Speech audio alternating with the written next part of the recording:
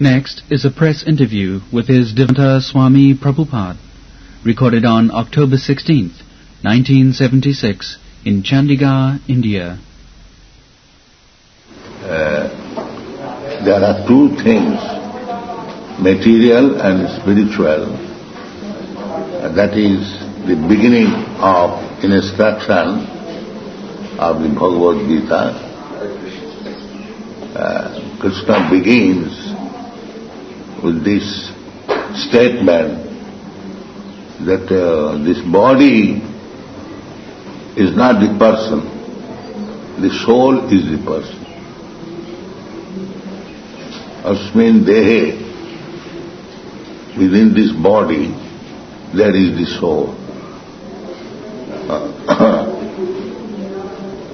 And he has explained in different ways that this body is antabhakti me deha. This body is perishable, but the soul is not perishable. Na annate annamane sarire. That even after the destruction of the body, the soul is not destroyed. Na jayate na mriyate mahakalachi. The soul never takes birth, never dies. Nitya sasatayam na hannate hannamane. There are so many things explain what is the soul. So without this soul, this body is useless. That everyone can understand. Therefore, the importance should be given to the soul, not to the body. Krishna says that anyone who is Pandit in knowledge, he does not give any importance to the body, either living or dead.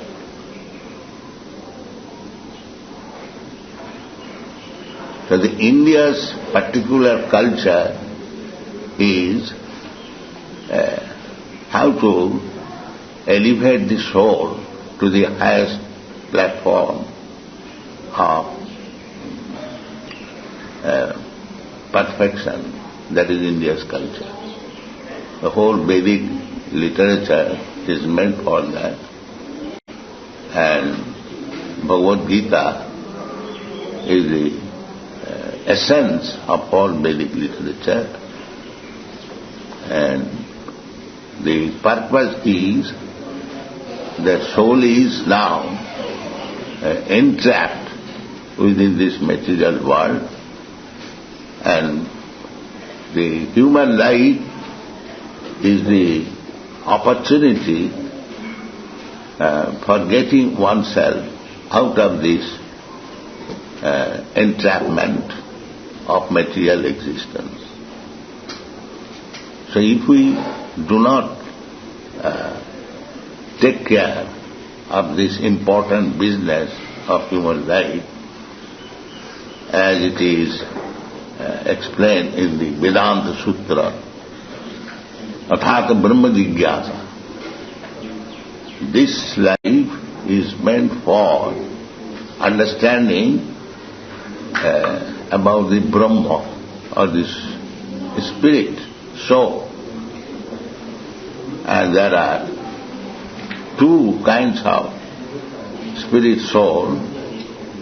One is called the super soul, and the other is called the individual soul. That is explained in the Bhagavad Gita. Kshetrajna, this chapter. Kshetra means this body, and Kshetrajna means one who knows about the body. You know about your body, not fully, but at least partially. Every one of us will know, this is my body, I I bought this body from such father and mother, this body belongs to such and such country, and so on. This is one knowledge. So another soul is there. That is the Supreme Lord, Krishna. He says that Kshetrangan chapi manavidhi sarvakhetre sukha. That is super soul. Ishara sarvabhutanam niddesha arjuna tishtati. He is everywhere within this universe, even within the atom. That is super soul. That super soul is the distinction between soul and the super soul is this, that we are individual soul. I know about the pains and pleasure of my body. You know the pains and pleasure of your body. But I do not know the pains and pleasure of your body. You do not know the pains and pleasure of my body. The super soul, he knows the pains and pleasure of whole body. That is the distinction. Atma, Paramatma. So, these things can be understood in the human form of life. The cats and dogs, they cannot understand. If we want to educate the cats and dogs that, my dear dog, you are not this body, you are different from this body, you are spirit soul, Brahma, he has no capacity to understand. And a human being, however fallen he may be, if he is educated, he can understand about the position of spirit soul and how to become free from this material bondage. In India, we have got immense Vedic literature for understanding this business of the soul,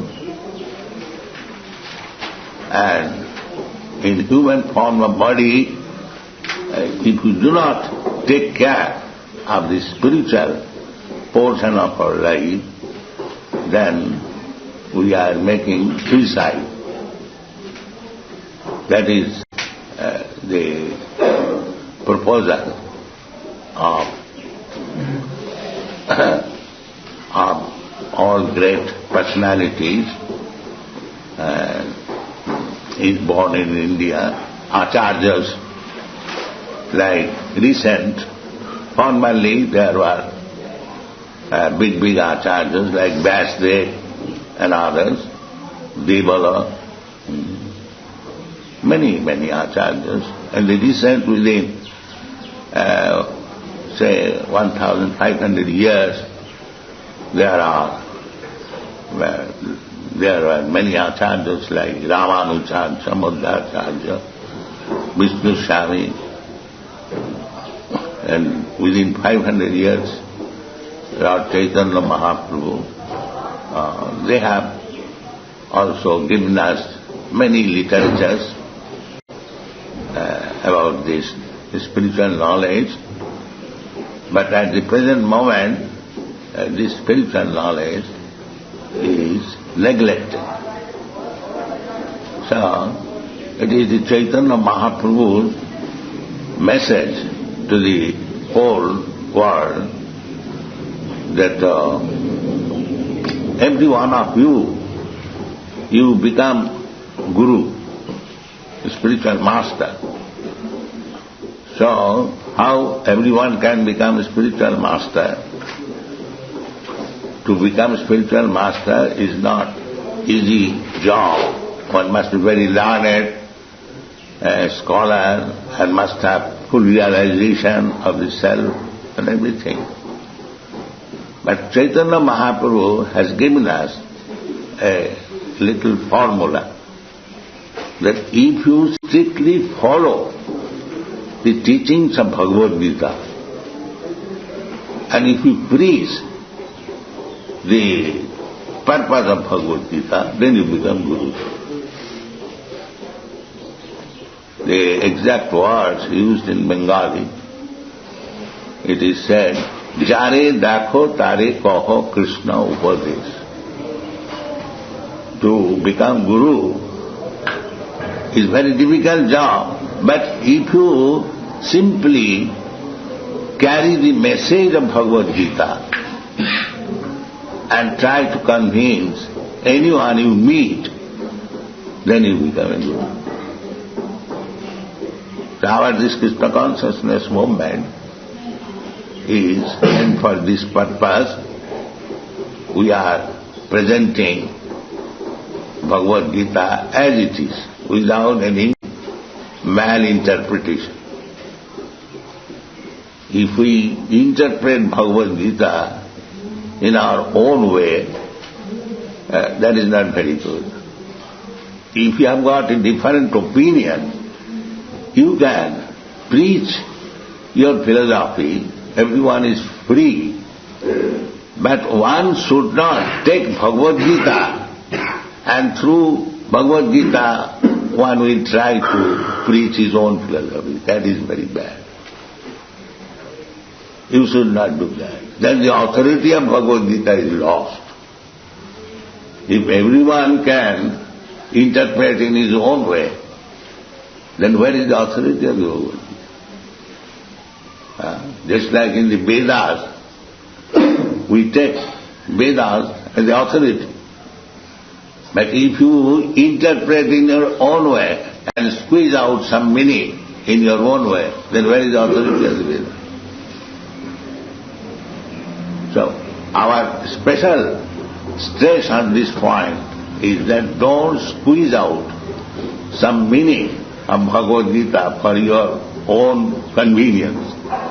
Present Bhagavad Gita as it is, and people will be benefited. And that is being practically seen. We are preaching Bhagavad Gita as it is. You have seen our book? When can we put questions? Yes, let me finish. That we are presenting Bhagavad Gita as it is, and it is being accepted all over the world. People are very much, those who are scholars, they say that even Radha Krishna and Aurobindo, they presented Bhagavad Gita making some compromise with Western ideas. But here is presentation of Bhagavad Gita in India's original traditional way. So they welcome it. And this is our,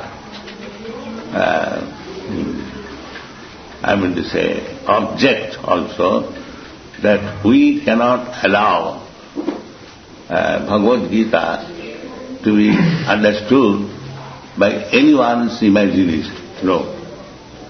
That is not possible. And that is not allowed in the Bhagavad Gita by the author.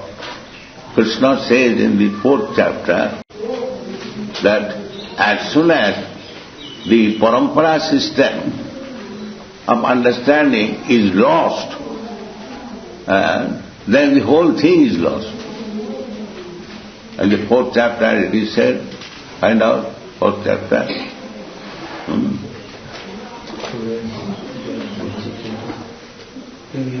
Why don't you bring another copy? Here is one. 4th chapter you find, Evam parampara praptam imam rajarsayo vidu. Krishna says that this Bhagavad Gita knowledge was first of all given to 4th chapter. Text 2. Yes. Imam vivassati yugam pratyavanaham abhyam Vivasyan manoviprapi manuikha kavibravit evam parampara praptam evam rajasayo vidu sakalena yoganasta parantam.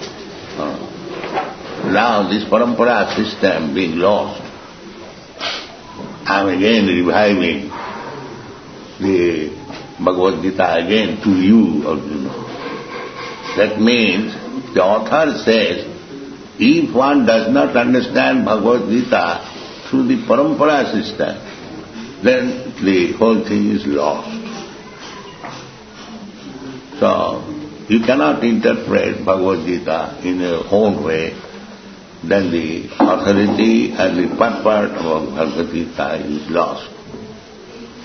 So, we are trying to revive this parampara system, and fortunately we have sold millions of copies of this edition of Bhagavad Gita.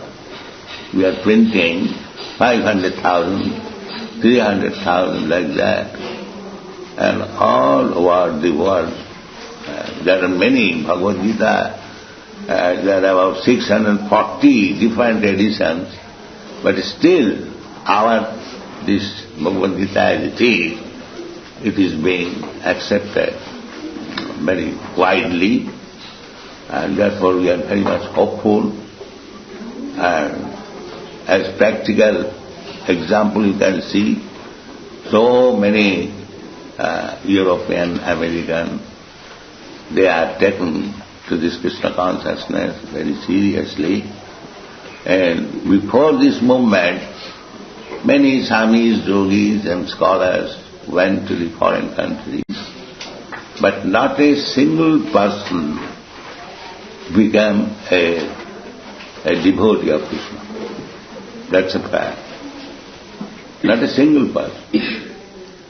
But now, because Bhagavad Gita is being presented as it is, so many thousands, they are becoming devotees of Krishna, Krishna consciousness.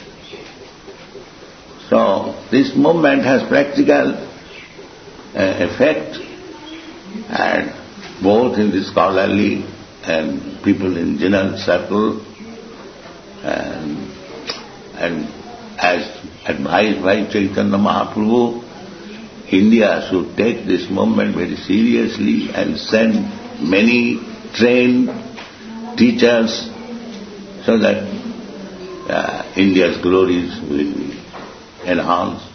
People will take it very seriously.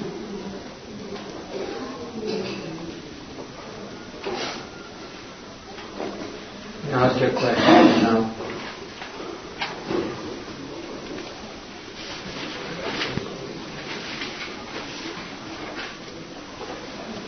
So, who initiated you into this movement? My Guru Maharaj. You saw my Guru Maharaj's picture here. Here is the picture. Here, until you right here. He asked me to do this. Srila Bhaktivedanta Swami Prabhupada. But he is here in India.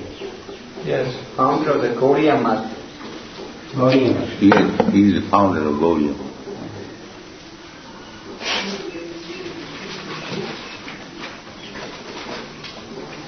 He advised me to take up this movement when I was 25 years old, young man.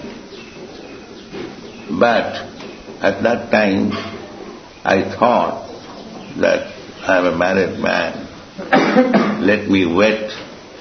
So waiting. When I returned, I was born in 1896, so I retired in 1954. That means I retired at the age of 58 years. At 58 years, then I remained as Vanaprastha in Vrindavan. Up to 70th year of my age. Then I thought that Guru Maharaj asked me to do this at the age of, when I was 25 years old, I could not do it. So let me try. So by his grace and Krishna's grace, it became little successful.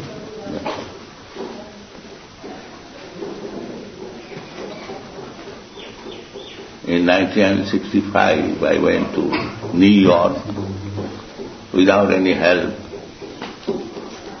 But gradually, in 1966, I registered this Krishna Consciousness movement in New York.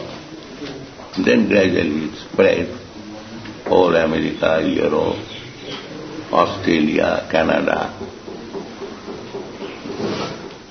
like that. What is the reason of the success of our mission in the foreign countries? What is that? What is the reason of your success in foreign countries? Yes, that is very intelligent question. We are after material civilization and they are fed up with material civilization. That is the position. We are now trying to imitate them, a skyscraper building, but they are disgusted with skyscraper building. These boys, they are coming from very respectable family, rich family, and especially in America, there is no question of poor man. There is no question of poor man. But still, they do not like the materialistic way of life of their fathers and grandfathers. But would that not mean that because they are rich, they can afford religion? No. That is it. Because you are, we have already explained, you are a spiritual being. You cannot be satisfied with material atmosphere in any stage. That's like a fish is an animal of the water. If you bring the fish from water and keep on the land very comfortably, it cannot be comfortable. It is impossible. Similarly, we are all spiritual beings. Any amount of material comforts will never satisfy us unless we come to the spiritual plane. That is the demand. So now, they are satisfied their material demands, but the urge is there, I want something more to be had, and that is spiritual.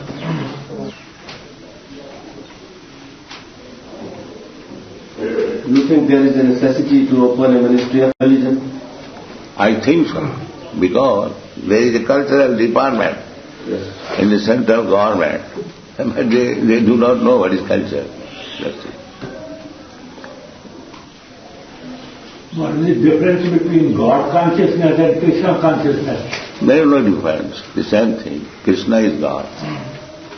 Are you making any opposition to the church? No. That is very favorable. No opposition to the church? No. Otherwise it was impossible. At least in America, they have never prevented me, but in Europe, especially in England and Germany, the Christian group, they are little angry with me.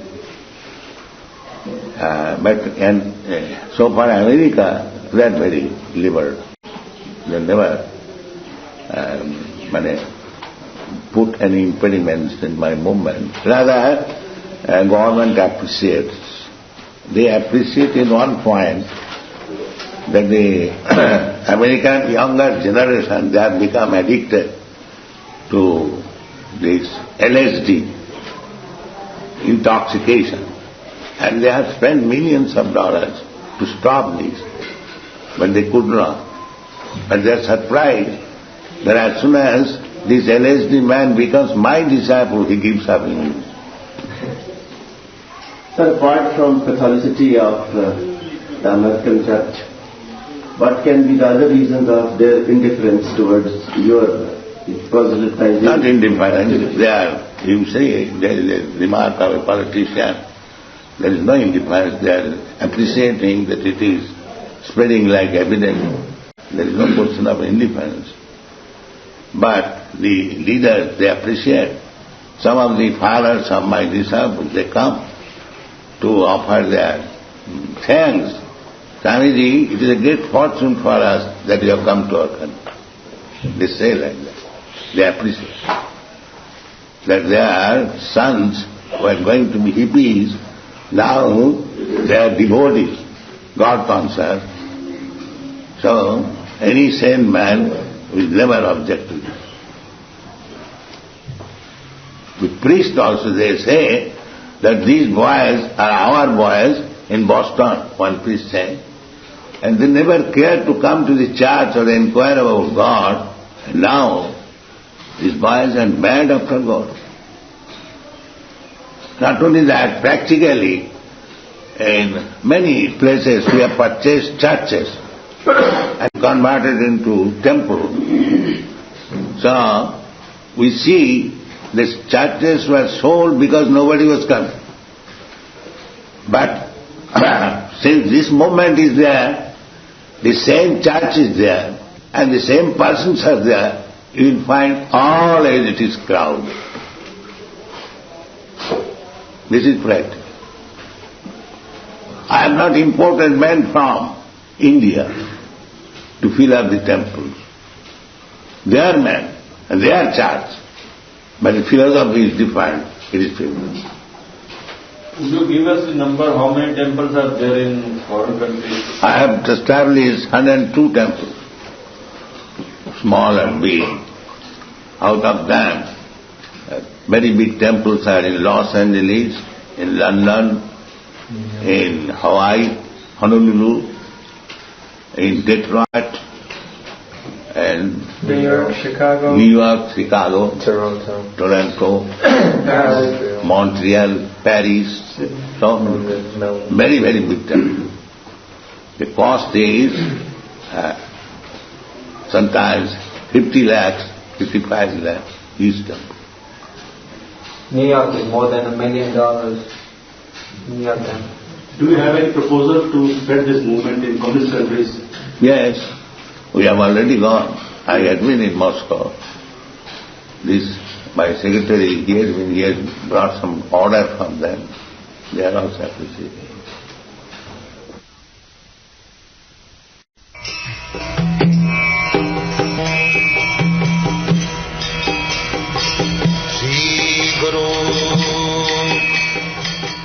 The following is a conversation with His Divine Grace, A.C. Bhaktivedanta Swami Prabhupada, recorded on the 9th of July, 1975, in Chicago, Illinois.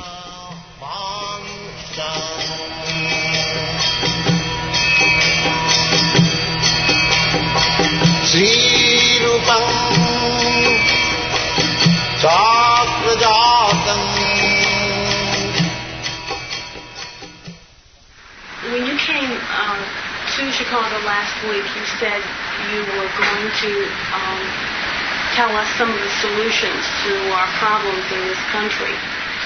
Can you tell me what some of those solutions are? Solution not only of your country or our country. It is the solution for the whole human society.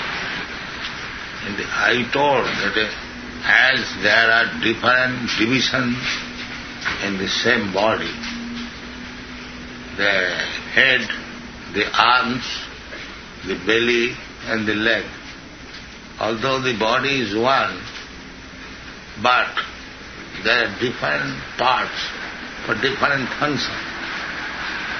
Then the body is going nicely. The head is the most important part of the body. So, head is not in order, then in spite of presentation of other parts of the body, hands, legs, the body is useless, just like a madman. Madman, the brain is not in order.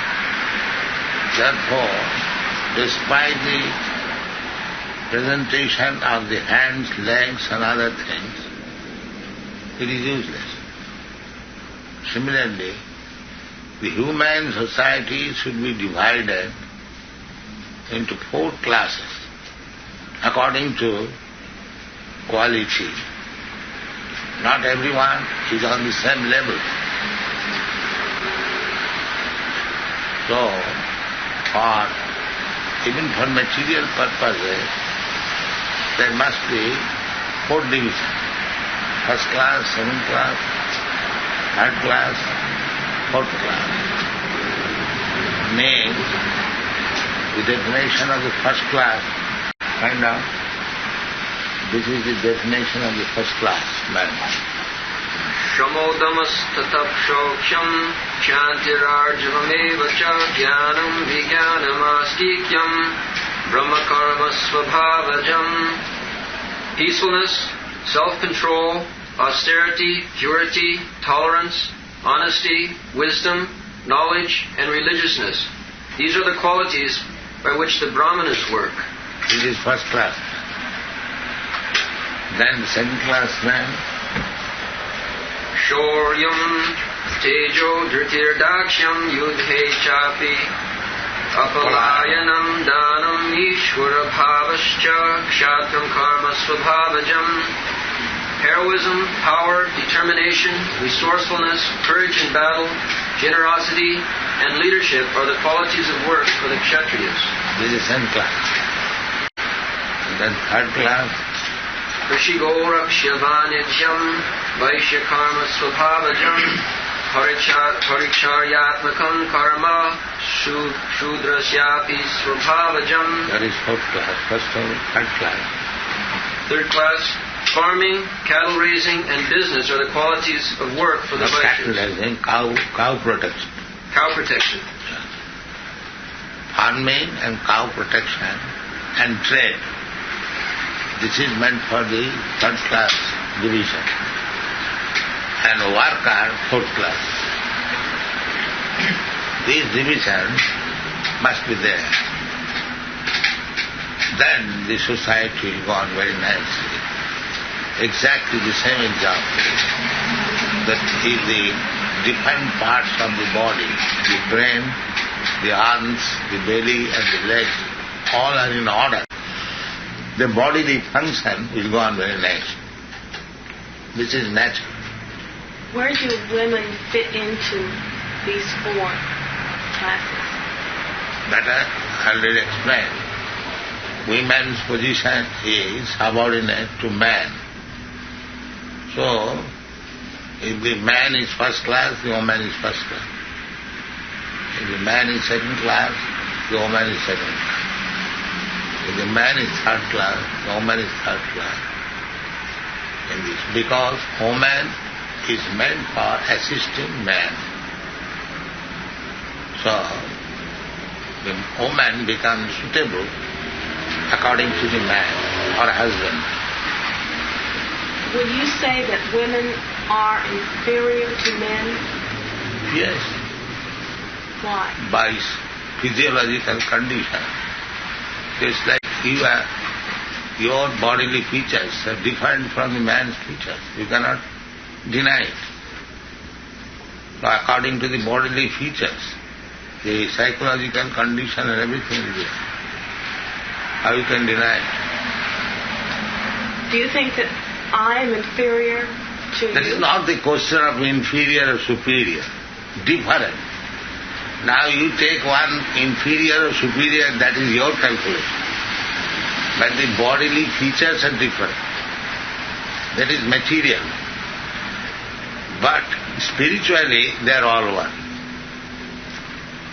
Materially, it's like your bodily feature and a man's bodily feature is different. Now, so far question of inferior, superior, that is your calculation. But we say that by nature, woman and man is different. What does this mean as far as whether women can do the same things that men can do, whether women can lead people?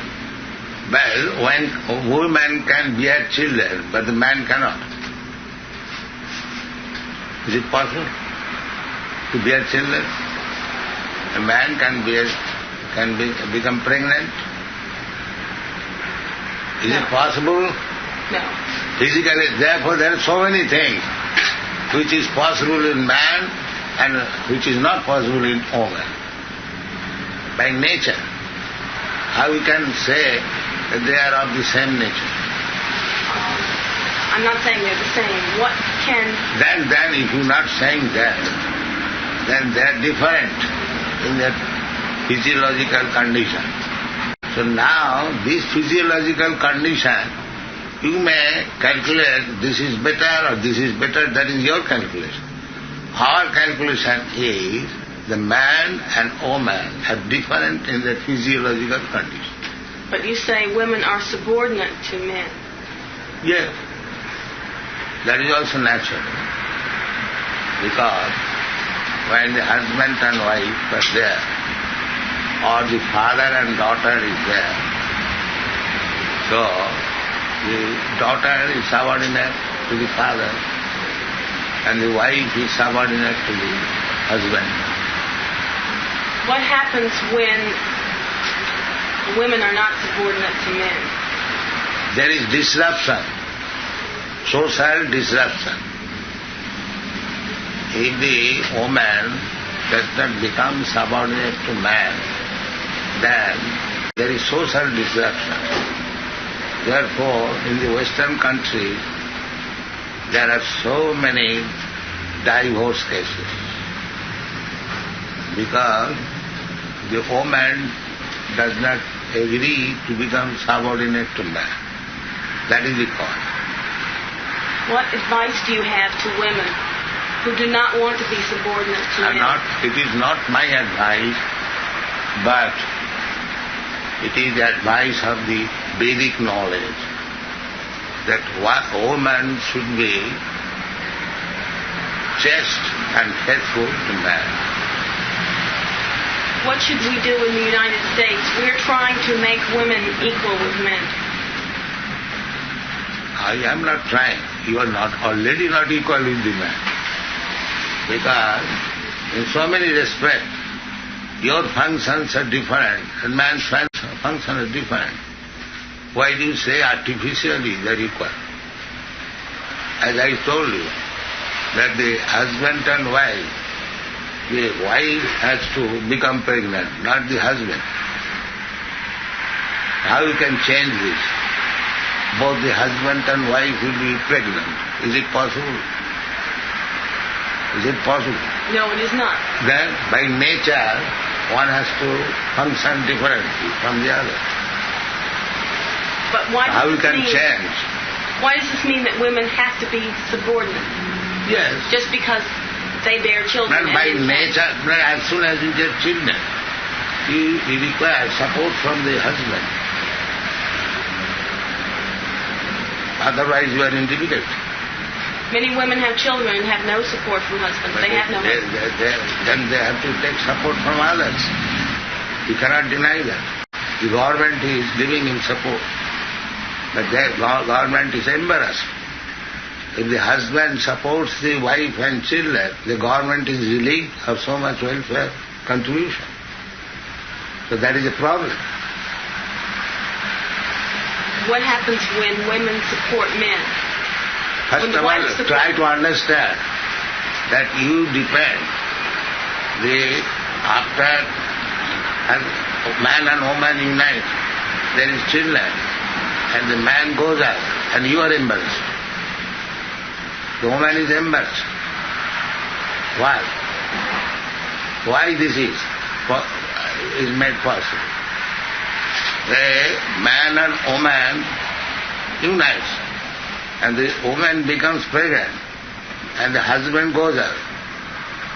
Then the poor woman is embarrassed with the child. She has to beg from the government. So, do you think it is a very nice thing? The basic idea is that woman should be married to a man, and the man should take charge of the woman and the children independently, so that they do not become a burden to the government or the public. Do you think the I am thinking like this, you give me the answer. Simply you go on questioning, I question you. Do you think this burden to the government or the public is good? I don't understand what you're saying. Do you think that the burden caused when the husband goes away from the wife, that burden to the government is good? No. So that has happened. Because the woman does not agree to be subordinate. She wants equal freedom. So the husband goes there, and the woman is embarrassed with the children, and it becomes a burden to the government. Is there anything wrong when the woman works? There are so many things wrong. But first thing is, why the woman, wife of somebody, and the child born by somebody, they should become burden to the government or to the public. First of all, answer this thing. Why she should become burden to the government? What is your answer? Well, men are burdens to the government. Do you think, from social point of view, this position of woman and the fatherless children are very nice thing? No. What I'm trying to say is that this may happen to some women. I'm talking about women who are not... These are the general cases. You cannot say some. I see in America, mostly the women. Oh, then what you're saying is not all women should be subordinate to all men. No. Man should be subordinate to the man, a woman, so that the man can take charge of the woman. Is this true for all men? That woman is not a problem to the public. Is it true for all women and all men? Yes, that is the nature. You take, even in the dogs, they also take care of their children. The tigers, they take care of the children. So, in the human society, if the woman is made pregnant and the man goes away, and she is embarrassed, she has to beg from the government. That is not a very good situation. What about women who do not have children? Well, that is also another unnatural thing. Sometimes they use contraceptive, they kill children, abortion. That is also not very good. These are all sinful activities. These are sinful activities. To kill child in the womb and take center of abortion. These are all sinful activities. One has to suffer for that. Is the social unrest in this country caused because of these things? They do not know that. And if women were subordinate to men, it would solve all of our problems? Yes. Man wants that woman should be subordinate, faithful to him. Then he is ready to take charge. The man's mentality, woman's mentality is different. So, if the woman agrees to remain faithful and subordinate to man, then the family life will be peaceful. Thank you. Is that tea? Is that tea that you're drinking? Are you drinking tea? No, we don't drink tea. We don't drink tea, we don't drink liquor, we don't smoke. This is our problem. No illicit sex, no meat eating, no intoxication, no gambling. Unless one is married, there is no sex. Unless one is going to beget child, there is no sex. not for pleasure. This is our regulation. You have different schools for men and women. You have different schools for men and women. Is that correct? Yes. Man is regulated to become a first-class man, and woman is regulated to become very chaste and faithful wife. There is one more question. Then the life will be very successful. And marriage compulsory. Marriage compulsory. Everyone should marry. Yes. Every woman at least should be married. Therefore, according to Vedic conception, polygamy is allowed. Is allowed? Yes. Because every woman must be married. But every man may not be married. Therefore, man has to accept more than one wife. Mm-hmm. There's one question I have for you. You say that a woman's brain is smaller than a man's. Woman's brain is smaller than a man's brain. Yeah, that is a fact. In the history, there is no woman who is a big philosopher, big mathematician, big scientist, big educationist. You don't find. They are all men. What about women who are leaders of countries, such as your own country? Well, according to Vedic conception, woman is never offered leadership. But his experience has shown that woman's leadership has not been successful. Do you think Mrs. Gandhi's leadership has not been successful? Well, there is already trouble. There are many big men. They do not agree with her, and she has taken emergency steps. So on the whole, the country is in trouble. What about Mrs. Mayor? I do not say of any particular woman, but according to Vedic civilization, we have never seen in the history the woman has become a leader. Women have been leaders. They are not selected. The leader, formerly it was monarchy. The monarchs were selected by the advisory board of the first-class men. So they never selected any woman to become the leader of the society. What about women who are elected by the people? Well, people election, just like you elected Nixon, and then you wanted him to come down. So this kind of election has no value. Sometimes he elects and sometimes pull down. What is the value of the election? So leaders should not be elected? Elected, but not by this general public. They have no intelligence. They sometimes elect a wrong man and again they try to drag him down. So what is the use of such election? Because that election is not sober, not mature. If election was mature and sober, then there was no need of dragging him down again.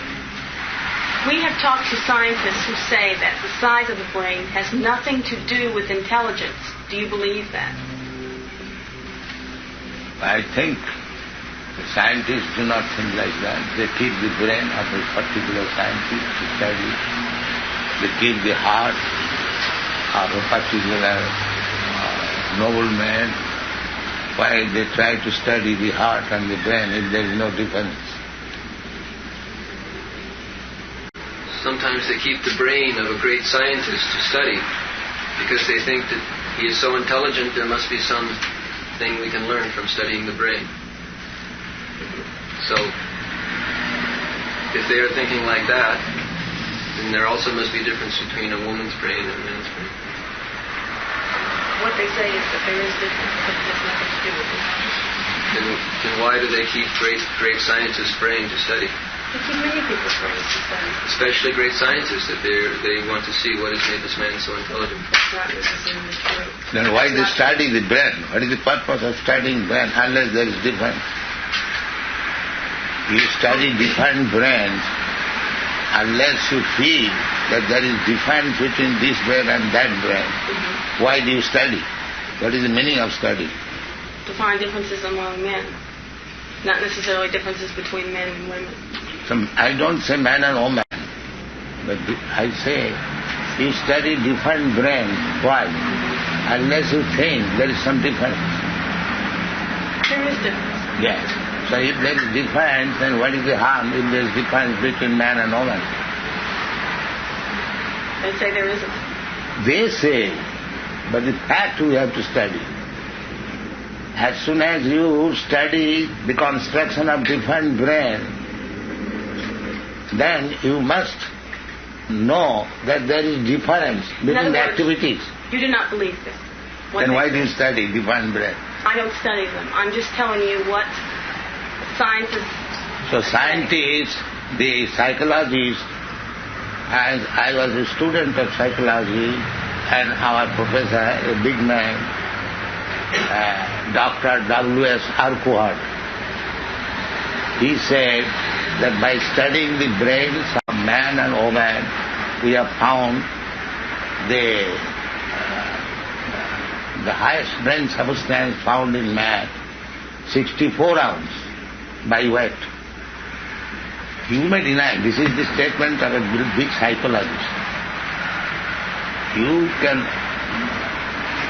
shake your head, but this is the scientific words by big psychologist. You can note down his name, Dr. W.S. Arkuhart, Professor of Psychology in the Scottish Church College in 1918 to 20.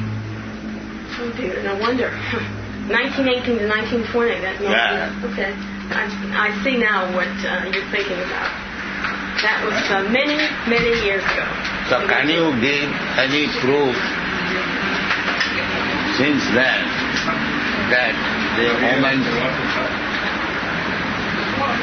Okay.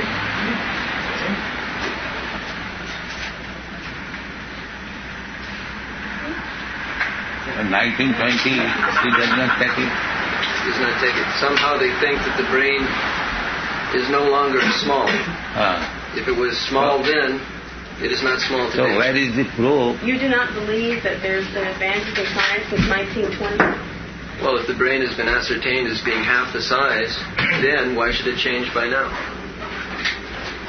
Should it change? Well, do you think that the Romans were as small as men are today? No, but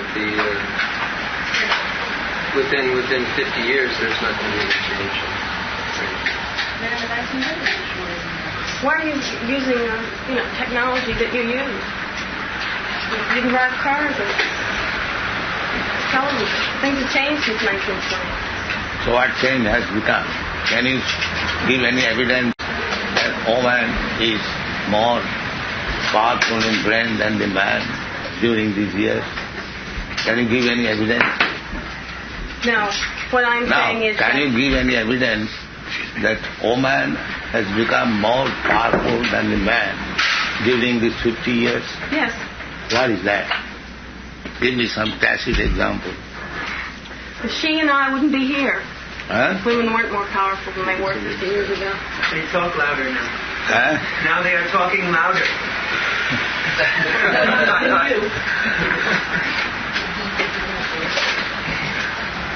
Thank you.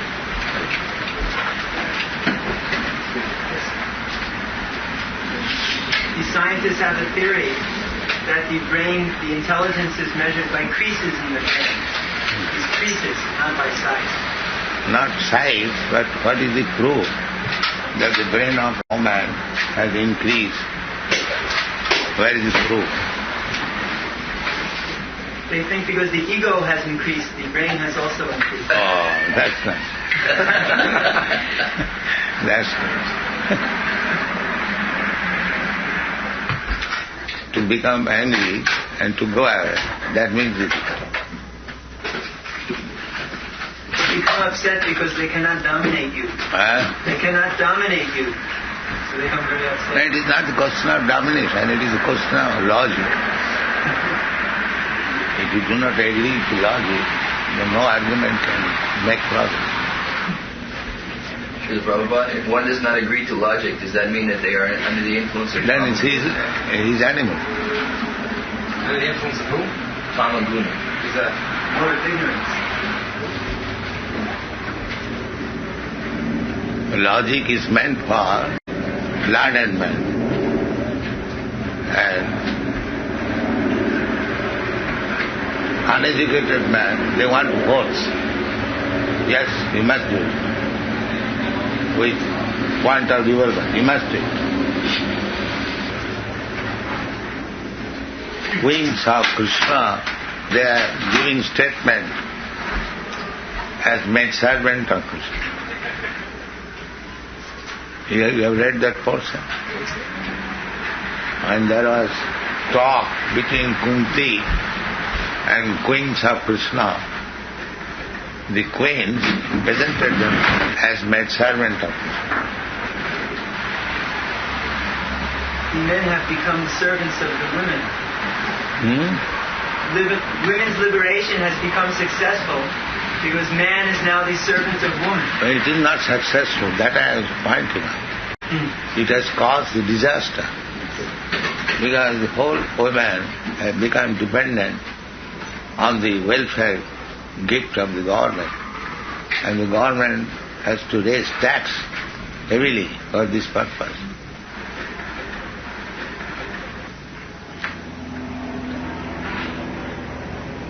By nature's way, if the husband takes care of the wife and children, this problem is solved immediately. But the man takes advantage, he goes away after making the woman pregnant, and the woman is embarrassed and the government is embarrassed. And the child grows up to be a criminal? And the child grows up to be a criminal? Yes. It is. That is another problem. They are not foreseeing the immediate benefit they want. What will be the effect? That is animal civilization. Animal cannot see what will be the future. Therefore you have to take advice from Krishna, one who knows past, present and future. Everything is there. We are spreading this knowledge. So take your counsel from Krishna, then you will be happy. That is our problem. Srila Prabhupada, if we speak these things on television and in newspapers and people become angry, if all the people become angry like she does, is it still good propaganda for us? No. Then we chant Hare Krishna, don't fight Krishna. But in the Bhagavad Gita everything is discussed. This Varna Sankar and the first class man, second class man. If you have to push on Krishna Consciousness movement, then we have to discuss. But if they do not like, better chant Hare Krishna. Don't discuss anything. But these things are discussed. If you are not agreeable to hear from Bhagavad Gita, then let us chant together Hare Krishna. That's all.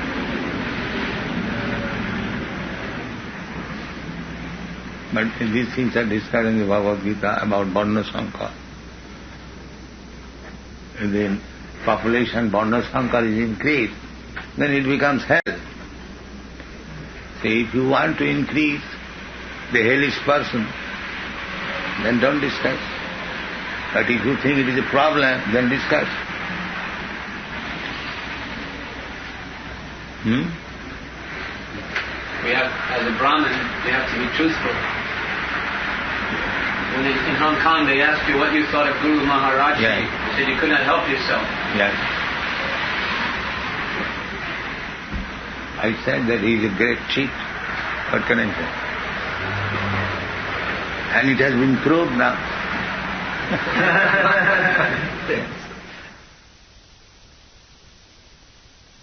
The following is a radio interview.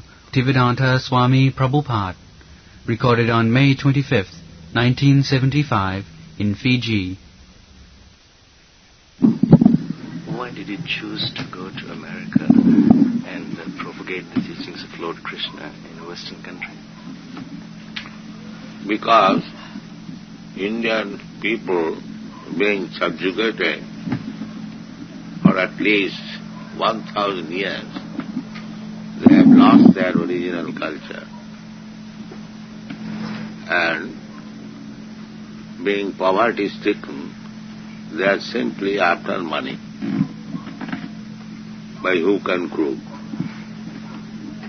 So, in the Bhagavad Gita, it is said that bhogai sajja prasaktana taya apuhita cetasa. Persons who have lost their consciousness on account of being too much attached to material enjoyment. They cannot understand this concept. So I thought that America, they have enjoyed enough of this material happiness, money and women, and they are now becoming disappointed. So they are at least on the platform of renunciation. They don't want any more, like their fathers and grandfathers. Of course, they are not guided. Therefore, I prefer to go there to guide them. So, almost 50% of my devotees are there collected from these disappointed persons, young men. They are going astray. So they appreciate that I have saved them.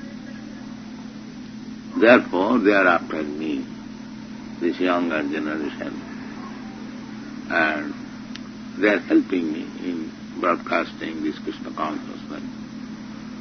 So I think my attempt was successful.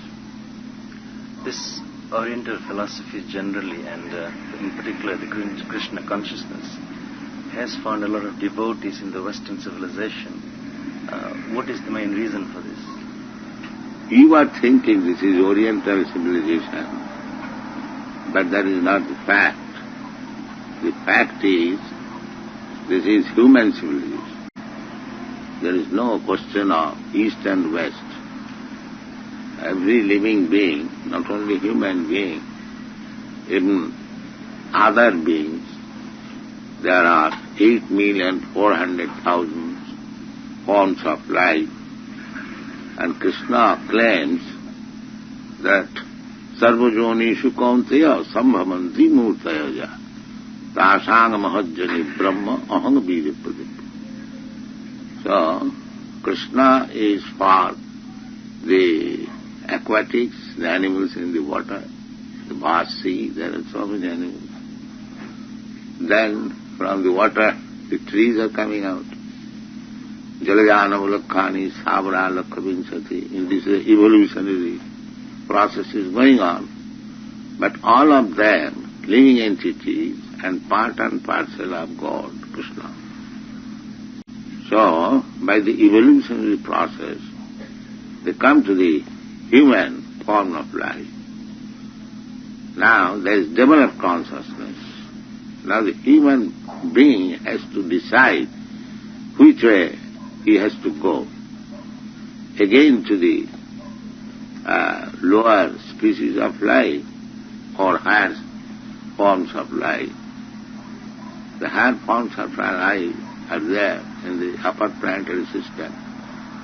Their duration of life, material standard of living, very, very comfortable, 1,000 times better than here.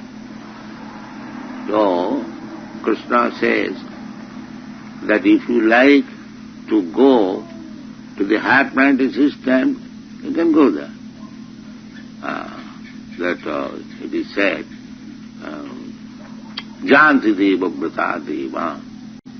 If you cultivate yourself for going to the higher planetary system, first of all we have to understand that we are eternal, part and parcel of Krishna. We are simply changing body. This is material condition. Either lower grade of bodies or higher grade of bodies, but we have to change. Tatha dehantara prapti. Just like we are changing our bodies from childhood to babyhood, babyhood to boyhood to youthhood, then old age. Similarly, when this body will be finished, no more usable, then we'll have to accept another body. But the present civilization is so foolish, they do not know, even big professor have taught, that there is life after death. They do not know. Although it is very evident that they have no such knowledge, even common sense, and that big educationist. Anyway, there is no such department which deals with the transmigration of the soul. That is the defect of the modern civilization. So there is transmigration of the soul by evolution, by transmigration of the soul. We have come to this human form of life. Now, here we have to decide it, because we are part and parcel of God, a small particle of the same quality. God is fully independent. We have got also a little independence. So God does not interfere with our independence. Now here we have to decide which way again we shall go. We have come by the evolution, by nature's way. Nature has brought us and given us a chance whether we shall go to our original spiritual life or we shall remain in this material world by changing body one after another. That is to be decided. Krishna Consciousness movement is educating people. Stop your so-called material advancement. You come again back to home, back to God. Therefore our paper's name is Back to God. Don't make any false advancement. You will never be happy. This is our propaganda. It is called Nimitti Marga. Nimitti Marga means stop material way of life. Begin spiritual way of life and come to Godhead, Krishna, back to home, back to Godhead. Tattadeham punarjananeti. If you cultivate spiritual life, then after giving up this body we have to give up. This is material body. And after giving up this body, we can accept, we can continue our spiritual body, or we can accept again material body. That will require our sense how to cultivate. So if we cultivate spiritual life, some percentage, not that everyone will be able, at least the higher class, higher section of the society, if they cultivate spiritual life and remain ideal, so others may follow. This is our problem. Coming back to this question of the Western type of civilization, do you feel that the success of the movement in the Western society is an indication of the need being felt by the Western man that he has been lacking in spiritual ideologies? Yes. But the thing is that they are very intelligent, there is no doubt about it. Materially, they are always advanced. Materially, when they are manufacturing machine of the yardstick, in India we are manufacturing sewing machine or cycle. I have seen in the world where the Indians were very proud of manufacturing cycle and sewing machine, whereas the Americans and Europeans, they are showing how subtle machine of this jet plane. So, materially, they are advanced. There is no doubt about it. 100 years. But spiritually they are not. Therefore, I am an Indian, poor Indian, they are coming to me.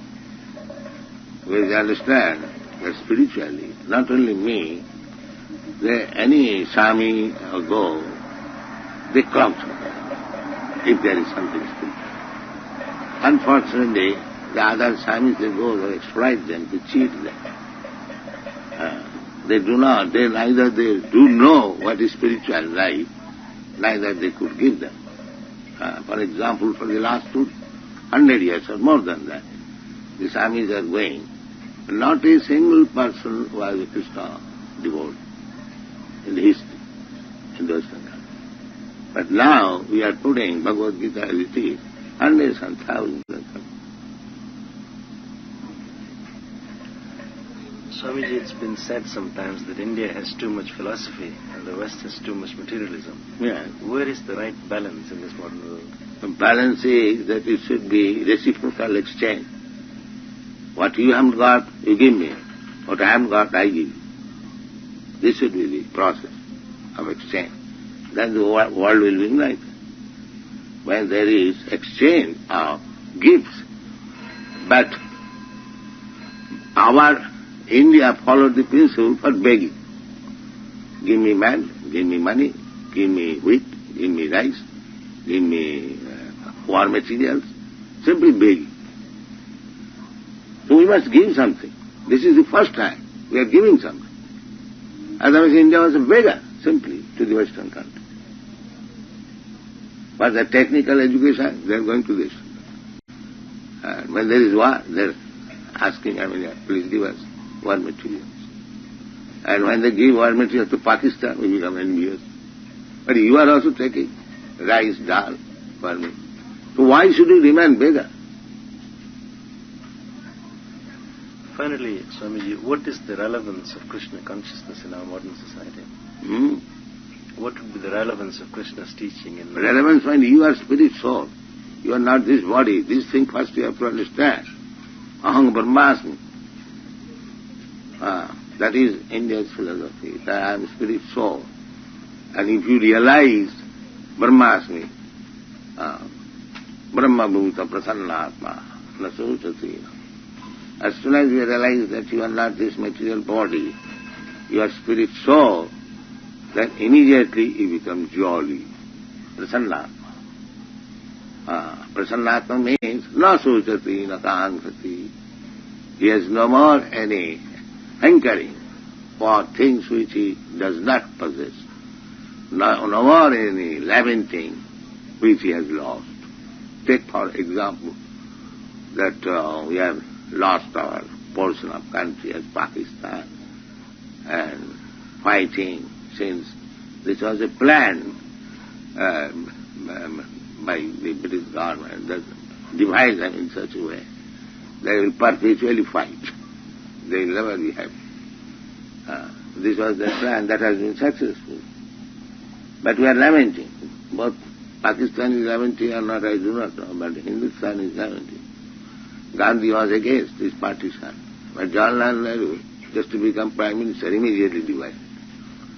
So, these things are going on.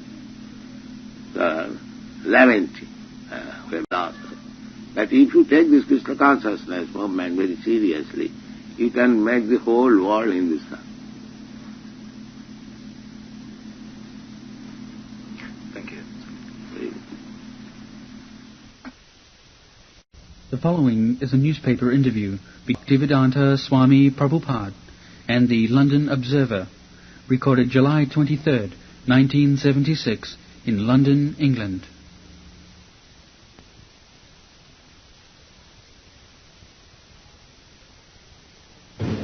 So you are observing our movement? Yes, really for the first time at close quarters. First time? We are here for the last 7 years. Yes, I know a little about you, but It's only in the last hour that I've really begun to learn. He showed in the movie. Your paper is observer. Why did you not observe for the last 7 years? We just showed him the film. Huh? We just showed him our film. How did you like? That was very interesting. Yeah. Again, it taught me a lot, but I did not previously know. We are trying to give real life. You are religious observer. What is your idea of religion? I would say much the same as yours from what I've seen in your writings. There's an underlying truth behind all religion. Would you agree with that? Religion, as it is explained in the dictionary, accepting a supreme controller, is it not?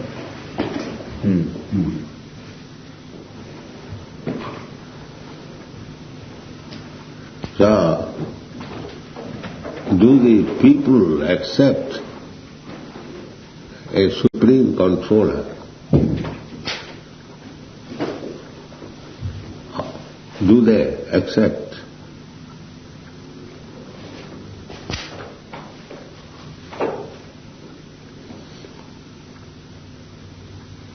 There are so many systems of religions, but do they actually know who is the supreme controller? That is my question. What do you think? It's like this is British government, and we know that the Queen is the supreme controller. Similarly, of all creation, cosmic manifestation, there is a supreme controller. And who is the supreme controller? Do they know it? That is my question.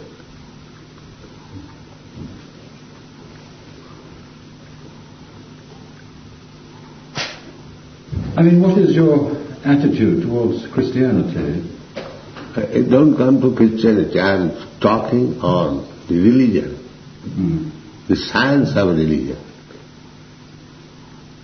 The religion, when we speak of religion, there is no question of Christianity or Muslim or Hindu. Just like when we speak of gold, gold is gold and gold cannot be Muslim gold or Hindu gold or Christian gold. First, we are concerned with gold, not the country where the gold is produced. That is not very important. Whether it is gold, that is our business.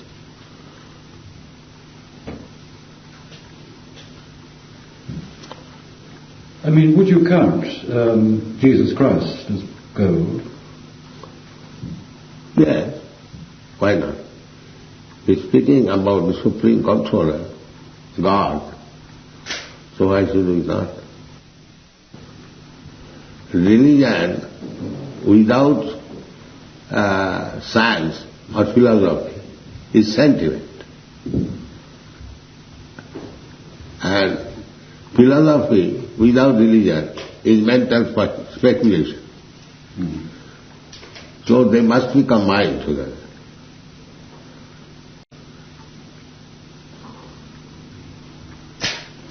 So far the controller is concerned, this is scientific understanding.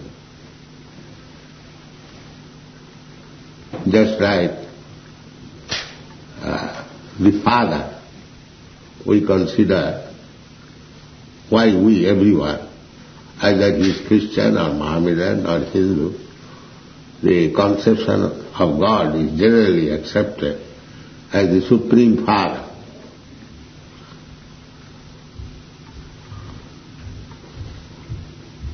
I mean, it is a fact. It is fact. Yes. Because just like anything, creation, means the mother, the father and the children. That is our practical experience. Without mother, we are nowhere.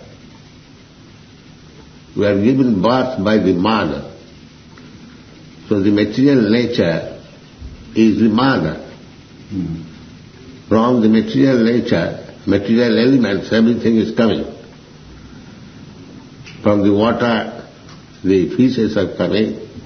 From the land, the grass, the worms, and then human being, they are coming. From the air also, living entities are coming. So, therefore material nature is the mother. And we have come out of the material nature, therefore we are children. Then that must be father. Because without father, simply mother cannot give birth. This is science. You cannot deny the existence of God simply by a false argument. This is real argument. The mother is there, material nature, and we are children there, there must be father.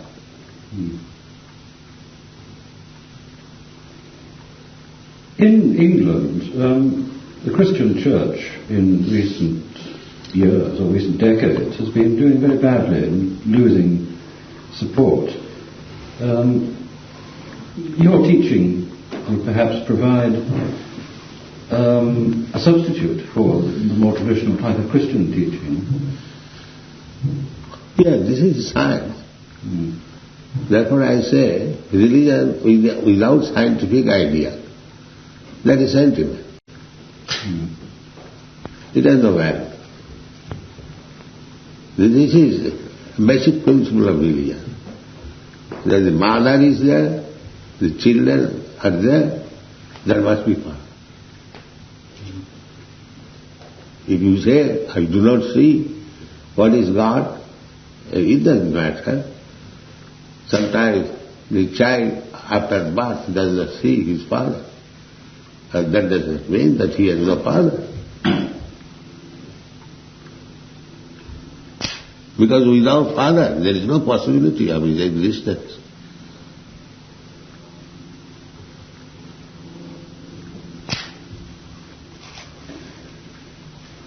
What impelled you personally, when you were at a fairly late stage in life, to come to the West and teach? Well, I must be prepared to teach. Teaching is not so easy thing.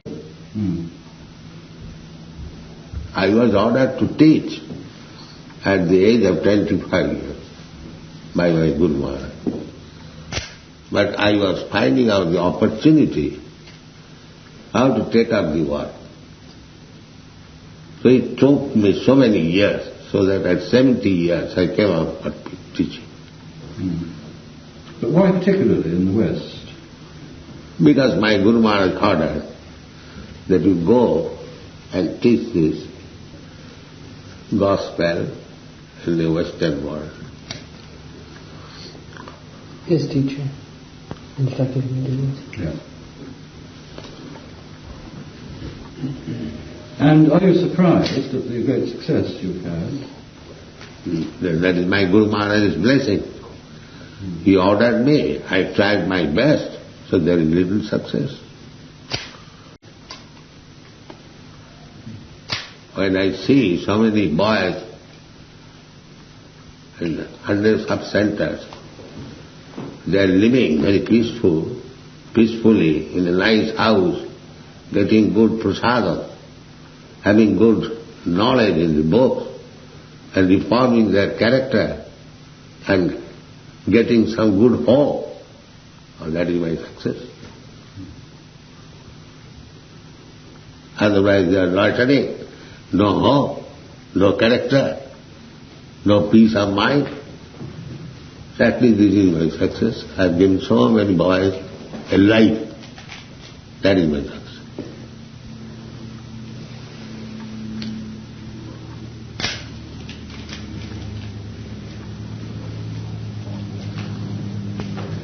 Well, I'm very honoured to have met you. I've read some of your work and I intend to read more. Yes. So, we are trying to give the best service to the humanity, human society, and this is the only service. People should come forward and cooperate with us. It is not a sectarian, sentimental, religious system. It is a scientific understanding of the value of life.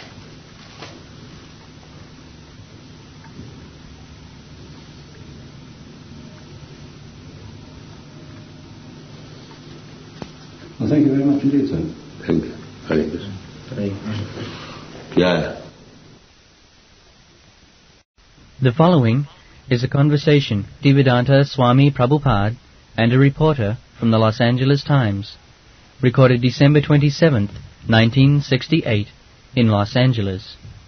You had said that man would not be able to land on the moon because of, now these are his words, because of spiritual beings there, or there would be an impossibility or something along that line.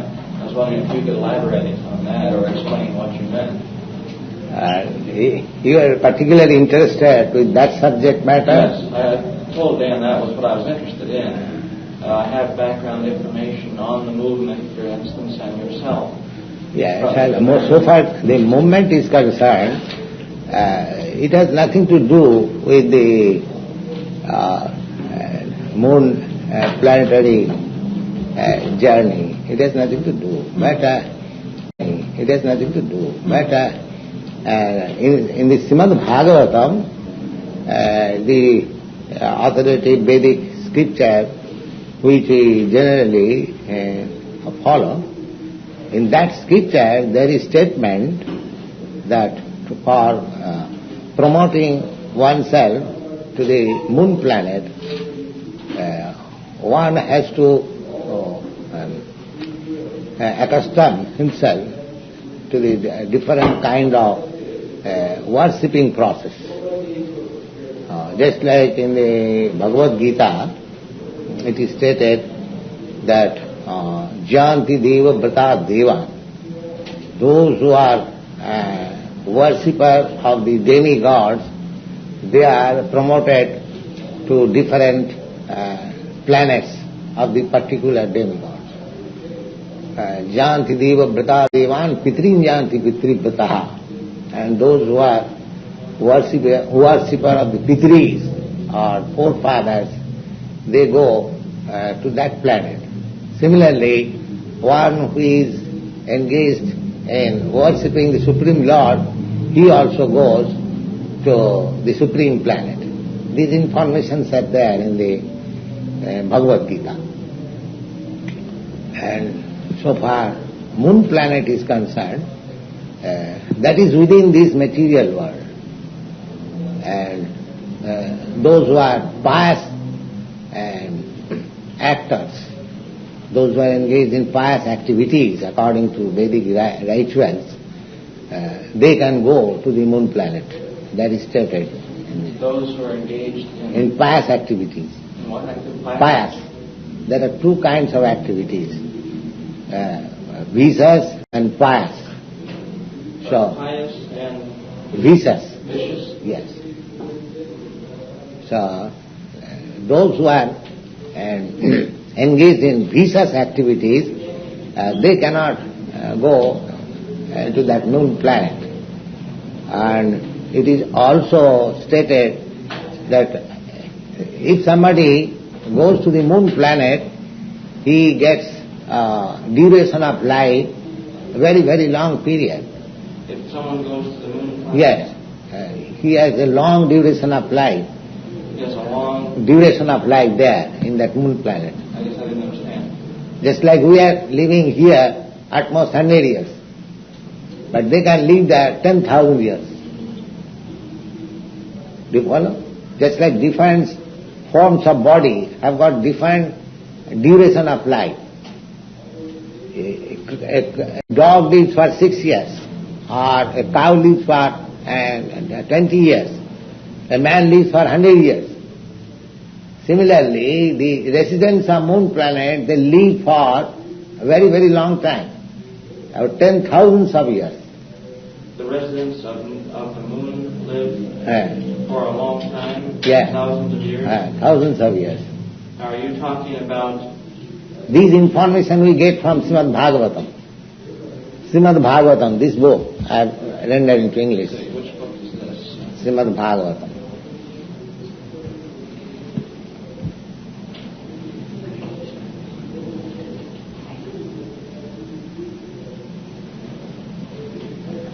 Now was this a book which you wrote or translated? Or We translated and commented. Translations and comments? Yes. Similarly, I have translated this book also. This is being published by Macmillan Company, one of the biggest publishers of your country. Yes.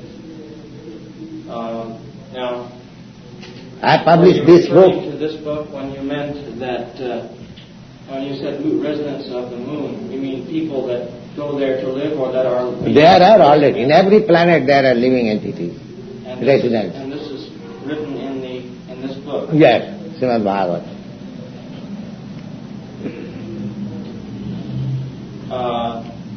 That is the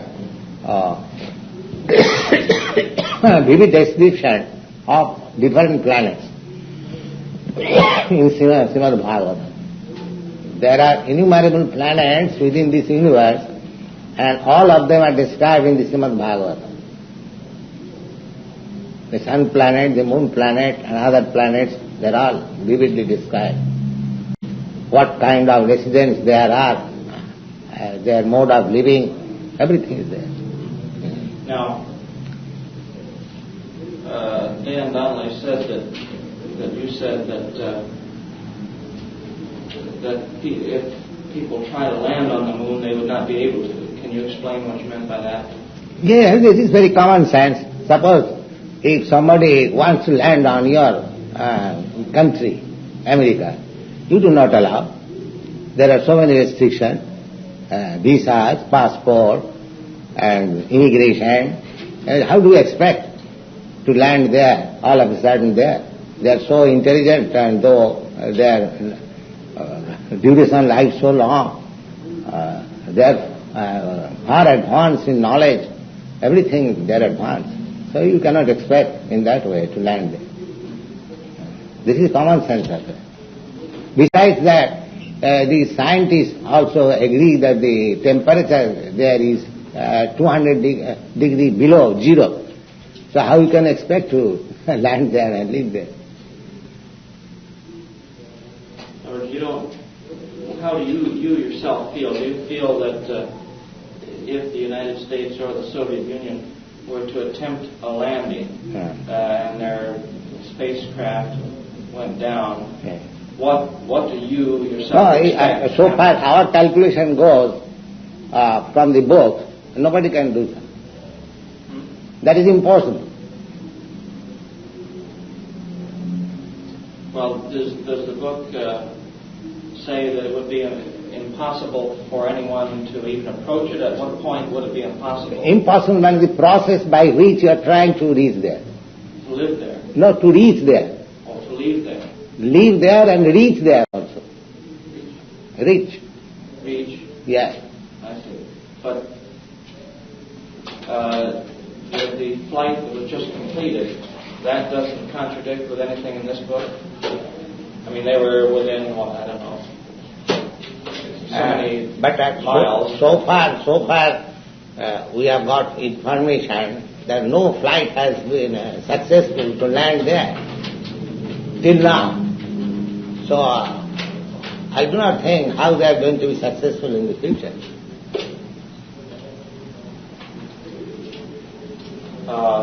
This process that is just like we had going from one place to another by motor car or by aeroplane. This process will not help us to go to the moon planet. The process is different as described in the Vedic literature.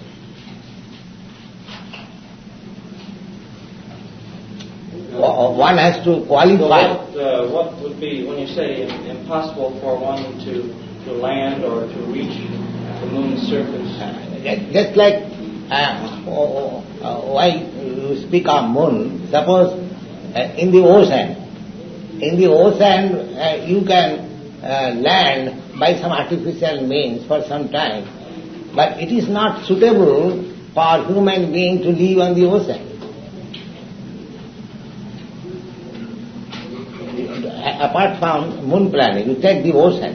The ocean. Ocean, water, ocean. You can't live in the ocean. Yeah. It's a different atmosphere. Yes. You can't live on the moon because the climate is so different. You can't survive on the moon. Everything is different. You require a different type of body to live there, to go there. Just like if you want to live within the water, this body will not be suitable. But the fish, it has got a type of body, they live very peacefully. Similarly, the residents of moon planet, they are meant for living there. You cannot go and live there abruptly. That is not possible. Are the people living on the moon now, or were they in other yugas living there? Are they in this yuga living there? No, they are still living there. Yes. As we are living here, they are living there. Yes. And how would you describe these people that live there? Would they be invisible to us or visible? Almost invisible. Yes. This is spiritual body. Not spiritual. That is also material. Like ghost bodies, subtle bodies? Yes. Excuse me. Okay, I'll do my other one. Yeah. Okay, thank you. Thank you. Thank you.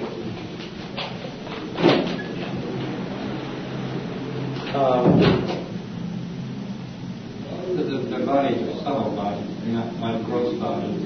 Just like you try to understand me, that this matter consisting of 5 elements: earth, air,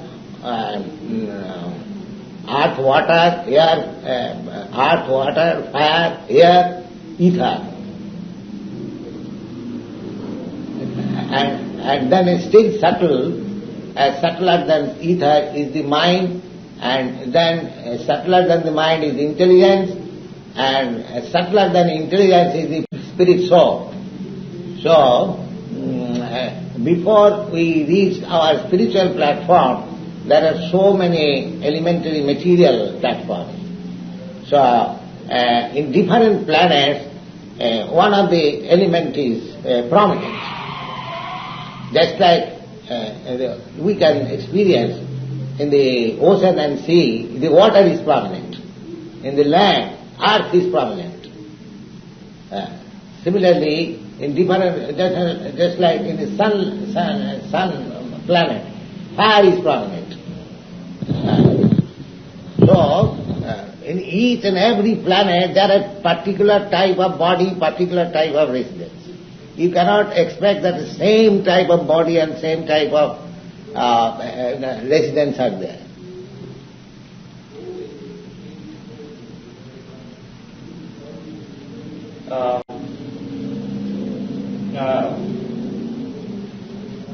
In a way, when you talk about this, you're getting into an area of which to outsiders would be interpreted as a type of prophecy, since... No, it is not prophecy. No, not intended. We have got this description in the Vedic literature. We are speaking on the strength of authority of Vedas. We are not prophecy.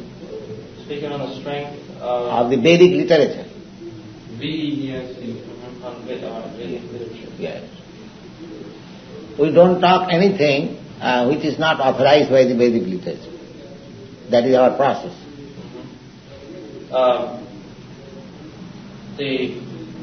So let me see if I can summarize correctly your views on this, that it would be impossible for human beings to land on the moon planet? Yes. I wonder if you could explain how it would be impossible, to what extent. I mean, whether... The same example as I've already given, that if you want to reside in ocean water, is it possible? If you want to construct a city like New York in the ocean, is it possible? No, but what if they wanted, they have resided in the ocean or on the ocean? Anywhere, in the ocean or on the ocean, you cannot build up a city like Los Angeles and New York. That is impossible. So even in your presence, in different atmosphere, you cannot go and live. So similarly, the moon planet is completely different atmosphere. How you can live and go?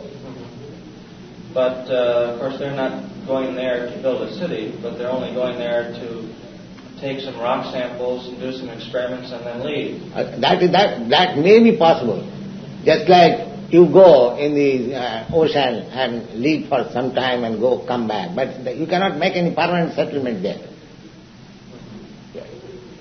But that also I am doubtful whether you can land and take some, I would say, earth or water from there. That is also very difficult.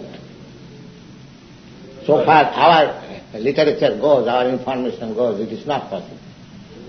Do you think that the, say, astronauts that would land on the moon, do you think they would encounter any difficulty in going about and doing what they wanted to and then leaving? The first thing is that according to our knowledge from the Vedic literature, they cannot go there.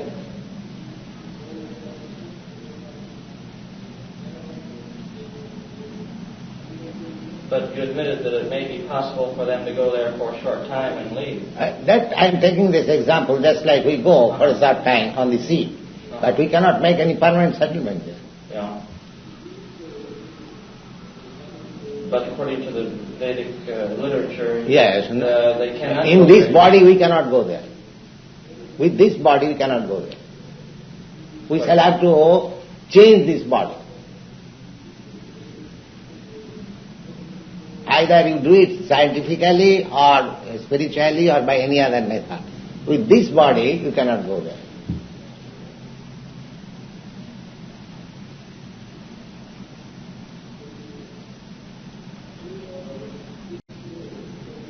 You have to prepare a similar body which is suitable for living condition there. Would a spacesuit substitute for that? Space? In other words, the spacesuits that the astronauts wear. I don't think so. I don't think so. Space suits are... I'm a little confused because I can't tell whether you feel that based on Vedic literature that you said it may be possible for them to land and to return for a short visit. Provided... And yet you say that they cannot go with the body. Yes, I say also this, that to land there you must have this specific body suitable for that place. Now, to land there you must have... the specific body. I didn't get that. Specific body. Now, that specific body, if you are able to make by your modern science, then it may be possible. But you have to change your body to that specific condition.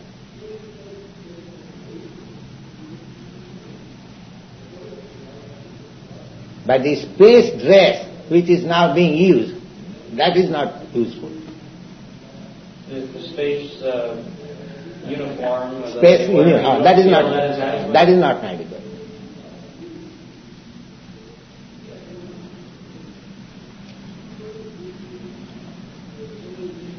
about the beings that live on the moon planet? Yes. Do you feel that they would interfere with any experiments or persons from Earth landing there or trying to land there?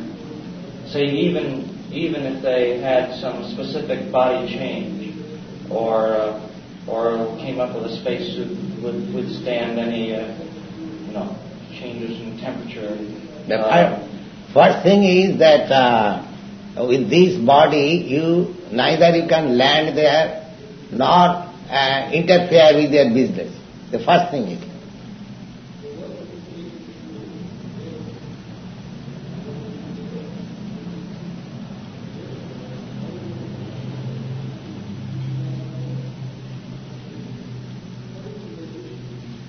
The scientists say that the temperature in moon planet is 200 degrees less than zero. Is it not? I don't know. Howard? It's very cold. Very cold. So even taking the scientific statement, how you can live there if it is 200 degrees below the 0 degree? Well, I don't know unless they intend to land at a time. No, there is suggestion of the scientists that there the temperature is 200 degrees below 0. I have read some paper. So if it is a fact, then how you can live? You feel uncomfortable, in the Arctic region within this planet. How you can go and stay there even for a few minutes where the 200 degrees?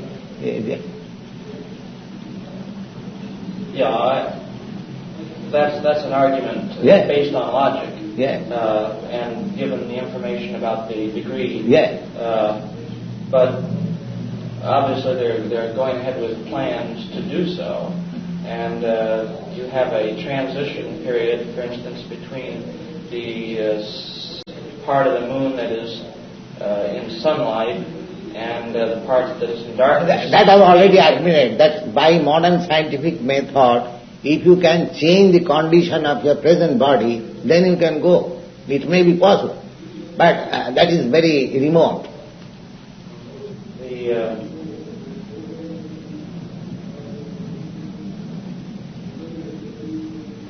Well, do you rule out talking about the beings living on the moon planet? Do you disregard talking about that because you feel that it's too remote a chance that anyone would ever land there? Or do you have any feeling? Remote chance in the present way of going there.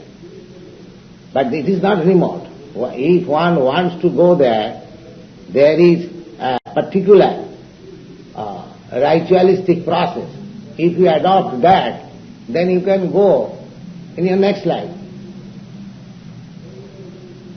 That means after quitting this body, you get a different body and you get your birth there.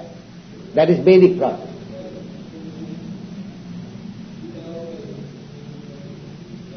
Now, did you say through a particular ritualistic process? Yes. You can go there in your next life? Yes. Okay. Now, I still want to find out if you have any feelings about, going there with this body? Yeah. No, I am not very much optimistic. Almost I say it is impossible.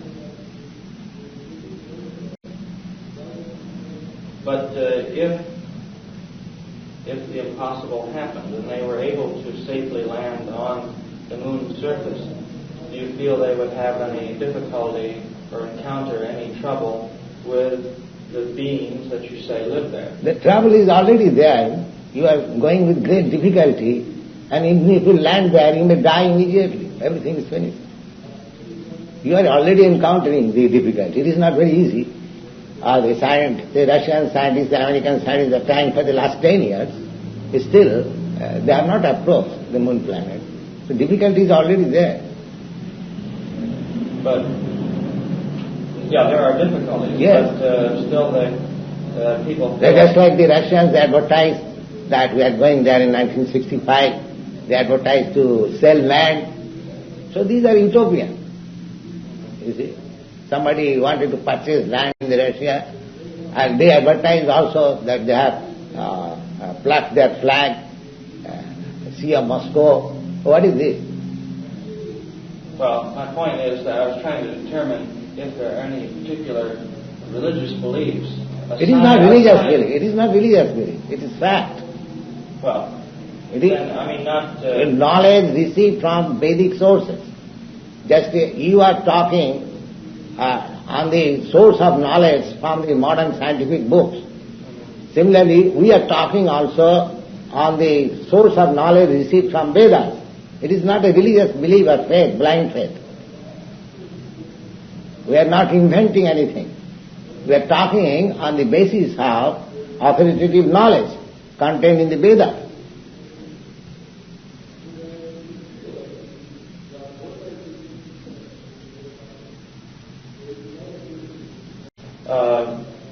Does this basis of knowledge include any information about beings and how they would react to people from another planet?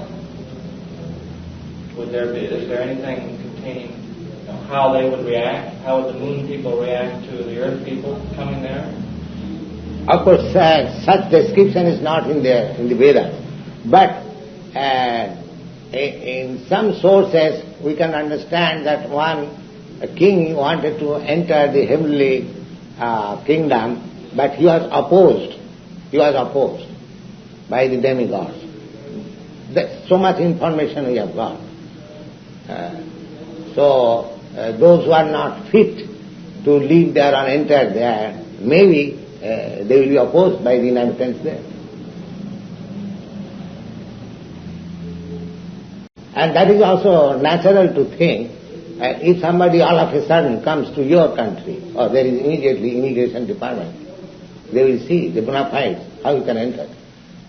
So why did you take that also?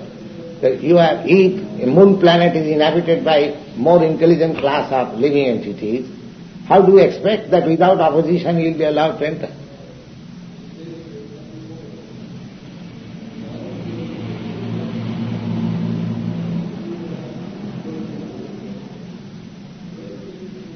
So they are said to be a more intelligent. Oh yes.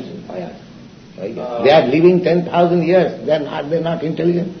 Their standard of living, their mode of civilization, their mode of thinking, everything is higher than this planet. Is this from this book? Yes. You say they may not be visible to us. Yes. Materialized, they're not visible. Yes. So many things are not visible to our eyes. So, and when you speak of the analogies of one, say, a foreigner coming to another country and wanting to do whatever he wants to do there and being rejected or opposed by the inhabitants of that country, do you say only by analogy that there might be opposition to earth? No, there are informations that some body trying to enter in the heavenly planet was opposed because he was not qualified. So that because of this example, are you saying that if earth people were able to land on the moon, that they would be... My first conviction is they will never be able. Right. But even they are able, I do not know how they will be easily received. You do not know how? They will easily admit it.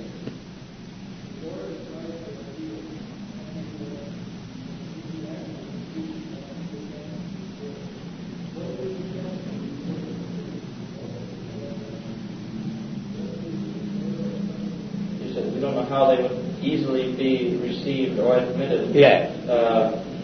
By the residents there. Meaning the word easily, I don't know how that would...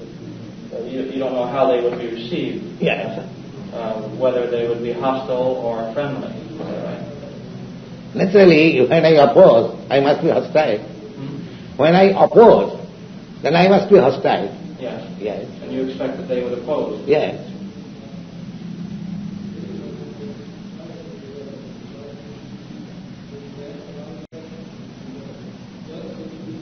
The example of the king that wanted to enter the heavenly kingdom and was opposed, is this in this book also? Yes. And he was opposed by the demigods? Demigods are the residents in the heavenly planet. You might find it interesting that there are three planets. There are the lower planetary systems, middle planetary systems, and higher planetary systems. And this Earth is considered to be in the middle planetary system of the universe. It's called a middle planet.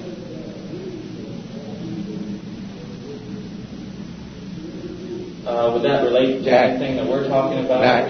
No, in the Bhagavad Gita, it is stated that there are three planetary systems: upper, lower, and middle. So, urdhvam gachanti, those who are in the modes of goodness, they are allowed to live in the upper planetary system. And those who are in the modes of passion, they are allowed to live in this middle planetary system. And those who are in the modes of ignorance, they are allowed to live in the lower planetary system.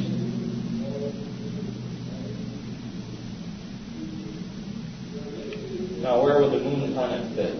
Moon planet is the upper. Upper. Yes.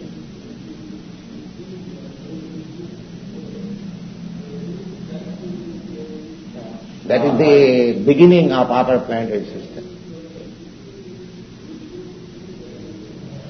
Still upper, there are many there. Now, can you explain to me, I have some background information about the Krishna Consciousness Society, but I don't know how to explain it in relation to the broad word Hinduism. Now, how would you relate the International Society of Krishna Consciousness to Hinduism? How would you describe it, as a part of Hinduism? No, Hinduism practically we do not recognize, because this word Hinduism is not mentioned in any Vedic literature. It is a foreign term. The Mohammedans, they called the inhabitants of Indians as Hindus. From that word it has come to Hinduism. Otherwise, we don't find that word in any Vedic literature. Hinduism is a foreign term. It is not a Vedic term. Yeah. The Krishna Consciousness, its Vedic literature, yes. Some of the same books are also holy books for what we call Hindu religions, aren't they? Yes. Just try to understand. The inhabitants of India were called by the Mohammedans from Persia and other places Hindus. Hindus means the resident on the other side of the river Indus. You know, you have heard the name of river Indus. So they cannot pronounce it Indus. They say Hindus. From Hindus it has come Hindu. So actually the residents of India were called Hindus. And generally, at least say 3,000 years ago, all the inhabitants of India were strictly followers of Vedic principles. After the advent of Lord Buddha, a different religious system developed. Otherwise, before Lord Buddha, there are not only in India, in other parts of the world, they were followers of Vedic principles.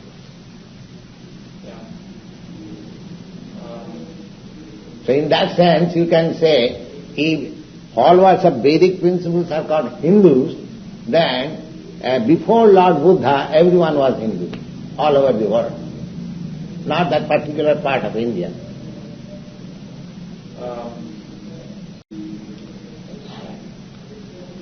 So far we have got historical reference from Mahabharata. Indo-European stock, they are also Hindus. The so-called Hindus, followers of Vedic principles. Yes, gradually they deviated. Just like recently, there is division of Pakistan and India. 20 years before, this Pakistan was part of India. Now, these Mohammedans did not come from outside. They changed their faith from Hindus to Mohammedans. Now they divided their property. Similarly, actually the whole planet was called Bharatvarsha.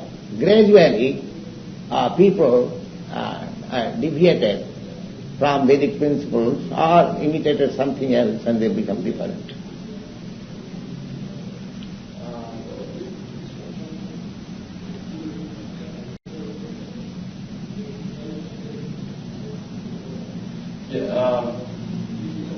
So far, considering that the people, say the space program in the United States, was able to achieve its goals for this current flight that just finished and do what they wanted to do. Now, can you inform me, recently you told me that they are within 60 miles from the moon planet.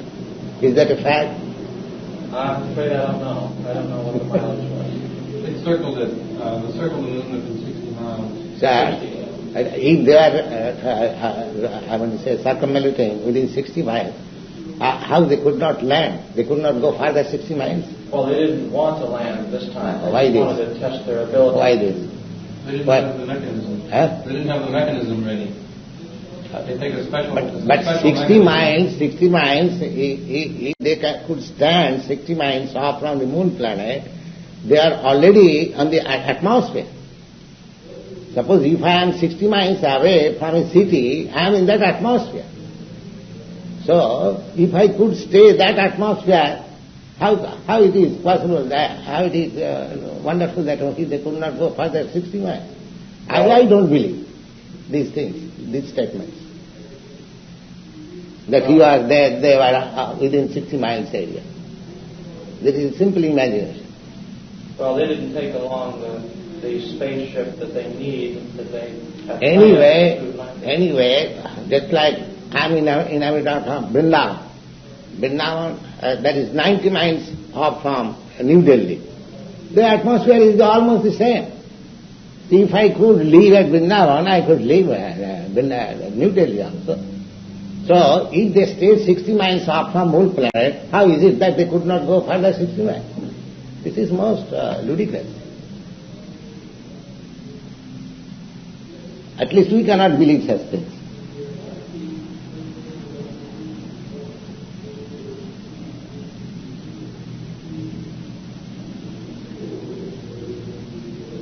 "60 miles is no much difference.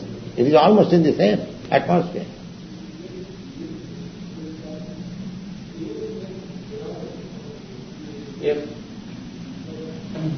If the space program, either the Russian or the American program, which have plans to try to land on the moon and return safely, if this is successful, do you think this accomplishment would hurt the Krishna movement in the United States? Why? If it would contradict... First thing is that even they are successful, according to our principle, it is simply waste of time. Because we are not concerned even with the moon planet. We are trying to go to the planet of Krishna, from where nobody returns back to this wretched condition of life. So the wretched condition of life is as good in moon planet as it is in this earth planet. And do you know what is the wretched condition of life? Yes, the birth, death, old age and disease. This is the wretched condition of life. So you cannot avoid this wretched condition of life in the moon planet also. There is birth, death, old age and disease.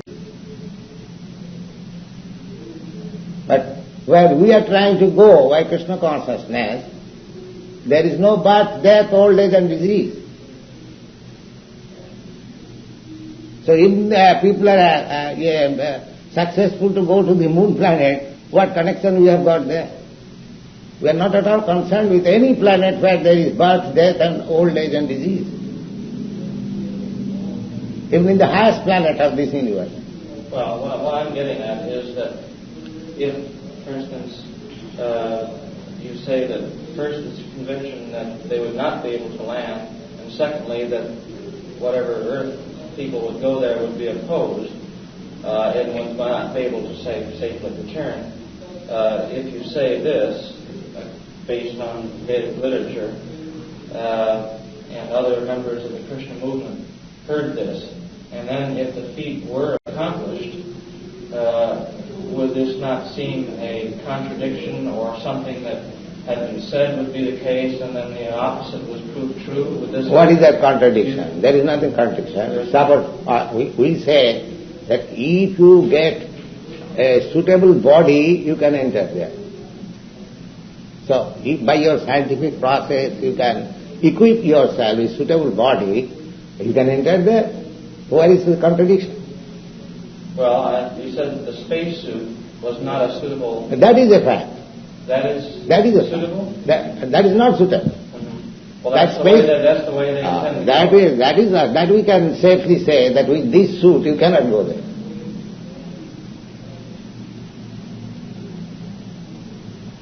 You have to make a different suit. Mm-hmm. Perhaps you do not know that. Okay, well, let's say that if with that suit they do go there and do return, would that be a contradiction? Why contradiction? We say that if you get suitable suit, you can go there. Where is the contradiction? Well, I thought you said the spacesuit was not suitable. Yes, spacesuit is not suitable. But if you can go with the spacesuit, that may be contradiction. But that I am certain you cannot go. I'm confused. I say, just try to understand me, that if you can prepare a suitable body, you can go there. Mm-hmm. But this spacesuit is not the suitable body. Is that all right? Now, if you actually go there by the spacesuit, that will be contradiction to my statement. But I am certain you cannot go there. Yes. So there will be no contradiction. Just clearly try to understand it. Well, okay, then I'll try to repeat what you said. And yes, I will repeat. First thing is that to enter into the moon planet, you have to prepare yourself for a different body.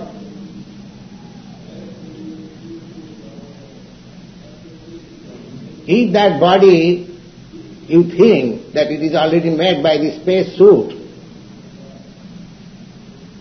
is that different body, then it will be contradiction to my statement. But I say that with the space suit that you have manufactured, that is not fit to enter with.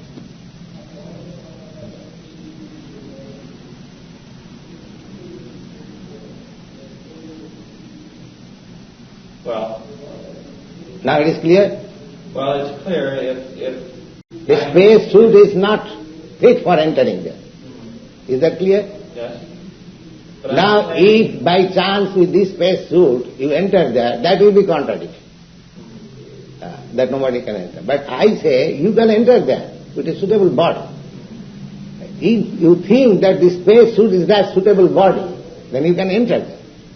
But I think this space suit is not that suitable body. If I think the space suit is suitable for entering that moon planet, mm-hmm. that is your statement, but I say that space suit is not suitable for entering into it. If I think the space suit is suitable and say if I am an astronaut and I land there, I can land there?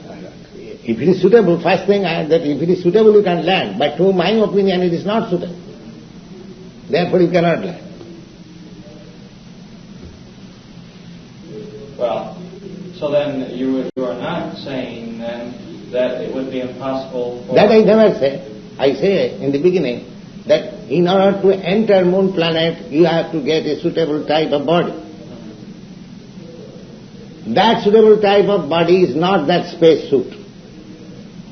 Therefore, the conclusion is that you cannot enter with this space suit. Is it clear? If that part is clear, but not if other questions are asked. Further question you may ask, Father, that is future hope. That is not a fact. You are trusting in the future that with this space suit you will be able to enter there. That you are believing. But similarly, I have got my belief from the authoritative scripture that you cannot. Well, all I know is what they plan to do and what they've done so far. So, in view of what they hope to do, that's well. That hoping. If there are any. That hoping also from practical point of view, just like the other day the information was, they are 60 miles off from the moon planet and still they could not enter. This is, I do not know what kind of statement it is. If you go to some place just 60 miles off from that place and you are trying for so many years, you should be inquisitive. Oh, let me go there 60 miles further, let me see. Well, it's like you go, say, you walk near a theater and you don't have a ticket. You might be able to walk around the theater. Then you come to my conclusion that your ticket is insufficient, you cannot enter there. Then you support my statement. Then you support me, that you cannot enter there. Support me. Why? I don't support you. I say that you cannot enter. You are supporting me. You say that I have no ticket, therefore I could not enter. And these astronauts did not have the ticket. Therefore my statement is that you cannot enter in this way. Therefore you support me. What do you think? They haven't been able to enter yet. Therefore they haven't got the ticket. Even going near 60 miles, still they could not enter. So they are supporting my statement. Yeah. Well, whether you admit or not, this. If they could not enter, even being off 60 miles, then my statement is strongly supported that you cannot enter. You went there 60 miles up to, just off 60 miles, still you could not. Well, I think I'm still not clear on whether... why you are not clear? Just making clear. It is your opinion that, perhaps you can help me, that the... you can't go to the planet unless you go to a suitable body. And it is believed that the spacesuit suit is not a suitable body or a substitute or whatever. Yeah. It is not the same thing. And yet if this is accomplished, it seems to be that he's also saying that there's no contradiction to his statement. Because I say if you get a suitable body, so if you think that this is suitable body, then you can enter. There is no contradiction. But I think it is not suitable body. So will it be? But in all cases, if you get suitable body, you can enter there. It's just says the means. He says it's not impossible to go there, but the means that they're using now are not very good means to go there. Yes. He has some doubts about the means they're using to go there. Yeah. He doesn't think that right. But I think what I'm really... I think we have to carry it further enough so that we can tell whether, for one thing, whether I have a story or not. If it's felt that if you have doubts that it can be done, that's one thing. But if you have great confidence that it could never be done except by changing one's body. No, I don't say that. that I say that in order to enter into the, just try to understand me clearly, in order to enter the moon planet, you have got to prepare yourself for a suitable body. Is that clear? Yeah. If you, by some or other, you make that suitable body, you can enter.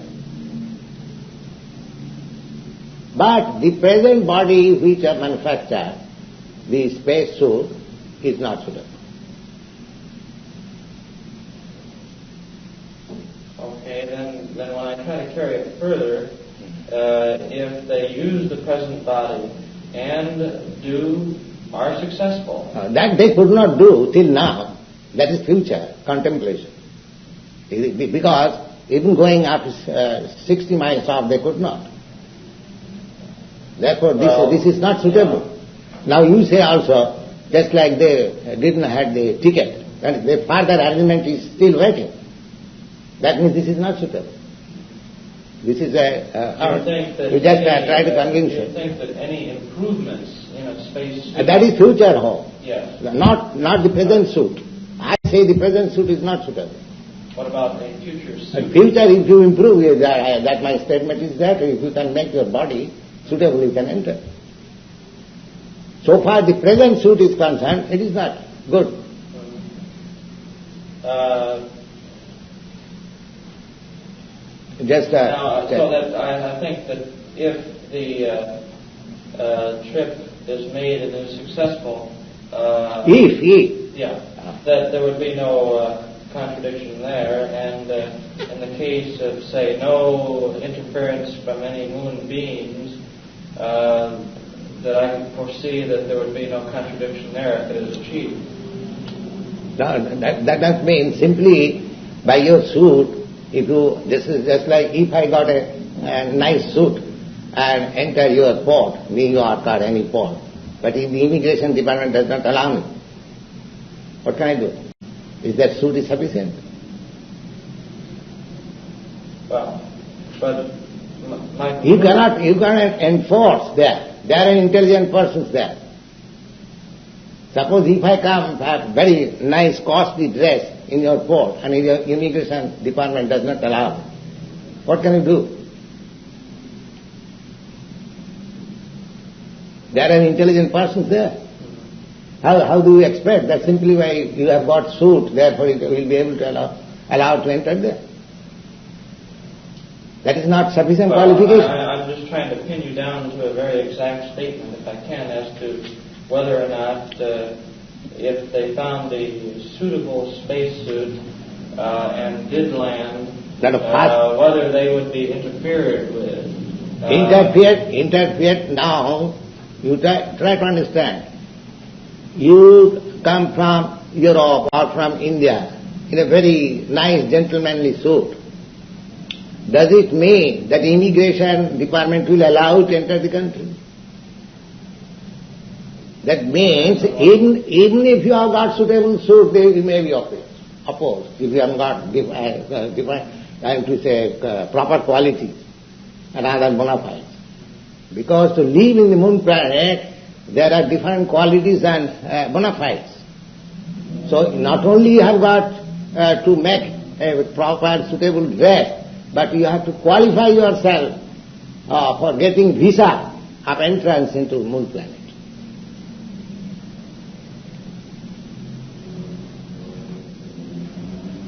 But what I'm saying that is that if astronauts were able to land and return to the Earth successfully, so what is that successful? I would predict that you would not feel that there was. Would you then interpret it that they were able to get the visa or to? No, if you go and land there and come back, that may be a pleasant thing for you, but we don't think it is a very nice thing. If I go in New York border and see and come back, and I am not allowed to enter, why should I take so much trouble? It is useless trouble. So if you can't go there and live there, what's the point in going there?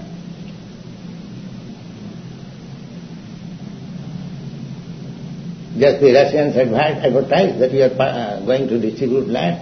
That is a feasible understanding. But if you simply go and touch and come back, is that a success? Why should you take so much trouble simply for touching the moon planet? Well, I mean, anyone can make that.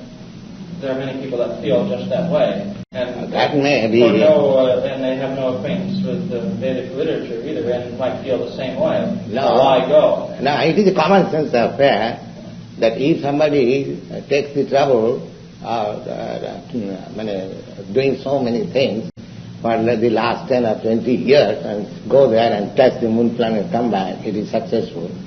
So it may be complacence for him, but I don't think it is success. Why should I take so much trouble to touch the moon planet and come back? I have no useless time for that. But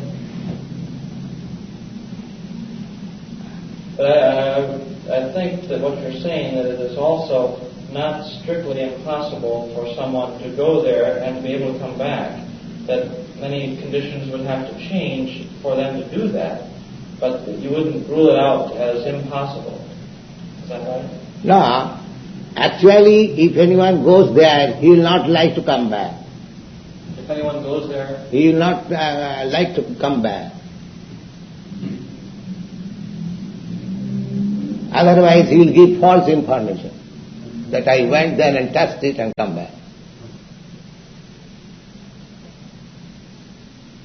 Just like this is the information, that they were 60 miles off. Why wouldn't he like to come back? Huh? Why wouldn't he like to come back? Why you are trying to go there? First of all, let me know. Well, for science, for getting samples of the moon's surface, for one thing. Do you mean to say simply by knowing the moon planet, your scientific research is complete? There are so many millions of other planets of different nature. Is it possible to study all these? No. Then? Why you are taking so much trouble to study the moon planet? What is your idea?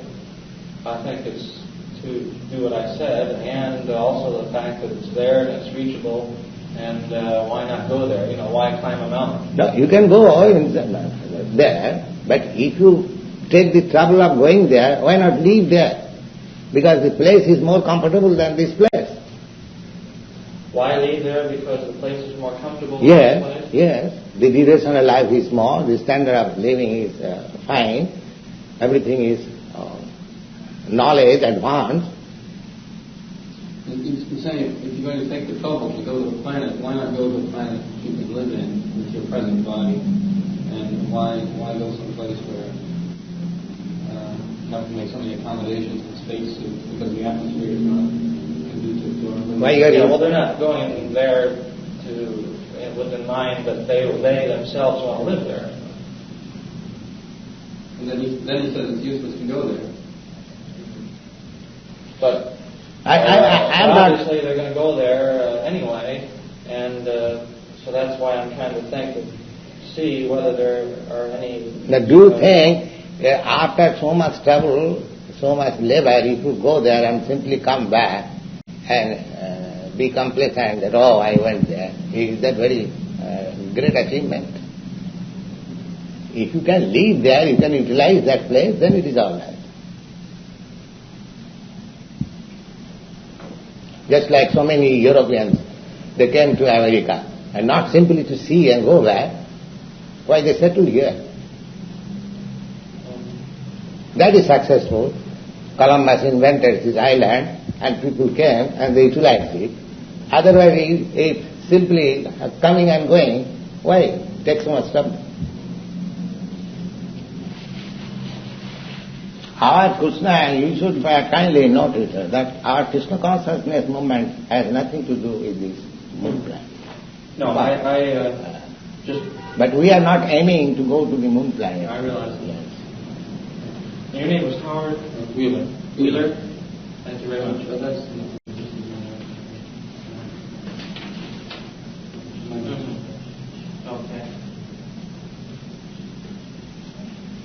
Okay, thank you. Thank you.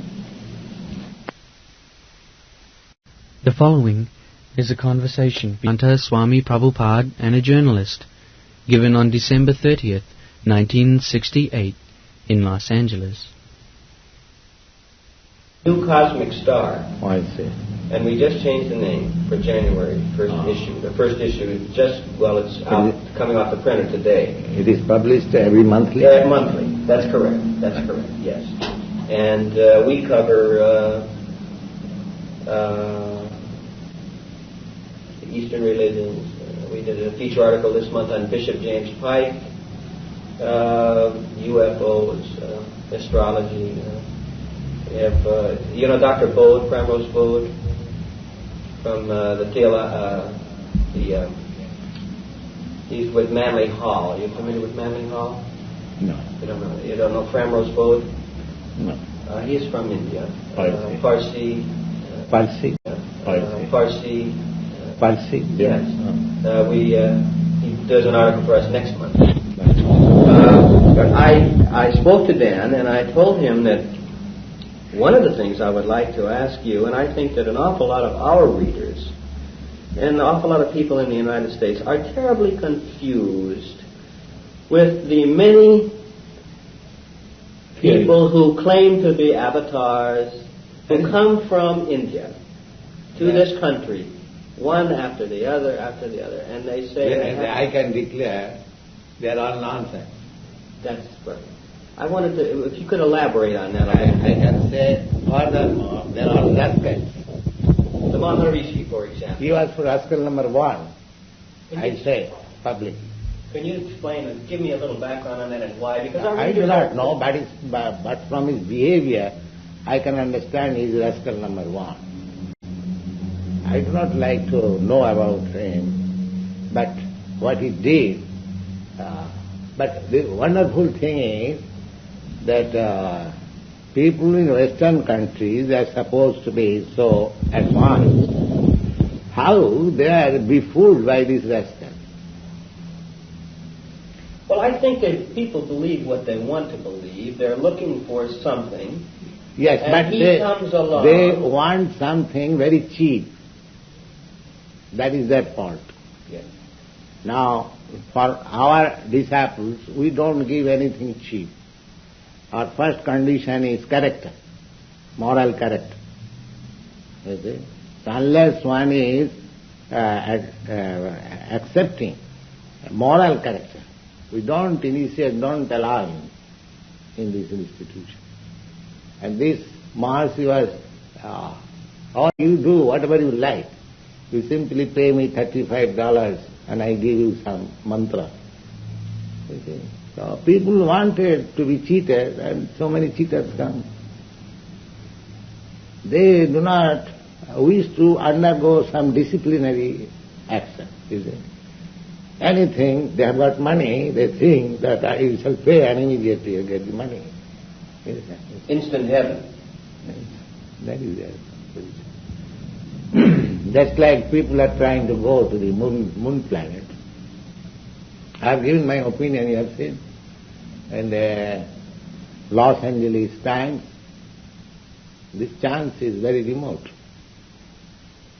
Oh? Yes. Why not?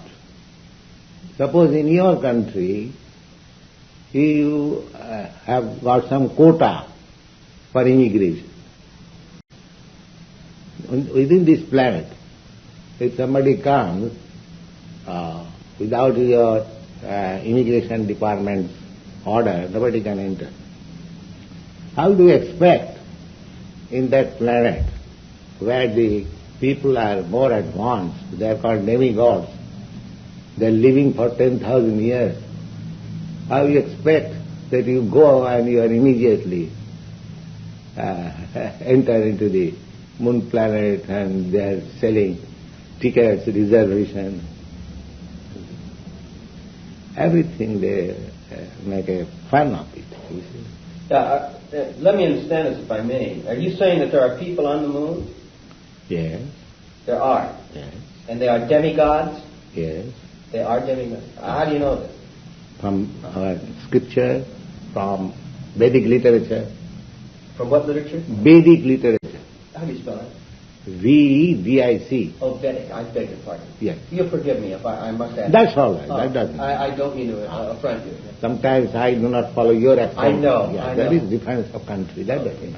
Yes. And from that literature, Vedic literature, yes, it is stated in that there are people on the moon, yes. But they're demigods. The demigods means they're highly advanced than these human beings. Therefore, they are also living entities like us.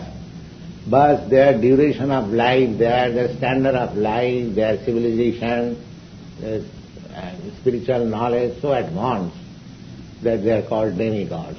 Almost God. They are so advanced. Demigods means almost God. Yes. They have got all godly qualities.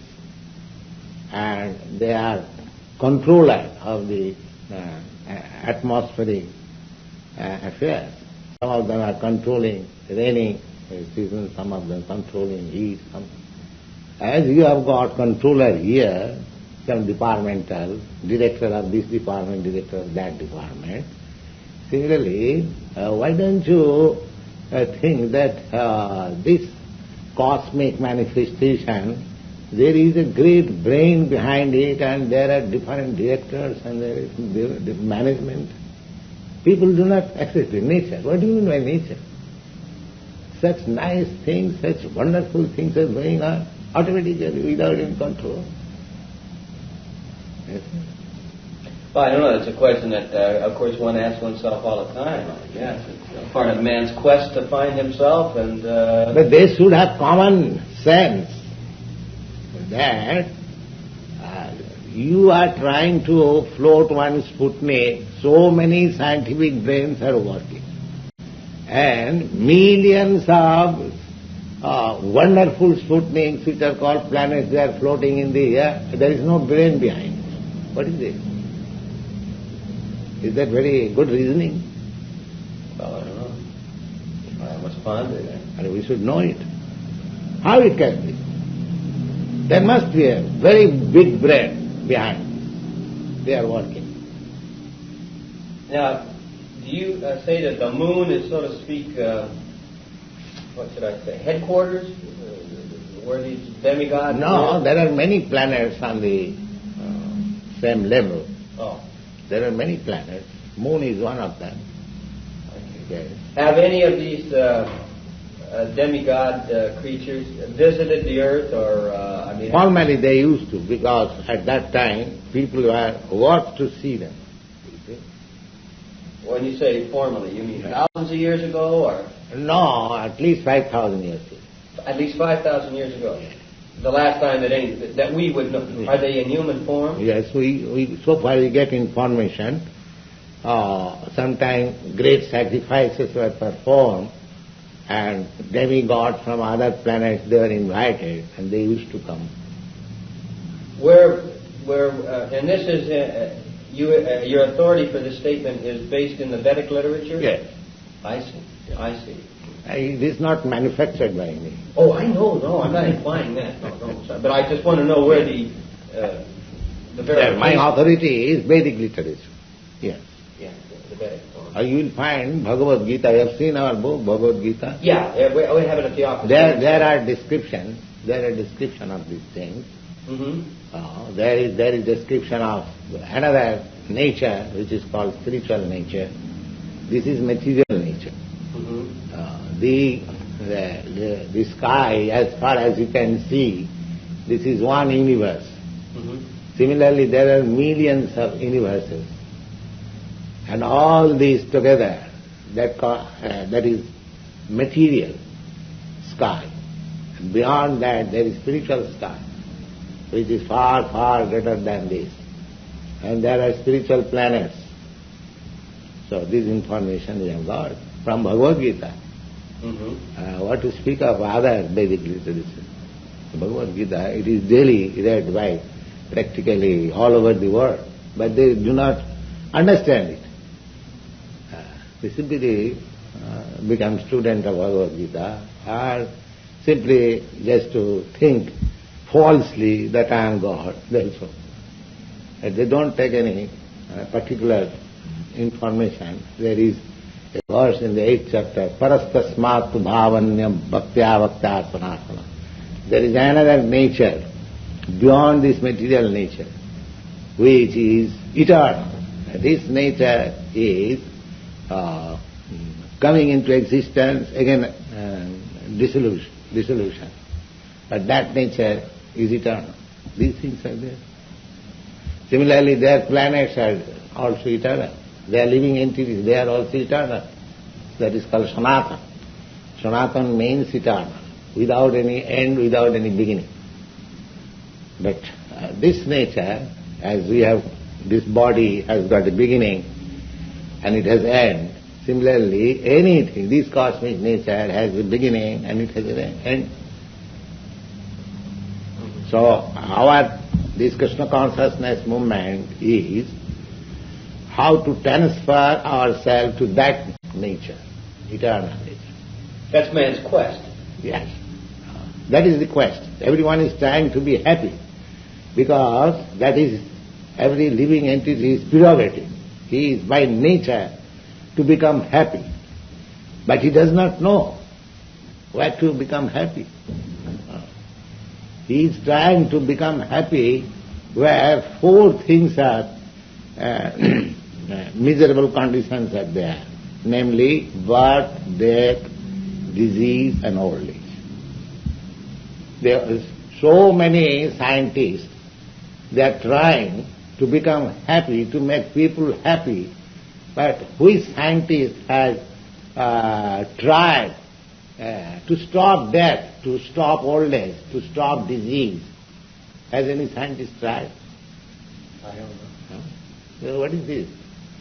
Why do they not take consideration that we are making so much improvement?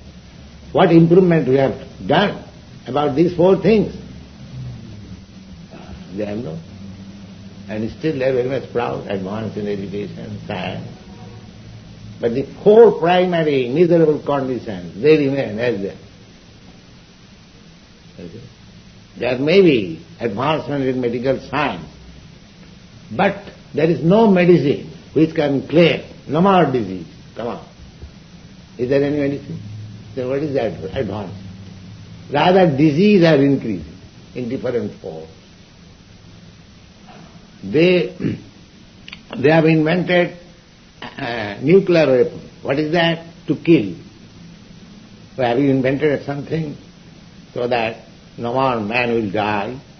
That is credit. So the man is dying every moment. So you have invented something to accelerate that death. That's all. Is that very, very good credit? So there is no solution of that. There is no. They are trying to stop the, overpopulation. But where is the solution? Every minute there are 3% increases. That is the statistics. So there is no solution for birth, there is no solution for death, there is no solution for disease, and there is no solution for old age. There was a great scientist, Professor Einstein. He also died in old age. Why did he not stop to check old age? Everyone is trying to remain youthful. Where is that process? So they do not care how to solve this, because this is beyond their means. They are giving something bluff, that's all. They do not care what is the real problem, how to solve it. They do not care. And here is a movement, Krishna Consciousness. That is the real solution of all problems, if people take it seriously, yes. And the whole thing is described in the Bhagavad Gita. Let them try to understand it. At least make an experiment. Why they are so much callous and in going in their own way?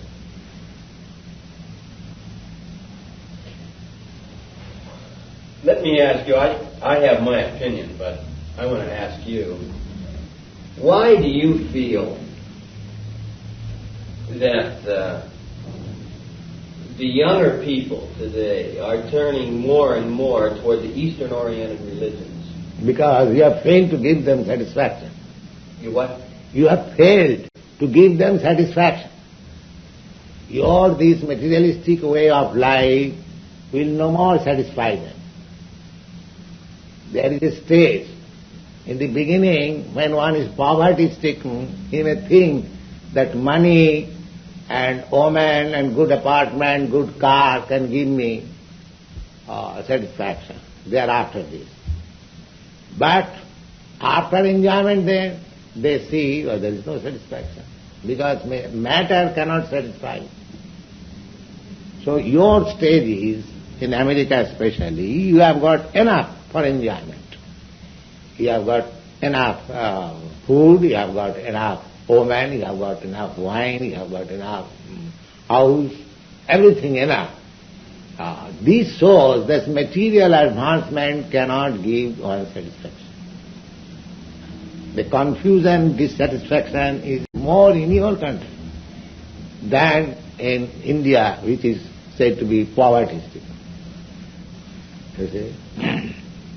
But you will find in India still, although they are poverty-stricken, because they are continuing that old culture, they are not disturbed.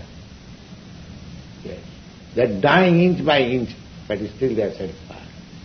All right. So why? Because they have got little tinge of spiritual platform. So it is necessary now that people should take spiritual life. That will make them happy. There is no hope. All these people, they are in darkness. They do not know where they are going. They have no aim. But when you are spiritually situated, you know what you are doing, where you are going, what is your future, everything is clear. So I just follow up on this very briefly. In other words, you feel that the Western-oriented church, whether it be the synagogue or the church or the whatever, has failed to present. Yes, you say that its message is not relevant, or that they have failed to present their message properly? No. The thing is, these Western churches, just like Christianity, these gospels were spoken long ago to the primitive man, you see, in Jerusalem. These people were living in desert and they are not so much advanced. So at that time, of course, in Bible or in the Old Testament, the idea of God is there, that is all nice. But they just like the statement, God created this world. That is a fact.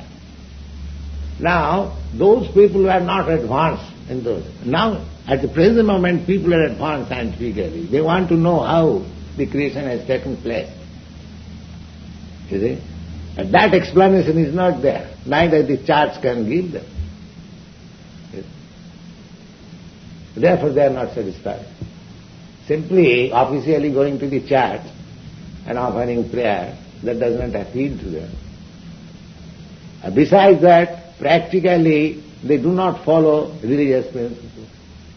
Just like in the Old Testament, there is, I want to say, 10 commandments, and there is a commandment that thou shalt not kill. But killing affair is very prominent in the Christian world. They are maintaining slaughterhouse very regularly, and they have manufactured a theory that animals have no soul, they do not feel, because they have to kill. Give the dog a bad name and hang it. Why? Animal cannot feel. Why you are committing these sinful activities? So the priestly class, they will not also say, they will not discuss, everyone is silent. That means deliberately, I mean to say, disobeying 10 commandments. So where is religious principle? If you don't obey the commandments of your scripture, does it mean that you are following religion nicely? How you can kill, which you cannot create? And it is plainly stated that thou shalt not kill. What is the answer? Why they are killing? What is the answer? How do you answer it? Are you asking me? Yes. Well, it's obviously thou shalt not kill is an ethic, and it's timeless, and it's valid. But man is not really interested. That in means ethics. they are not interested in religion. It is simply a make so bottle. Then how they can be happy? If you do not follow the regulative principles, then where is your religion? I'm not arguing with you. Yes. I couldn't agree with you more. Yes. I'm in total agreement. It doesn't make any sense. Thou shalt not kill. Thou shalt worship no other gods before me. Thou shalt not covet thy neighbor's ass. Thou shalt honor thy father and thy mother. Those are beautiful ethics, but they're not obeyed. Thou shalt not kidnap your neighbor's wife. Covet. So who is following this? No one. Very few. So how you can expect that religious? And without religion, a human society is animal society. All right, well then let me ask you this. Along this line, I'm not asking you... Thank you. I'm not asking you these questions facetiously. Please understand. What does your interpretation, or how does it differ in principle from the basic Jewish Christian ethic of the Ten Commandments? How does it differ? There is no difference. All right, then if that's the case, what have you to offer? When I say you, I'm using in person. Yes, yes. Basically, yes. What have you to offer that is different than the Christian ethos, or the Jewish ethos? Because, as I've told you, that none of them are strictly following God's commandment. I simply come that you follow God's commandment. That is my message. In other words, the obeying yes. of those principles. I don't say that you Christian, you become Hindu or you come to me. I simply say you obey this commandment. That is my order. I make you better Christian. That is my mission. I don't say that God is not there, God is here. But I simply say that you obey God. That is my mission. I don't say that you have to come to this platform and accept Krishna as God and no other. No, I don't say. I don't say, please obey God. Please try to love God. That is my mission. Then again... And I give the way how to love God. Very easily. How to learn, providing we agree. We see again, we get back to this... So, practically you follow that I have no difference. Yes, I understand. Yes. I appreciate it. You believe in God, I believe in God. Yes. I simply say you try to love God. Well, I'm still... It's not that I'm confused. I understand what you're saying. You are confused still? No, I understand what you are saying. What confuses me or makes it, when I say me and so many of our readers, is why is it, let me ask a question again, and let me ask it maybe to become clear in my mind. I don't want to put words in your mouth, but let me say it this way. Are you saying that if your mission and the mission of the Jewish, Christian, Western ethic is the same? Again, let me ask the same question. Why is it that the younger people, or people in general, are disenchanted, are trying to go toward the Eastern-oriented religions if their aim or premise is the same as the Western? Yes. Why are they going toward the Eastern if the premise is the same? Because these Christian people, they are not teaching them practically. I am teaching them practically. In other words, you're teaching them what you feel is a practical, everyday, daily method of attaining the fulfillment of man's spirit. How to the love of Godhead is being taught by Bible or Old Testament and Gita. That is all right. But you are not teaching them how to love God. I am teaching them how to love God. That is the difference. Therefore young people are attracted. Right. So the end is the same, it's the method of getting there. Not method. You are not at all following. Even the method is there. Just I say, the method is there. Don't kill, and you are killing. I say, but the end is the same. Your end is the same. Is the same, but it's the way of method is also same. Yeah. But they are not teaching people to follow the method. I am teaching them practically how to follow and how to do it. Let me ask you something that we've run into a great deal just recently. We just started a youth supplement for kids.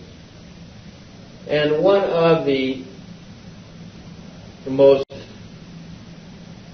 what should I say?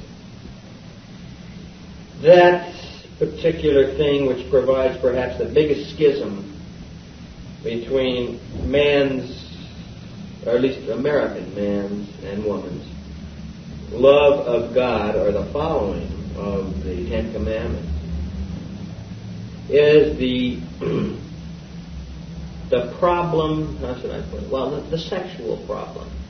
We here in this country are taught, and we have the Puritan background that sex is a bad thing. And I think hopefully we're coming out of it.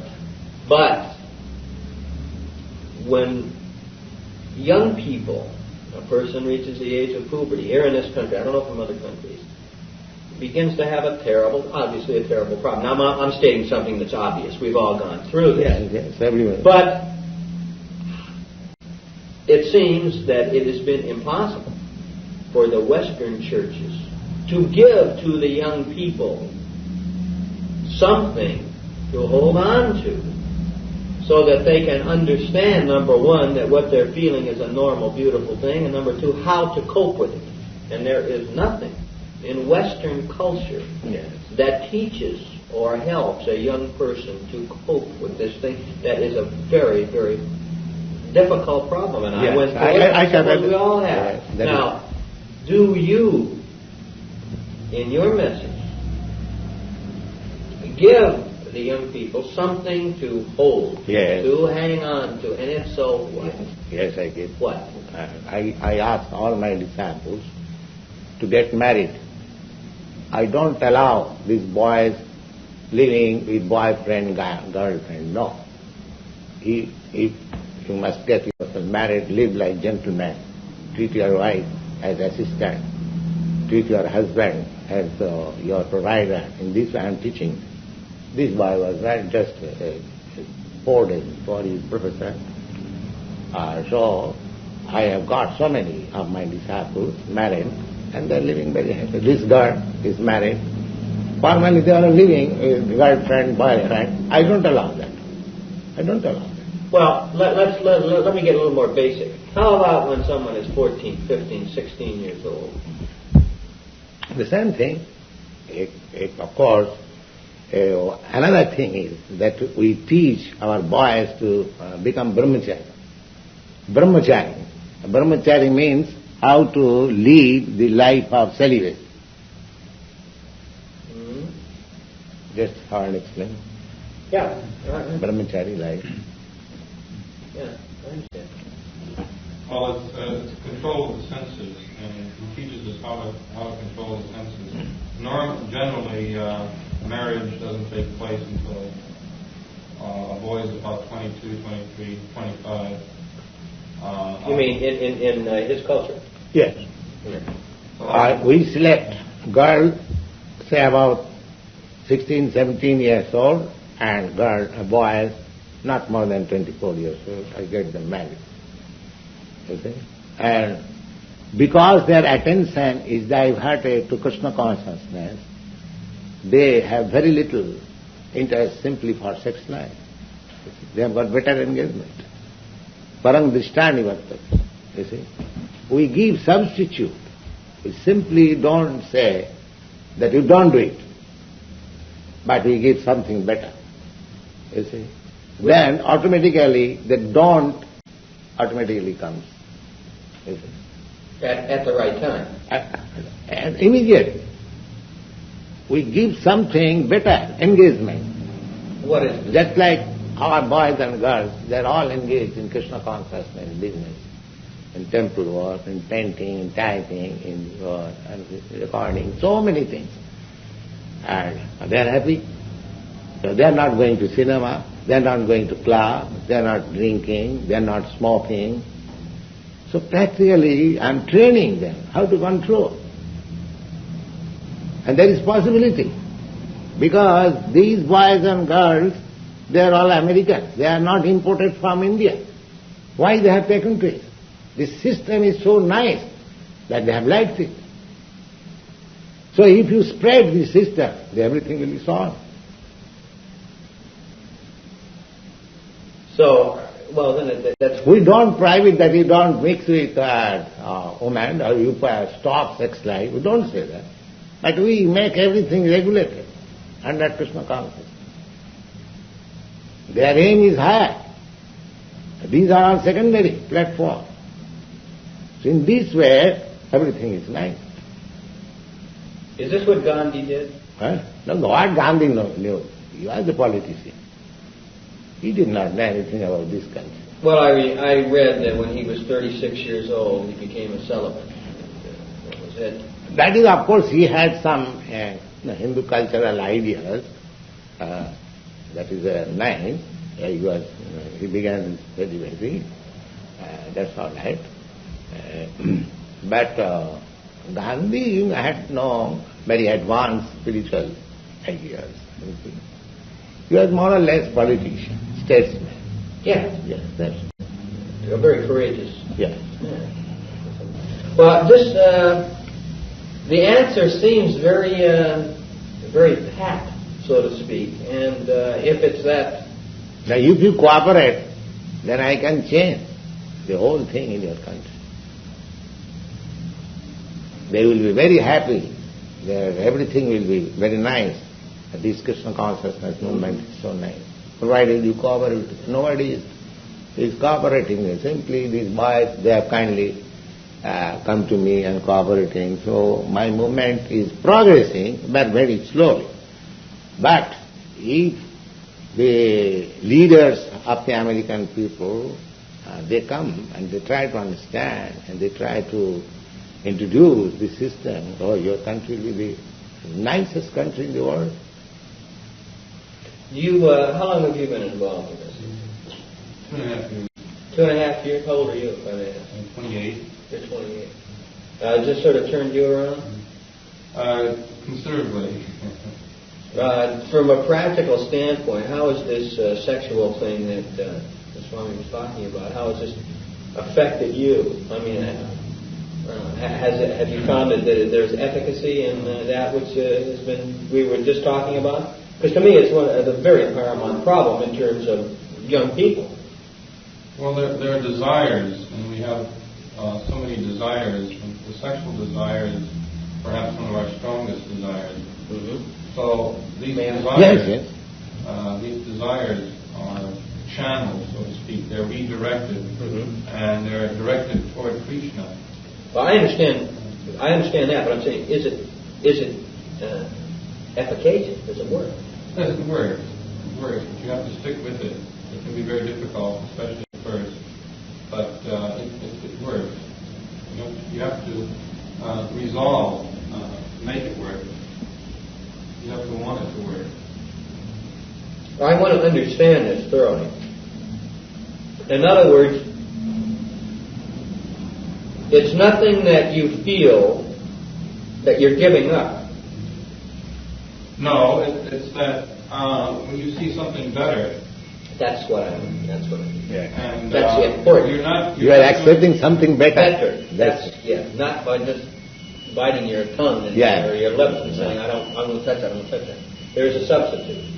It's not, you have a capacity for enjoyment, and you're not going to give up something. It's very human not to give up something unless you have something better. So, the case is that you have to get something better. Yes. To give up one thing. Mm-hmm. How long have you been here, sir? I came here in September 1965. And then I was little indisposed in May 1967, I think. Then I went back to India. Then again I came back in December 1967. Just 1 year passed.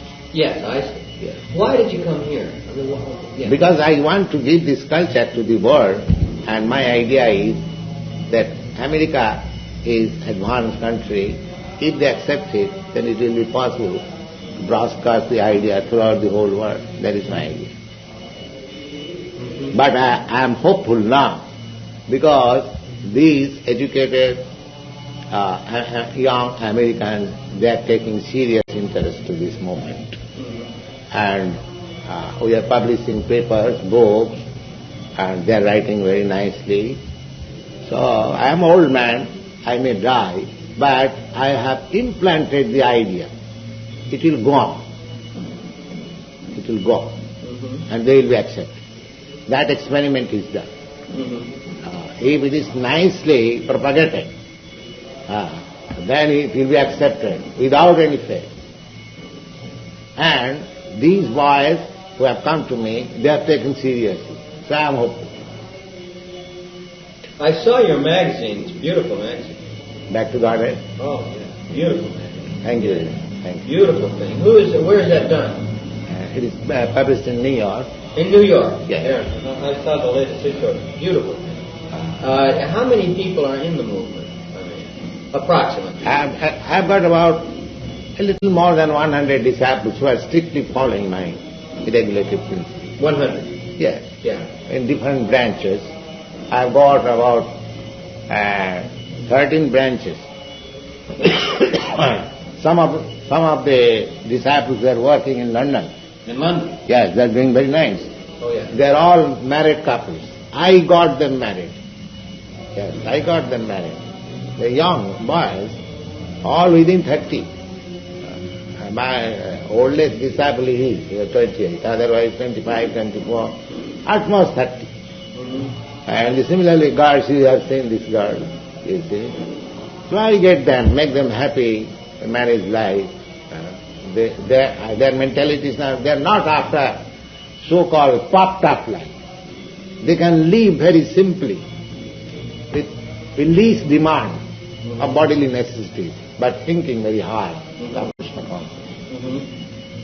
So I am very hopeful that even I die, because I am an old man, 73 years old, I may die at any moment, but I am now assured my movement will go on, these boys will carry. That my mission is, in that way, successful. I came here with this idea, that this Krishna Consciousness movement should be started for America. Because anything accepted by America, people follow. Because America is considered to be this. Now actually, America is not a poverty-stricken country. No. So, they can very easily understand, they can take it. And there are many confused youths. So with all this consideration I came here. And I think I'm successful. Yes. Doesn't seem like very many converts in that amount of time. How many followers are there? Pardon me, please. That's right. How many followers are there within it? Just 100? Little more than 100. Well, these are initiates who are strictly following. Of course, there are more and more people come to the temple. More people join us. How many temples are there? We have about 13 temples. How many? 13. 13? One in this Los Angeles, one San Francisco, one New York, one Santa Fe, one Buffalo, one Boston, one Montreal, one Vancouver,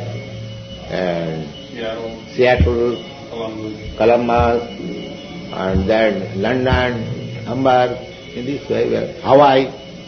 Yeah. Well, there got to be more than 100 people in 13 temples. Yeah. Yes, more than 100. Yes, about. I don't know. Yes, I've got least. There's more than 100. Because that would only be an average of 10 per temple. Yes. Here we have got about 20 heads in this temple. But 20 here. Yes. Now, where does the money come from to print Godhead? God sends. Well, yeah, I'm pretty sure, yeah, but God doesn't write checks and stuff like that. I'm just sort of curious. And I must say that one of that God dictates you and you pay. That's all. I must say that answer to that question is a very ambivalent answer. I came here, you will be surprised. I came here with $7 only. And the whole establishment expenditure is not less than $5,000 monthly. At least. That's $60,000 a year. Yeah. Well, I mean, is it donated? Do you think 5,000 is very minimum? I think it is more than that. I have no idea. Yes. Because we are paying, this temple we are paying 400, simply rent.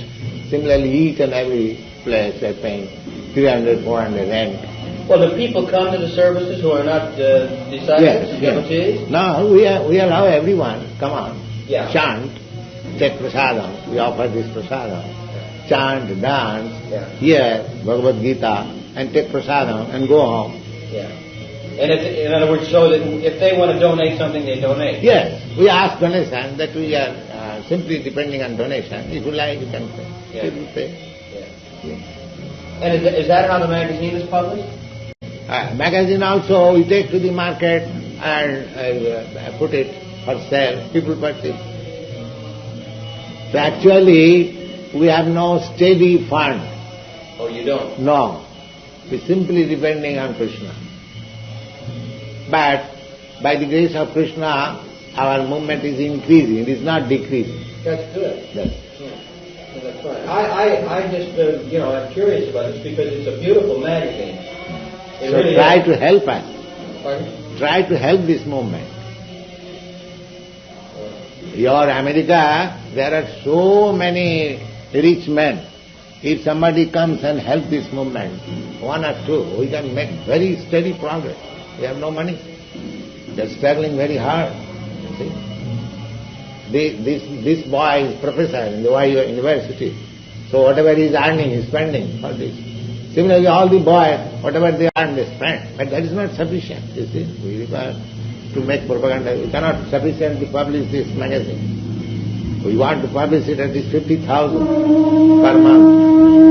But there is no money, you see. We are publishing at most 5,000. Pretty blowing show for it. Concept. Thought it was a shofar. What is that? Shofar.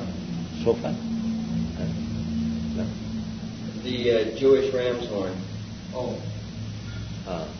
This conch shell sounding is considered auspicious. Yes. Mm-hmm. Actually it is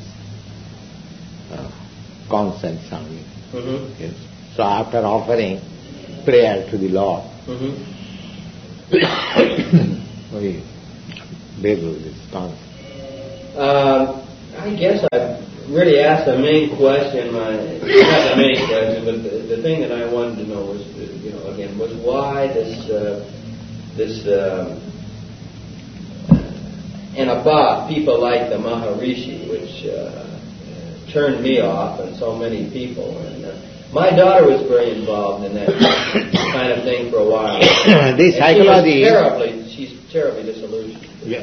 The psychology is that your people, or the Western people, especially youngsters, they are hankering after something, you see. But the difficulty is, just like me, if somebody comes, Swamiji initiates me, I immediately says that you have to follow these 4 principles. So he goes there. And this Maharshi, he did not put any restriction. You see? Just like a physician, if he says that you can do whatever you like, you simply take my medicine, you will be cured. That physician will be very much liked. You see? Yeah, he'll kill a lot of people, but yeah. he's very light. And a physician who says, oh, you cannot do this, you cannot do this, you cannot eat this, it is botheration. So, they want something. Mm-hmm. That is a fact. But at the same time, they want it very cheap. Therefore, the cheaters come and cheat them. They take the opportunity. The people want to be cheated. Oh, let us take the advantage, you see.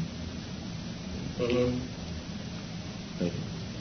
Otherwise, they are advising that you are God, everyone is God, you just realize yourself, you have forgotten, and you take this mantra and you become God and you become powerful, whatever you like you can control, and there is no control of senses, you can drink, you can have unrestricted sex life and whatever you like. People like this, simply by 15 minutes meditation I shall become God. And I have to pay only $35. So many millions of people will be ready. $35 in a country is not. But that man, 35 multiplied by million, he becomes $35 million. And we are crying here because we cannot bluff. We say that if you actually want, you have to follow this restriction. We cannot allow you. That the commandment is, you shall not kill. And I shall say, yes, you can kill. The animal has no feeling. The animal has no soul. We cannot bluff in this.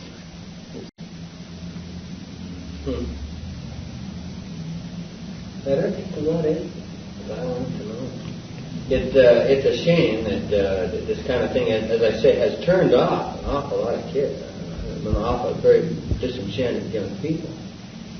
So please try to help us. This movement is very nice. It will help the humanity. It will help your country, the whole human society. Mm-hmm. It is a genuine movement. There is nothing bluff, nothing cheating. It is authorized. So I will request you because... Authorized by whom? By authorized from Krishna. Is there in India a licensing body by the state for people who to preach or to how the heck would you say it here? It was not there because in India there are so many churches and they are supposed to be very saintly person. So simply to become a disciple of a saintly person is sufficient certificate.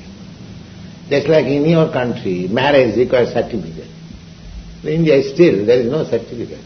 Mm-hmm. The boys and girls, they are seated and before the relatives and priest, an elderly person, they are offered, I am doing that. There is no certificate. Mm-hmm. But still, their connection is lifelong. What certificate will do? That ceremony is so nice. The wife takes my husband for life. And the husband takes wife as he is my companion for life. They cannot separate. There is no history in India that there was a certificate issued. No. But still the connection is so nice, the light.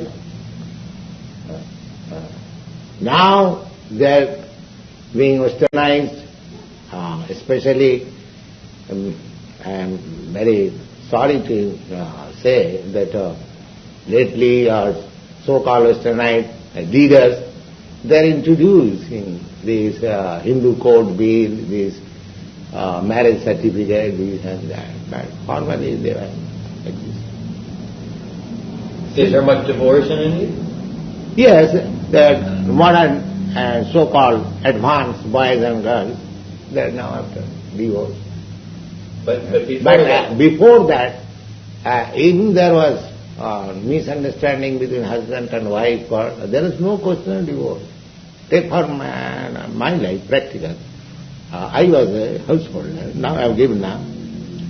So practically I did not agree with my wife. But there is no dream of divorcing. You see? Mm-hmm. There is neither she dreamt, neither I dreamt. This was unknown. Mm-hmm. Now they are being introduced. Western culture. Yes. Do you have much of a following in India itself? Yes, not my personally, but my other god brothers. This cult is very good. How many All millions. We have got this Vaishnava philosophy, the Krishna Consciousness, millions and millions, almost all, 80%. You ask any Indian, and he will talk so many things about Krishna Consciousness. He may not be my disciple, but there are many saintly persons like me, they are doing this business. Did you get a formal training with a... Yes, I was initiated by my Guru Maharaj. Is that my spiritual master photo? Oh, I see. Yes. So, your country wanted a certificate for making me permanent resident. So I got a certificate from my god brothers that I am initiated. Mm-hmm. That's all. But otherwise, in our country, there is no necessity of certificate. In other words, there's nothing like going to a seminary in India where you go to a seminary or a monastery and this is monastery. For 4 years. Yes, there is a monastery. We have got an institution, Gaudiya Math Institution. They have got hundreds of branches. Mm-hmm. Yes. You go for a prescribed course of study? Yes, prescribed course of study, 2-3 books, that's all. Anyone can read. Bhagavad Gita and Srimad Bhagavatam, Chaitanya Charitamrita. You learn everything. You haven't got to learn so many huge volumes of books. Because Bhagavad Gita is such nice book. If you can understand one line, you had 100 years. You see? Yeah. So it is meaningful and so solid. Mm-hmm. Therefore, we have published this Bhagavad Gita as it is. Let your people read it. Let them question and try to understand what is this movement. Mm-hmm. Macmillan is publishing this. Yes, Macmillan is publishing. Now, do you go to this institute for a certain period of time? There is no fixed period. There is no. But say for me, I was trained. My father was of this line. Oh, your father did? Oh, yes. My father trained me from childhood. Yes. And then I met my spiritual master in 1922, and I was initiated in 1922. On the whole, there was a background. Because as I told you, there are 80-90% people are Krishna conscious, my family-wise. I see. So we are trained up from the beginning of our life. Officially, of course, I accepted my spiritual master in 1933. Since then, I had some background, and since I met, I developed this idea. I see. So you have been, in a sense, spreading this word since 1933 on your own? No, I am spreading this missionary since 1900, practically since 59. 59? Yes. I see. What did you do from the time? I was a householder. I was doing business in medicine. Formerly, I was manager in a big chemical farm. But I was cultivating this knowledge. Although I was householder, I was publishing this Back to Godhead. So you were publishing that? In India. Oh, I see. Yes, I started in 1947. Yeah. Under the order of my spiritual master. So whatever I was earning, I was spending. Mm-hmm. Yes, I was not getting any return, but I was distributing. Mm-hmm. So I was doing this business since a long time. But actually, after giving up all connection with my family, I am doing this work since 1959. Well, do you have children? No? Oh yes, I've got grown-up boys. Well, you just left them? Yes. I've got my wife, my grandchildren, everyone. But I have no connection with them. They are doing their own way. My wife is interested to the elderly boys. Yes. Well, I find that sort of difficult to assimilate. To give up your family and just sort of say, see you later. Yes, that is the Vedic regulation. Everyone should give up family connection at a certain age, after the age of 50. One should not remain in family life. That is Vedic culture. Not that up to death one is in family wise. No, that is not good. Can you explain? First of all, a boy is trained as brahmachari, spiritual life. Then he is advised not to enter family life. But if he is unable to control his sex life, he is allowed, all right, you get yourself married. Then he remains in family life, say he marries at the age of 24 or 25. If 25 years, let him enjoy sex life. In the meantime, he gets some elderly children. So at the age of 50, the husband and wife goes away from the home and they travel in all places of pilgrimage just to detach them from family affection. In this way, when the man is little more advanced, he asks his wife that he go and take care of the family, and your sons grown up, they will take care of you. Let me take some time. So he becomes alone and preaches the knowledge which is there. This is Vedic civilization. Not that a man should remain in family life from birth to death. No. In Buddhism also, there is compulsory regulative principle that a Buddhist must become a sannyasi at least for 10 years.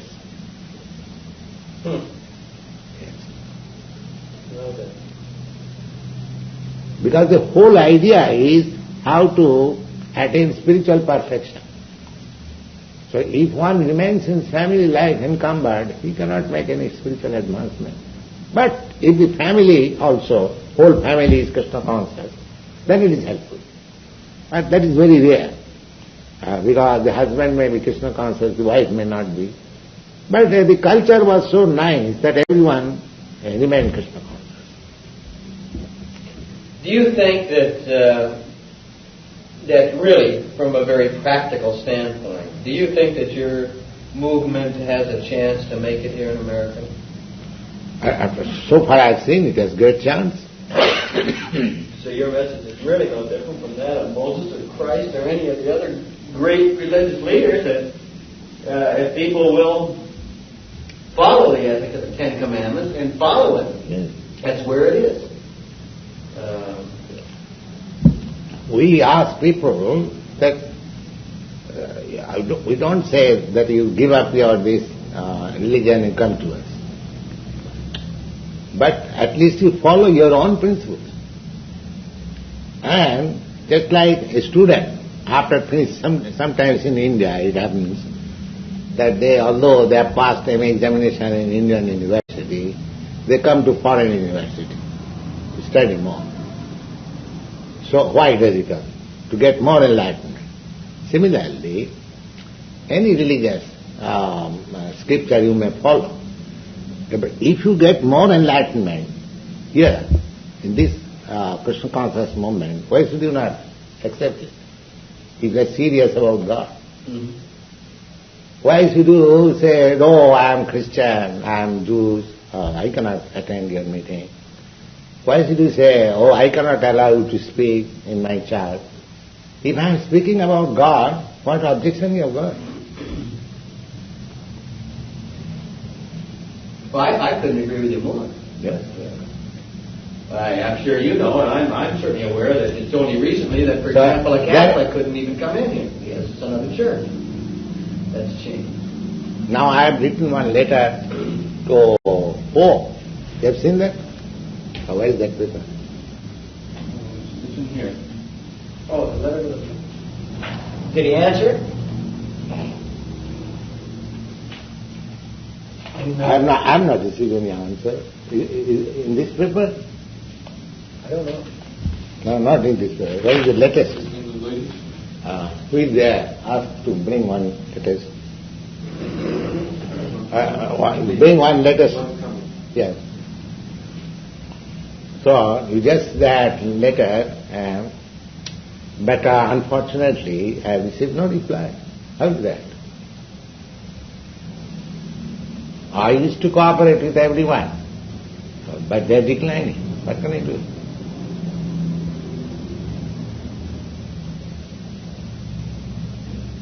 I am prepared to talk with any God-conscious man. let us chalk out the program so that people may be benefited. But they want to go in their own stereotyped way.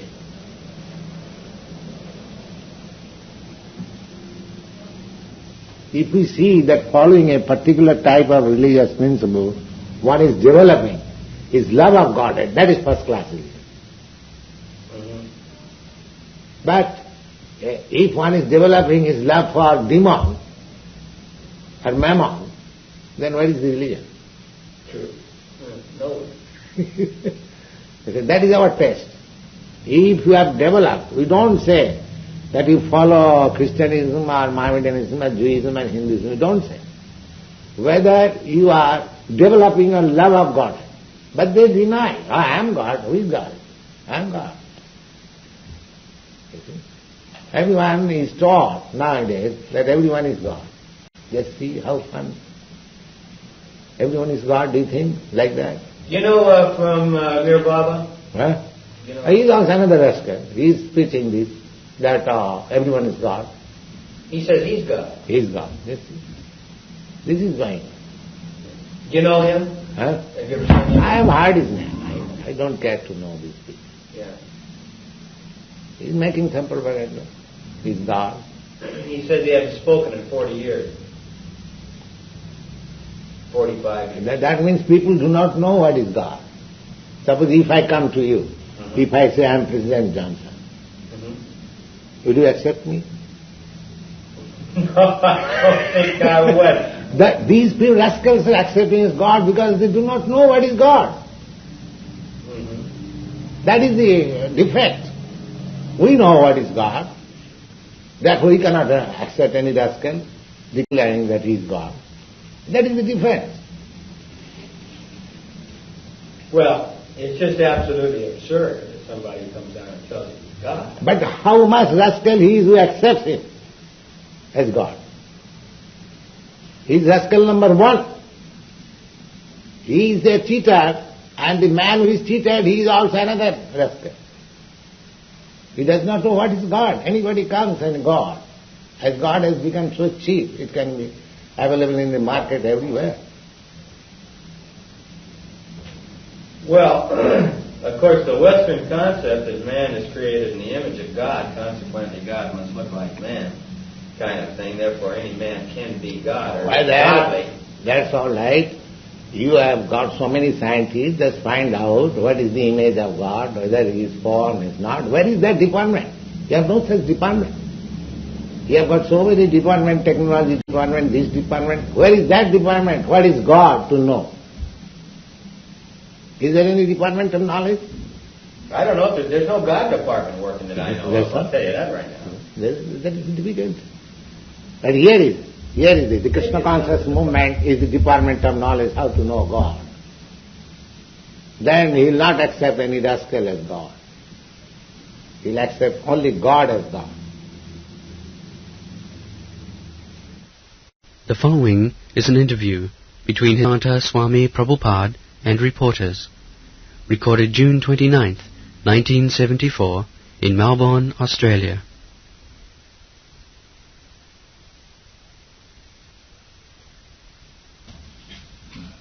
Do you understand this?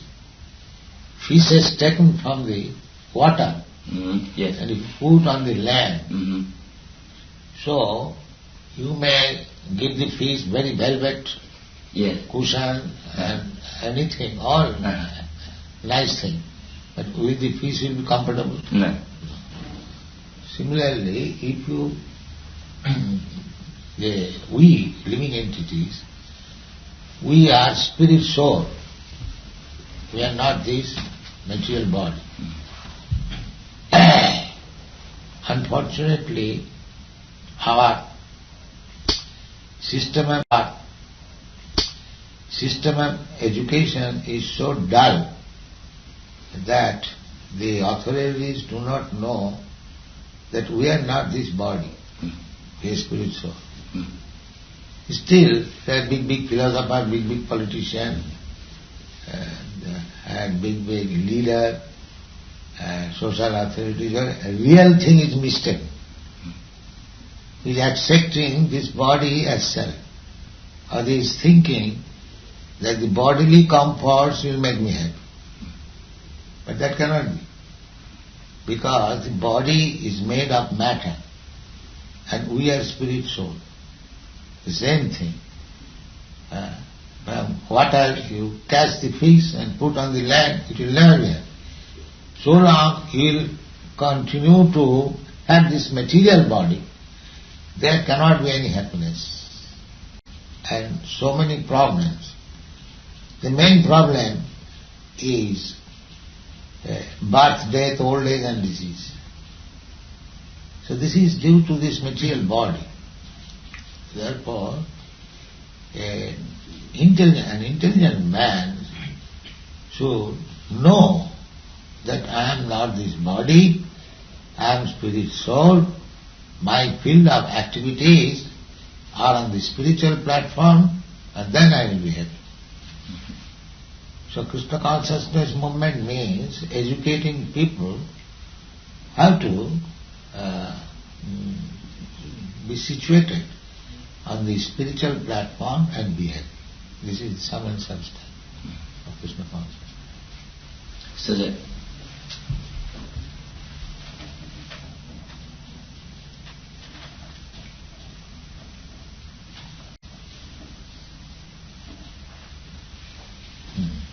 Divine Grace, do you think that chanting the Hare Krishna mantra is the only way to achieve liberation?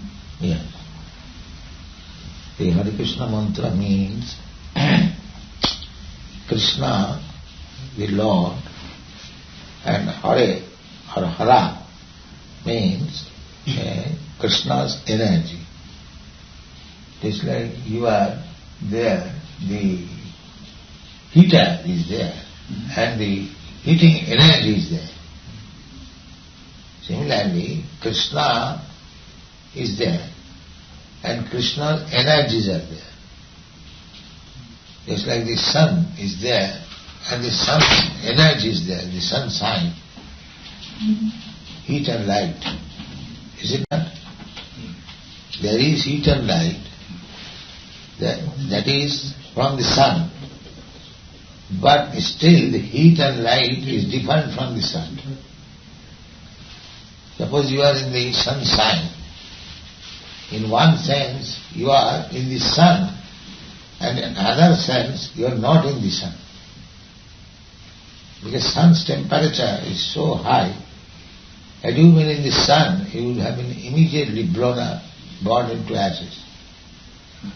But you are in the sun sign, the energy of sun. So, Krishna, the Supreme Lord, is situated as the supreme fire, and whatever we are experiencing, that is his energy. Although sun is, the example, sun is 93 million miles away, but on account of the sun's energy spread, we are feeling the presence of sun. Only we have to associate with God, Krishna, by chanting his holy name. Because Krishna being absolute, he is not different from his name.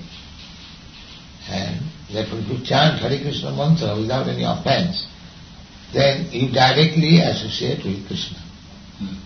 In all scriptures that I've read, it's always said that the disciple, the devotee, must remember God's name or remember it constantly. And so you're saying that the Hare Krishna mantra is God's name. How do we know this? I don't know your name. My parents gave it to me. From authority. Similarly, from authority you have to know. From scriptures. Yes. Srila Prabhupada, what about other religions such as Christianity and... There is no second religion. There is only one religion. That is God consciousness. And are these people... Now, as soon as you designate Christian, Hindu, Muslim, that is upadhi, designated religion. Just like you are here and you are in black coat. So, if I say black Mr. such and such, to say black Mr. such and such, there is no need. Mr. such and such is sufficient. But we have been accustomed to say like that, black Mr. such and such, white Mr. such and such. Similarly, religion is one. But due to our sophisticated mind, we call it Christian religion, Hindu religion, Muslim religion. Why don't you come in? Why don't you outside? I'm not working clothes. All right. So, there cannot be, but for particular reasons or circumstances we call it, but religion is one. That means to abide by the laws of God. That is religion. Do you believe this? If you do not know what is God, what is His law, that is another thing. But the religion means to abide by the laws of God. That's it. It cannot be Hindu, Muslim, Christian. It's like the state law. So, there are many persons, citizens of the state. The law is not that it is for the Christians, it is for the Jews, it is for the Negroes, it is for the white men. It is not like that. Law is the same for everyone. You can call it, this is Negro law, this is white law, this is black law. No. That is not very scientific. Scientific is that God is there and we are all, God is great, we are all subordinates and we have to obey the orders of God. That is religion. Am I right or wrong? You're right. Therefore you cannot say Christian religion, Hindu religion, Muslim religion. Religion is religion. That's God is neither Hindu, Muslim, Christian. God is God. God is one. It may be that God is one, but we understand Him from different angles of vision. And that different angles of vision may be called as Christian angle vision, the Hindu angle vision, this Jews angle vision. But that is angle of vision. Just like the sun is there, here we see it is not so bright, but you ask some Arabian friend, he is saying it is very bright.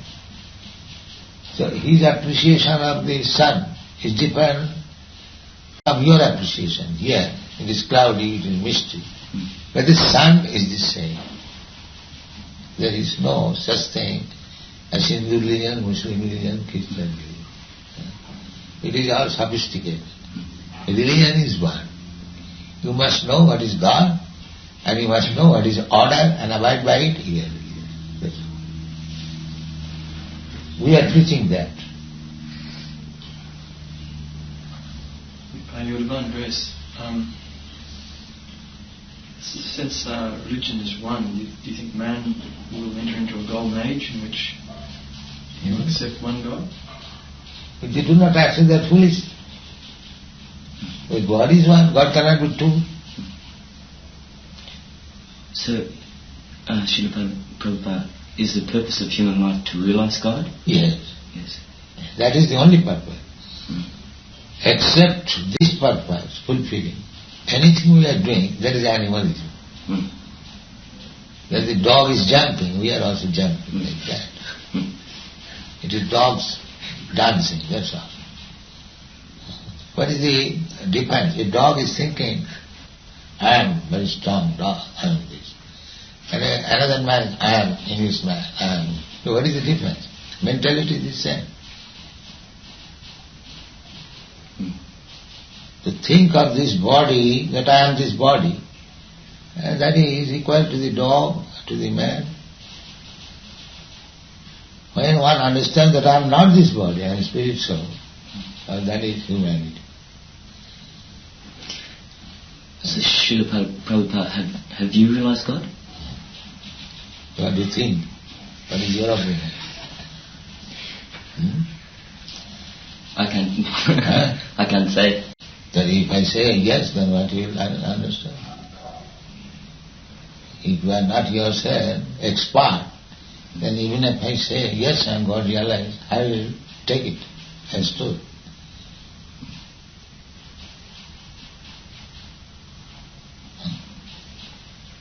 If you do not know what is God realization, then how you can ask this question and how will you be satisfied by the answer? You do not know. Well, what is God realization? Then you are asking, are you God realized? If I say yes, then I will believe it.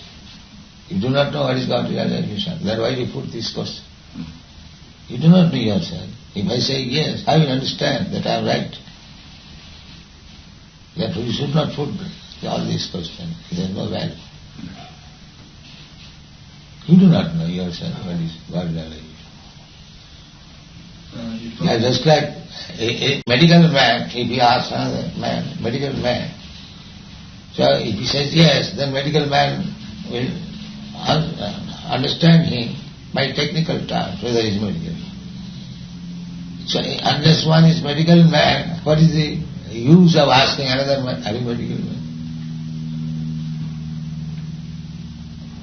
So you think we should... Unless you are prepared to take the answer, whatever I give. Are you prepared? Yes. Then it is all right. I am seeing God every moment.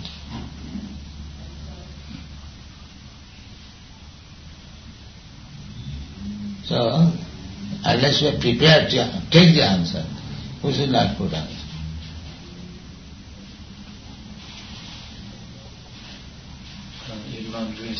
Do you see meditation as a means to God's realization? Yes, meditation is also a means, but you cannot meditate now, because you do not know what is God.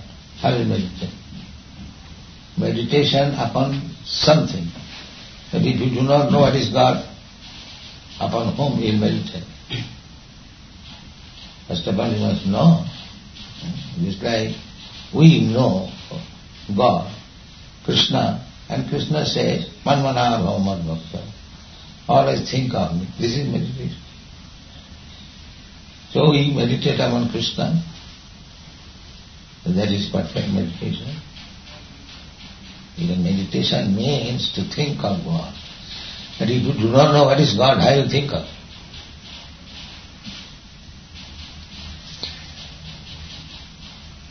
It's written in many scriptures that God is light. God is everything. God is everything. God is darkness also. We say God is that from whom everything comes. So light also comes, darkness also comes. So darkness also comes from God.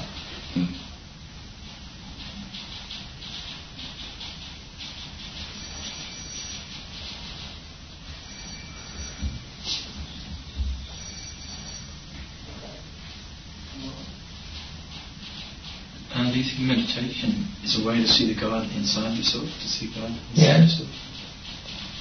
That is the description of meditation. Dhyanavastita tadgatena manasa pasyanti jan yogina. The yogis, by their mind, concentrating upon God, they try to see Him. So, you must know what is God. Just like our institution, they know what is God, description of God. They can think of God. But if you have no idea of God, how do you think of it?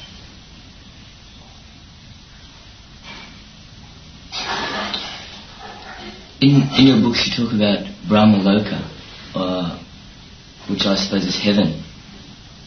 No, there are many lokas. Heaven also one of them. Brahma Loka also one of them. Don't you see so many planets system? So there are innumerable planets Some of them may be Brahmaloka, Chandraloka, Varunaloka, Suryaloka, there are so many others. So Brahmaloka is one of the planets. So that's actually a physical planet? Hey, don't you see physical planets? The sun is not a physical planet. It is. What do you mean by physical? Well, actually existing on a material... So don't you see existing so many planets? At night, anywhere, what there? Stars and planets, yes. Yes. So, actually heaven is... Oh yes. In this material universe. Yeah. It's like when we say United States or America, that's actually a place. There are living entities, there are men, mountains, rivers, everything is there.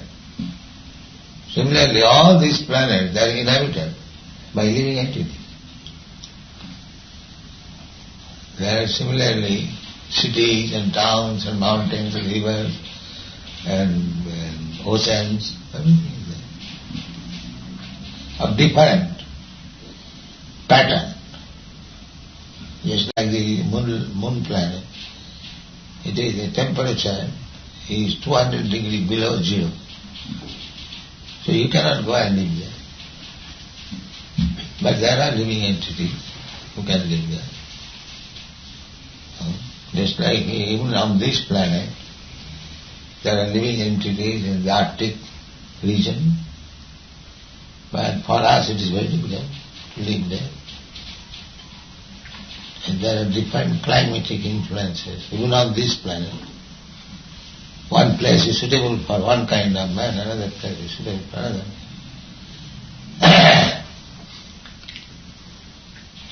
Just like we are Indian, we cannot tolerate such, pinching, cool. Similarly in India, you cannot tolerate scorching heat. So, for each and every planet, there are different patterns of living entities, they can live. They say, you cannot live within water. For that reason you cannot say, nobody can live in the water. That is foolishness. You cannot live, you say. There are so many fishes, varieties of fishes, they are living. Don't carry your present experience to others. That is not very good argument. Here, the so-called scientists are saying, in other planets there is no living entity. What?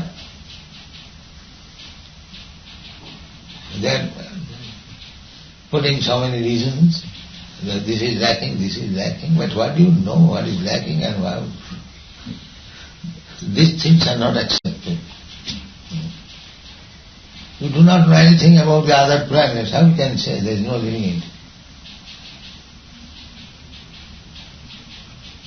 Is there a Hare Krishna movement in India? Yes. How strong is it? Huh? How strong is it? How strong? As strong as you think. Because in every village, every town, every home, there is Hare Krishna. Still. Divine Grace, do you think, can you see a time coming when all mankind will be united? That is very difficult to say, but we can be united on the spiritual platform, not on the material platform. It is not possible. Do you think that stage is possible within this generation? It is possible at any time, provided people take to spiritual life, but they will not take to it.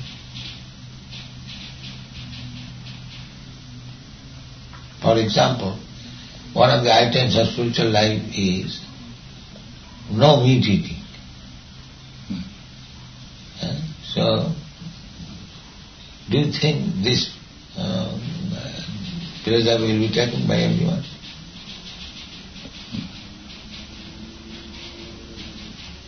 This is one of the items. of spiritual life. No meeting. Is that a necessary? Oh yes. Without, if you don't stop meditating, you cannot understand what is spiritual life. A sinful life cannot understand what is God, what is devotion. It's not possible. And is that the same for others? This is sinful, yes. Or items we buy with our students, they do not indulge. Illicit sex life, meat, fish, egg eating, intoxication up to cigarette smoking, drinking tea, coffee, and gambling. These are the 4 pillars of sinful life. So unless one gives up these 4 things, he cannot understand what is God, what is God's kingdom, what is our business. Nobody can understand. Drinking tea and coffee also? Oh yes, it is also intoxicating.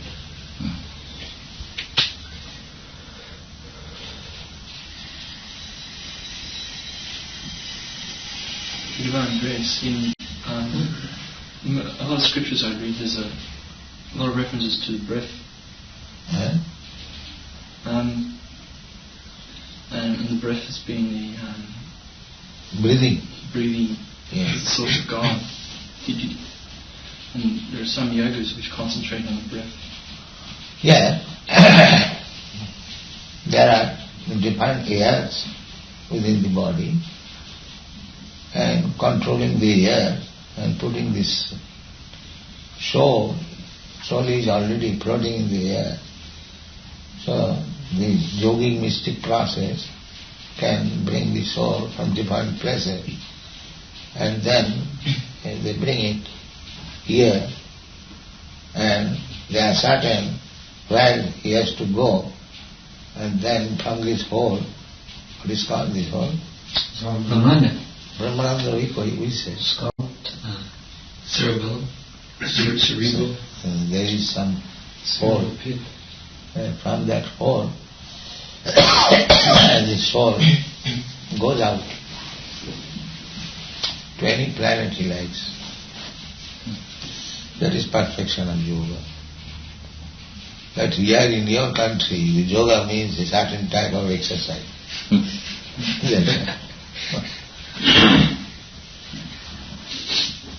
And this path of devotional yoga, bhakti yoga, that is the path for this time, for this age? Yes, bhakti yoga is the real yoga. You will find in Bhagavad Gita, when yoga system is described, the Lord says, Yoginamapi sarvesam madgato antaratmana sadhyavan bhajate yuman samejuktam. The first class yogi is he who is always thinking of me, of Krishna, within himself. He is first class yogi. So these students, they are being educated how to think of Krishna always, 24 hours, without any stop. And that is first class yogi. If you were to think about something, don't you first have to see that thing? Yeah. Well, are you showing your devotees Krishna's? Oh yes, certainly. Then what does what is Krishna? What does Krishna? Then ask them who have seen already. Ask them. They will tell you what is Krishna. But the same thing, if he says something about Krishna, will you accept it? Huh? Yes. Will you accept? Yes. Let's see, here is Krishna. But that's a painting. That is painting. Suppose your painting is there. Can I not say that here is Mr. Sutton's? Yes. There? Yes. What is wrong there?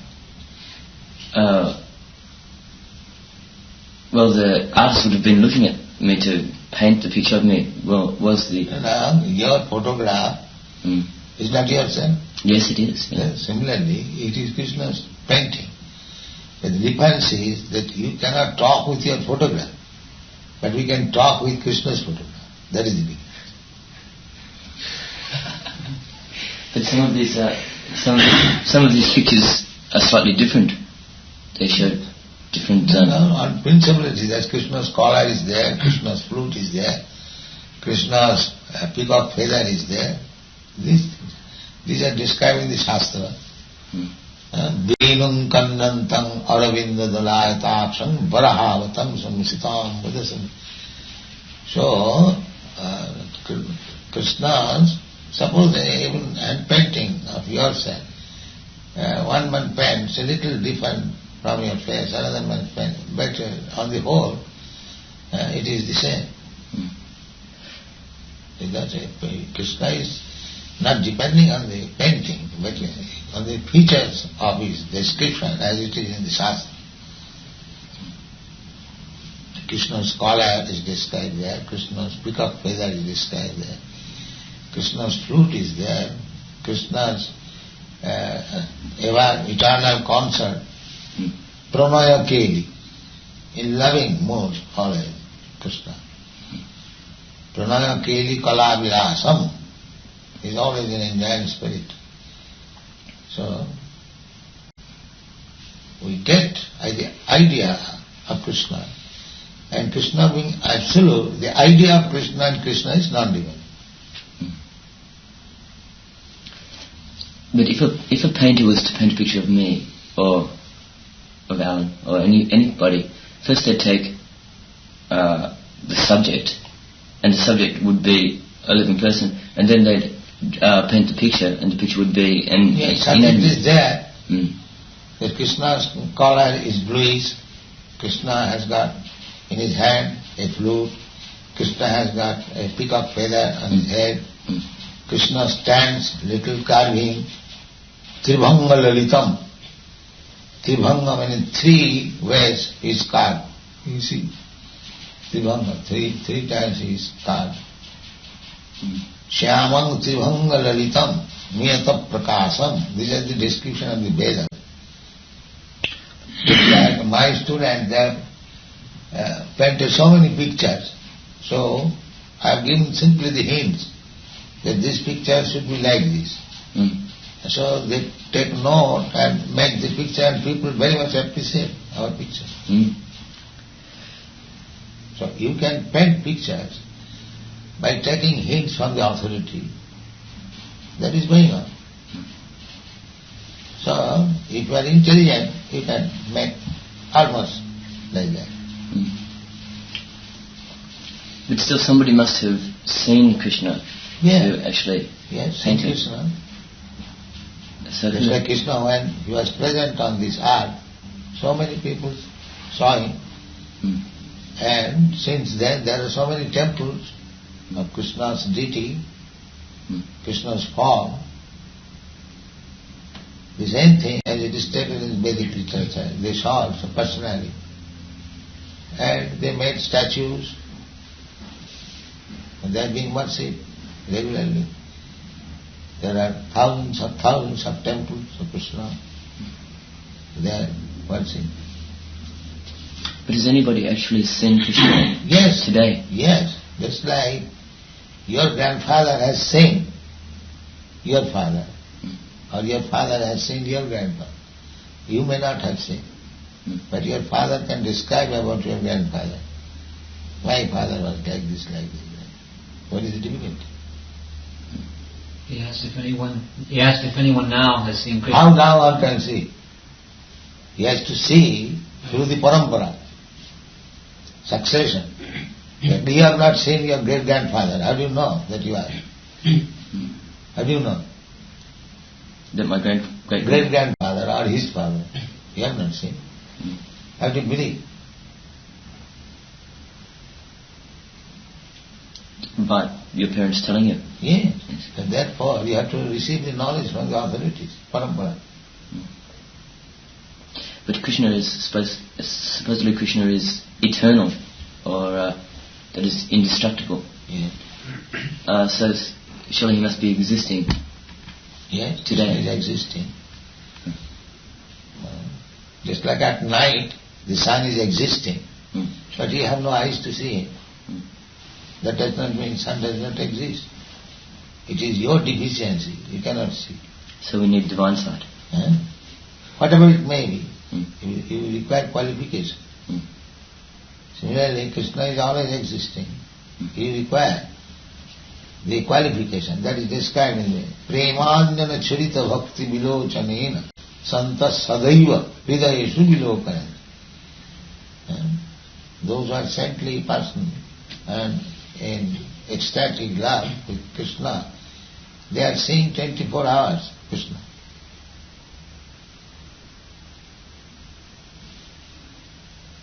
And that is not very difficult to understand. If you love somebody, you are seeing him or her always. Is it not? That's it. You see? It requires the qualification of love. Then Krishna will be visible 24 hours. He will talk with you. These things are described. Tesham Sakadriptanam Pajatam Kridiku Buddhijogam Dadani. Tam, that means talks. I give him intelligence. That means unless he talks, how he can give intelligence? You do this. So you have to qualify yourself to hear Krishna, to see Krishna, otherwise Krishna is always present.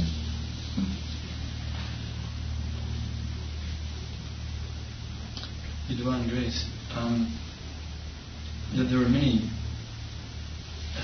Swamis and Gurus and religious people throughout the world. How does one know which is a true Guru? How does one recognize the true Guru? One who knows Krishna, his Guru. Otherwise let us go. That's all. What's the test of the true Guru? He will describe about Krishna, he will ask you to become devotee of Krishna. His business is to propagate Krishna. That is the symptom of it.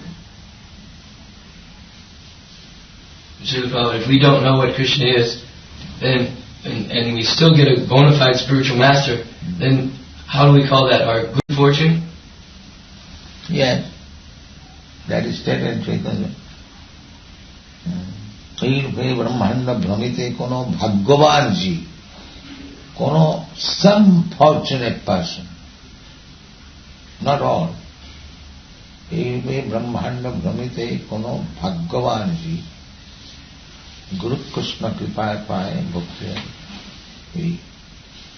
You find out this and teachings of Lord Chaitanya.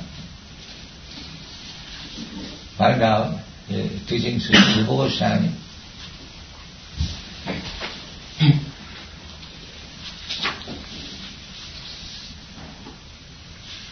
What chapter? See the content.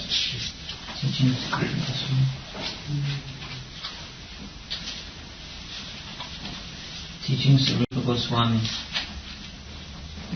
Then the next chapter is Sanatana Goswami.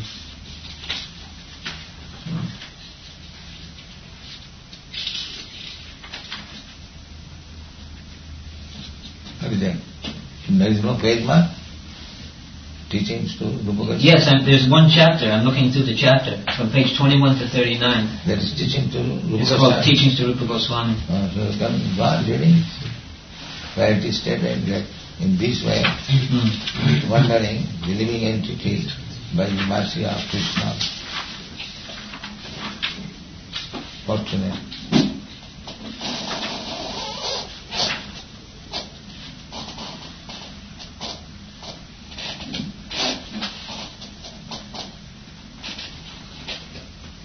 It is on the beginning of this.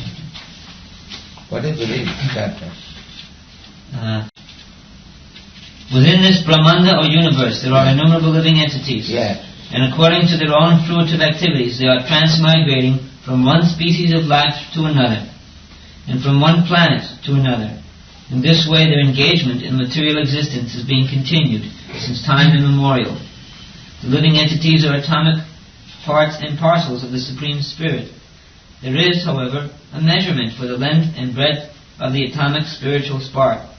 It is said in the Srimad Bhagavatam, 10th canto, 87th chapter, 36th verse, that if you divide the top of a hair into 100 parts, And again, if you divide one part of that into another 100 parts, such 1/10,000th part of the tip of a hair is the length and breadth of the individual soul. This is also confirmed in the Vedas in the Svetaspataro Upanishad. This atomic magnitude of the individual living entity is again described in the Srimad Bhagavatam, 11th canto, 16th chapter, 11th verse, as follows. This is a speech given by one of the four Kumaras, known as Sananda, on the occasion of performing a great sacrifice. He said, O Supreme Truth, if the living entities were not infinitesimal living sparks of the Supreme Spirit, then each minute spark would have been all-pervading, and there would be no necessity of its being controlled. If the living entity is equal to the Supreme Being, then suppose you are a living entity, you could speak everything of what is going on in others' mind or body. You cannot say what I am thinking. I cannot say what you are thinking. Therefore, I or you are not all-pervading.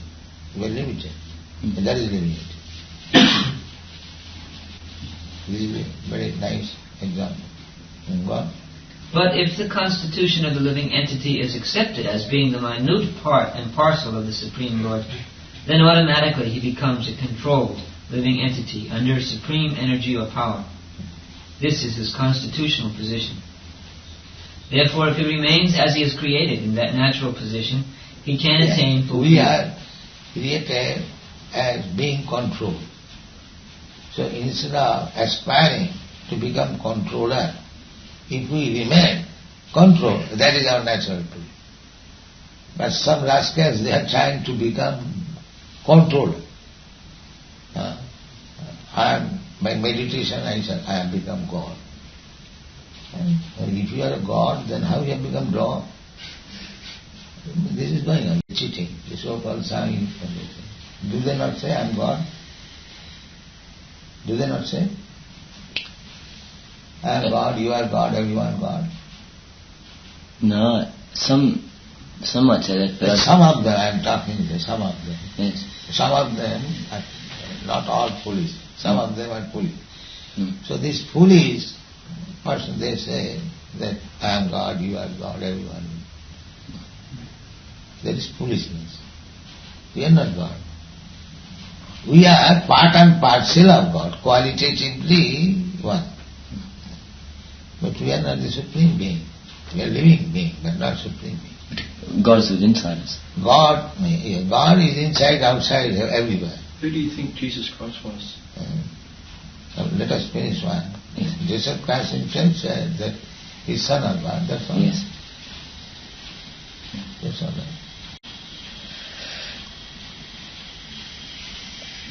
But if you take a drop of water and you merge it back into an ocean, this is an example that's often given, I think, by these masters, that if you take a drop of water and you put it into an ocean, that drop becomes one with that ocean.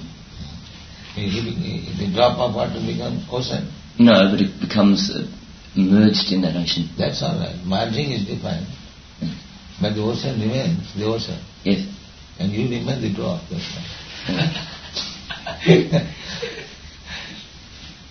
Because now, suppose your body, material body, earth, water, air, now when this body will be decomposed, so this form will not remain. Does it mean that your body has become the whole universal material element? But surely body is different from soul. That body is absorbed in the bigger material elements. Yes. That does not mean your body has become the whole material element. Similarly, a drop of ocean water is drop always. It does not become ocean. It appears that it is mixed up, but that does not mixed up does not mean the drop will become an ocean. That is not the fact. when the drop mixes with the ocean, yes, it's like the human finite form merging with the infinite, and then it acquires the powers of the infinite omnipotence. Mixes means, that's why the example is given, just like a green bird enters into a tree which is also green. So to my eyes it appears that the bird is mixed up, but actually that is not fair. Suppose in an aeroplane, you see aeroplane is going on, then after some time you see there is no aeroplane, it is the same sky. It is mixed up. It is not mixed up. Your eyes is devotee. It appears like mixed up. But it cannot mix up. The aeroplane is keeping its identity, the bird is keeping its identity. Is the human soul then limited or unlimited? Limited. Limited. Yes. That it has boundaries and... Yes. Because you are limited, therefore you are under the control of material nature. That is being explained there. He is limited. If he keeps his limited existence, that is nice. And unnecessarily if he wants to become unlimited, that is artificial. How it can be? I seem to remember reading a chapter of the Bhagavad Gita that said, I can't quite remember what chapter it was, but it said that Krishna was talking to Arjuna, and it said that Krishna said to Arjuna, when you realize me, or when you realize God, or Krishna, you will see the whole of creation within sight. You will see the whole of creation within inside me and within inside yourself. Is that a true translation? Where it is? All beings in me and me in all beings. Yes.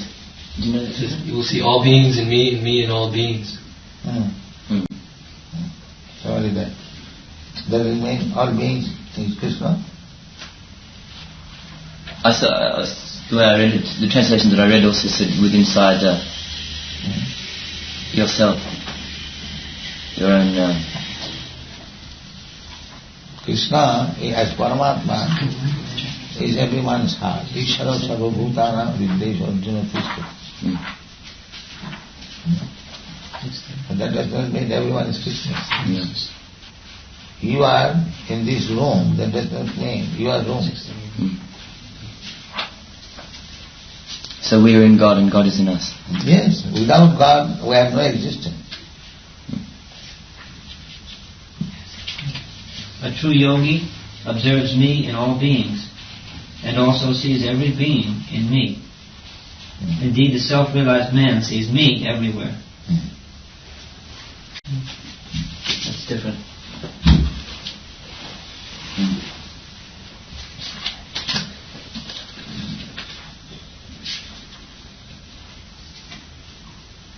Divine Grace, do you think that every human being will become liberated?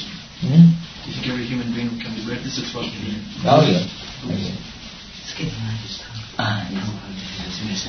Oh, thank you very much for your time.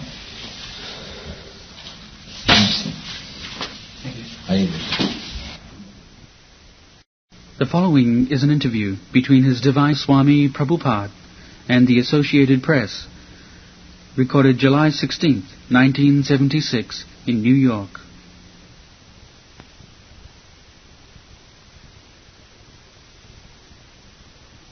Many people say that members of the International Krishna Consciousness Society are being cut off from work in the world, and therefore their contributions to the world being lost to the world.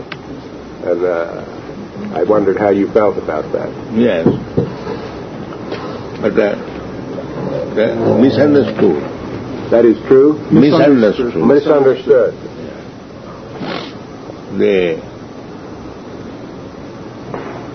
difficulty is they do not understand on which platform we are working.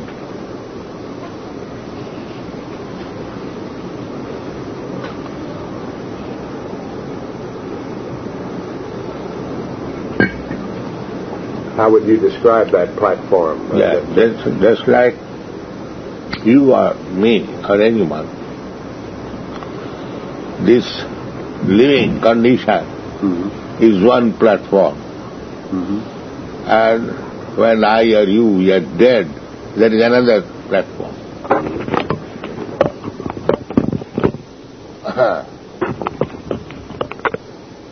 So generally, people are working on the bodily concept of platform. What kind of bodily? Oh, by walking on the yeah. And we are working on the spiritual platform.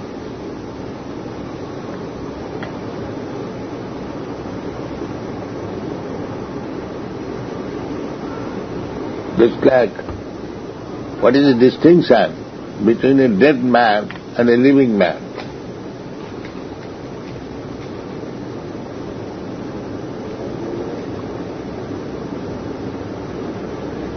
There is some distinction.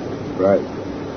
So, those who are working on the bodily platform, they are working on the dead platform.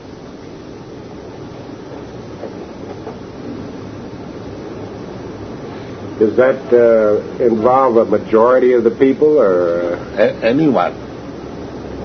It is a little difficult trying to understand that this body,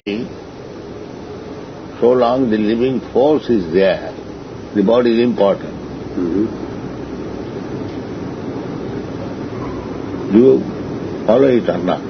No, this body is important how long? So long the life is there. Sure. What I'm trying to get at is you say that... You'll understand, just try to understand me, that this body is important so long life is there. Right. Right, I agree with that. So, this body minus life, what is the value? None whatever. This body minus life, what is the value? None, no value. No value. So, we are working on that platform where the life is there. Yeah. And people in general, they are working on the platform of this body.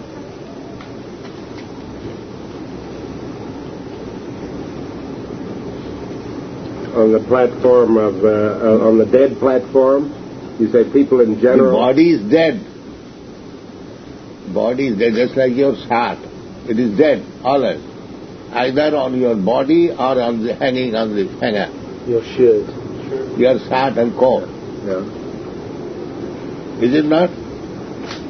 My shirt and coat are dead. Then is it not dead? Right. Similarly... But my body is not dead. The body is not because the living force is there. Right. So, but people in general, you say, are walking on the dead platform in live bodies? Working. Yeah. Working. Working on the dead platform in live bodies. Dead? No. You don't talk. No. Is that correct? Prabhupada explained to you previously that those who identify in the bodily concept, because the body itself is dead without the soul, is considered the dead platform. Because the body itself without the soul is dead, whereas we're concentrating on the platform of life, the life within the body, the soul. So that is the platform of life. Well, is that what makes the people make this distinction between the life you are leading and the life of the world? We are working in different platforms. We are working on the life platform. And general people, they are working on the dead platform.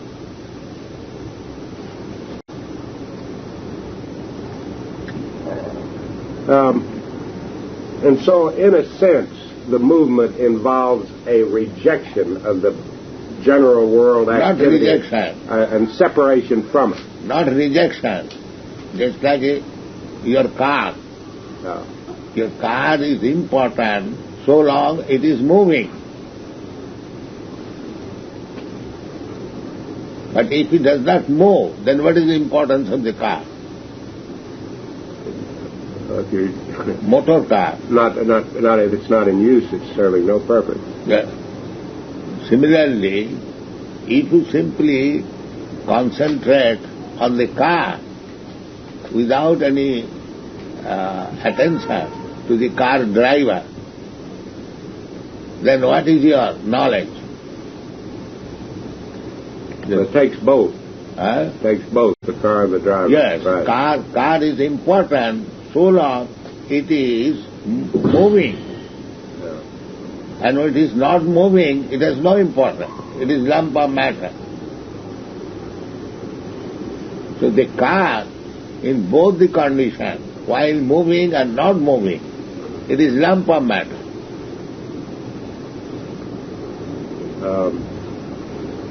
Well, does that mean that the general world's activities are like a non-moving car, a lump of matter? Yes. And that's why the Krishna movement is separate. Appears to be different. Appears to be separate from the world. Is that the proper word? Yes. How would you put that? Yes. How would you put it? We are... We are also utilizing the car, but our attention is on the life principle, not on the dead metal. Yes. Appears to be separated. That's the way you would say it. Well, is it separated? It is always separated. It's always separated. The driver and the car, they are always separated. I'm talking about the movement from the secular world. Professor, understand the analogy.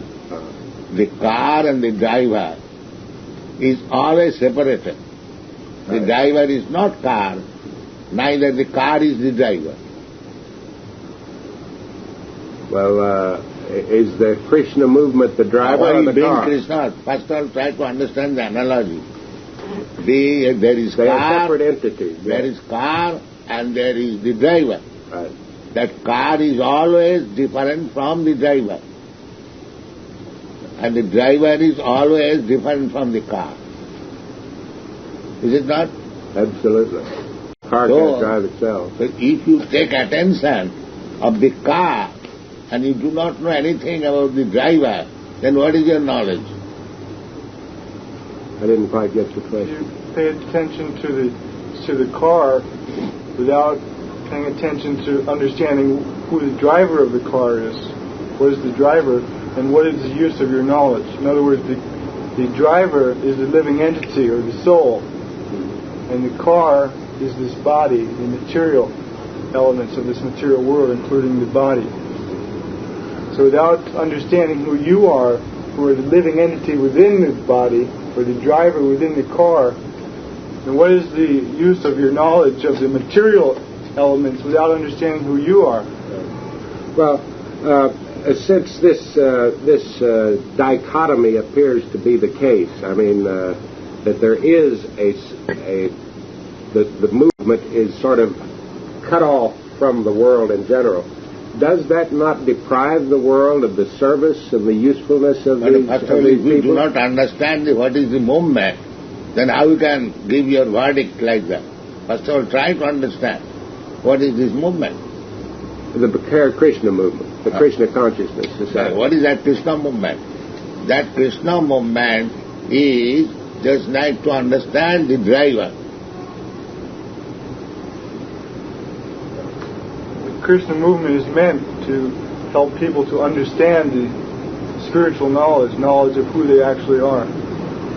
That is what our movement is dedicated to. We're not dedicated for our own. What is the purpose of the movement? The purpose of the movement is to know who is the driver of the car. To know who is the driver of the car. And who is that? That is, we are contributing. People are in ignorance about his own identification. Who is he? He is thinking he is dead body. That is misconception. There is no way to identify the driver of the car then. No. Let's say it is so difficult subject matter. I am speaking to you, still you feel difficulty.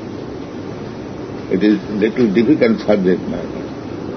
So the car and driver, if you understand this analogy, the car and the driver.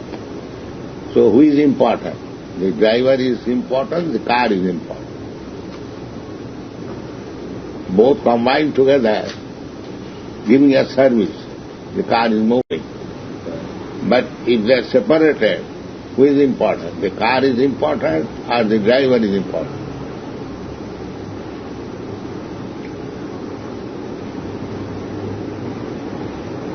I don't know how I'm going to get the point you're making there across. The point is if the car and the driver are separated, the car is useless, the driver is a person. Right? Yes, Yeah. yes. Right. And the driver is always important. The driver is always important. Right. Within the car or without the car. With or without the car. And if he's a chauffeur driving a carload of people, then he becomes less important. The people are primarily the ones that are important, that are in the car.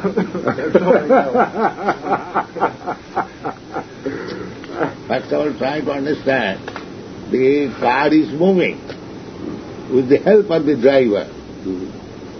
So, the driver and the car, they are always different identity.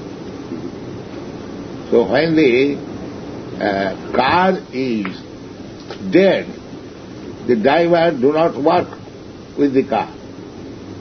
But the driver is important, within the car or without the car. The soul is important with this body or without this body. But the body without the soul is simply fertilizer, like you said. It's dead, useless. So our mission is to educate people about the driver, about the soul within the body. And people are generally working on the body. People are generally working on the body. Yes. And we are working on the driver of the body. That is the difference. Working on the driver of the body, on the spirit, right? Yes, on the spirit soul. And because they do not know what is the difference between the soul and the body, they cannot understand what is our contribution. But because they do not understand the difference in the soul and the body. That's why they don't understand what you're contributing. We're going to give you a transcript.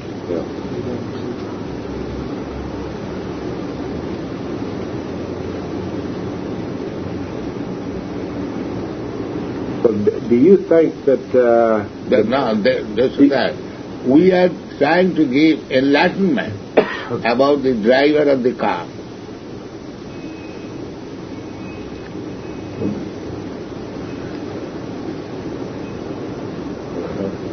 Because the driver of the car is always important, either on the car or without the car.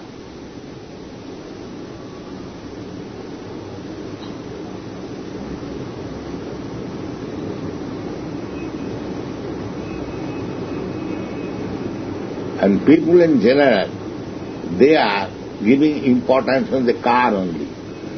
They have no knowledge of the driver.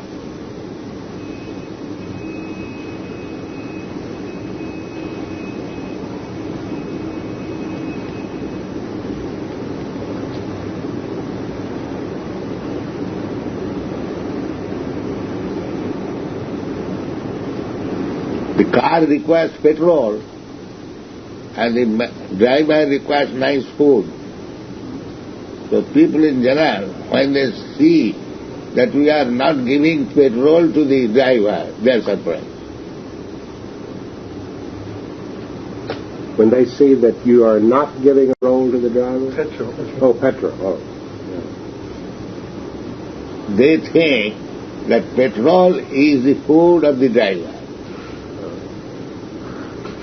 In other words, to satisfy the body, does not satisfy the person within the body. Therefore the minister, oh, they are not giving petrol to this man for eating. But the man's eatable is not the petrol.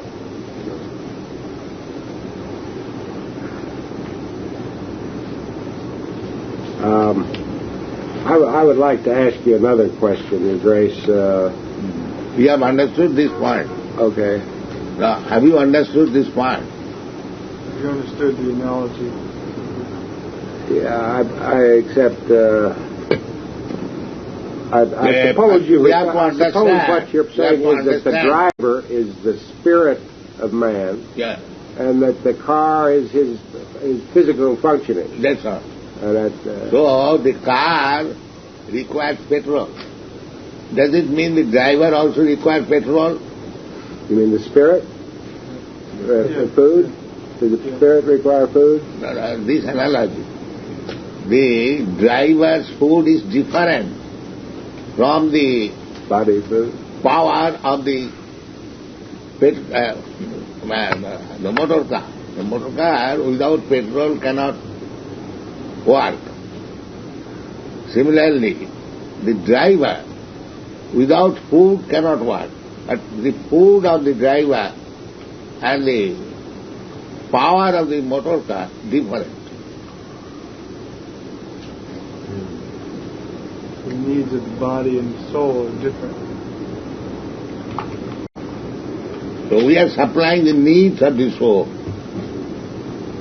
and they are supplying the needs of the motor car. Therefore they find difference. They are thinking, they are not supplying petrol to this man for eating. That is the difference. They are crying, or they are not giving petrol for eating to the driver. But actually we're giving all those things as well. Yeah. Now we are supplying everything. Driver's food and the car's power. Yeah. But they see that why they are wasting time giving food to the driver.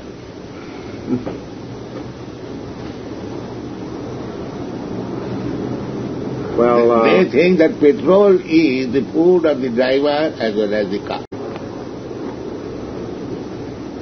They do not know that the food of the driver is different from the petrol or the car. Try to understand this analogy. Well, I gather what you're driving at is that bodily food is different than mental, than reading, intellectual food, spiritual food, and all kinds of body. We take in all kinds of things, information, ideas. Yeah. This is the kind of... Not ideas, that is a fact. This is one... fact, but you driver, you must have your food.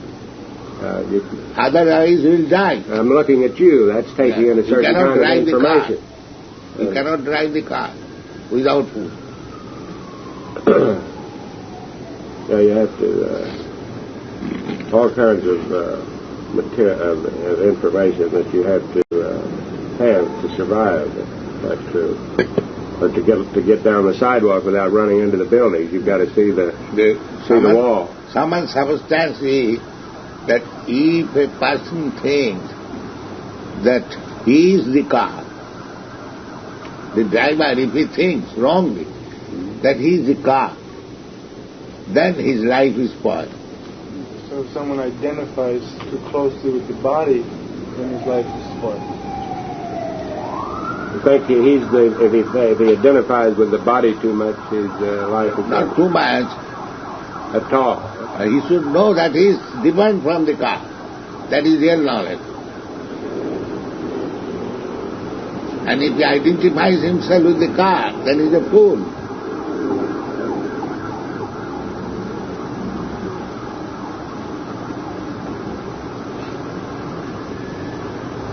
Well, is he supposed to care about and honor the body in the physical world?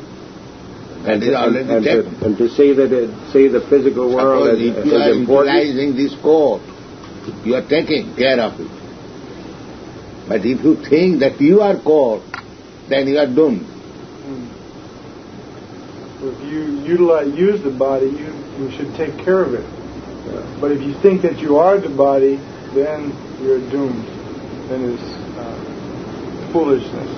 But naturally you take care of the body, but you don't identify with it. Well, Your Grace, the spiritual quality is an important part of life, of course. Yes. Otherwise, the animal. Yeah.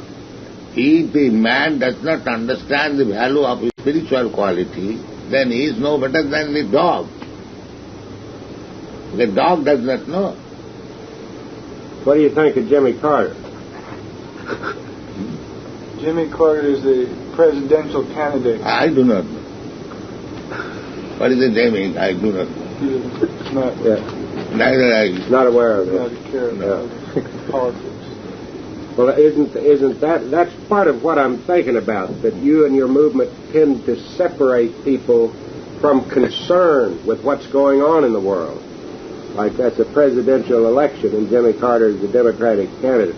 I mean, this is a disregard for what's going on in the world. Isn't that an example of it? No, the thing is that there are many presidents. Before, what is the name of this? Jimmy Carter. He is not president. Ford is the president. Ford is. So what improvement you have done by having this president or that president? What improvement you will make? Unless some false promise, that's all. What is the improvement? You have changed so many hundreds and thousands of presidents. But what is the improvement? About spiritual knowledge. Prabhupada sees everything spiritually. How's that? He's seeing everything spiritually. What is the improvement spiritually out of all these presidents? So therefore we do not care. You do not care what the president is. No. We take care. But we take care more for the spirit soul than the body. That is our basic principle.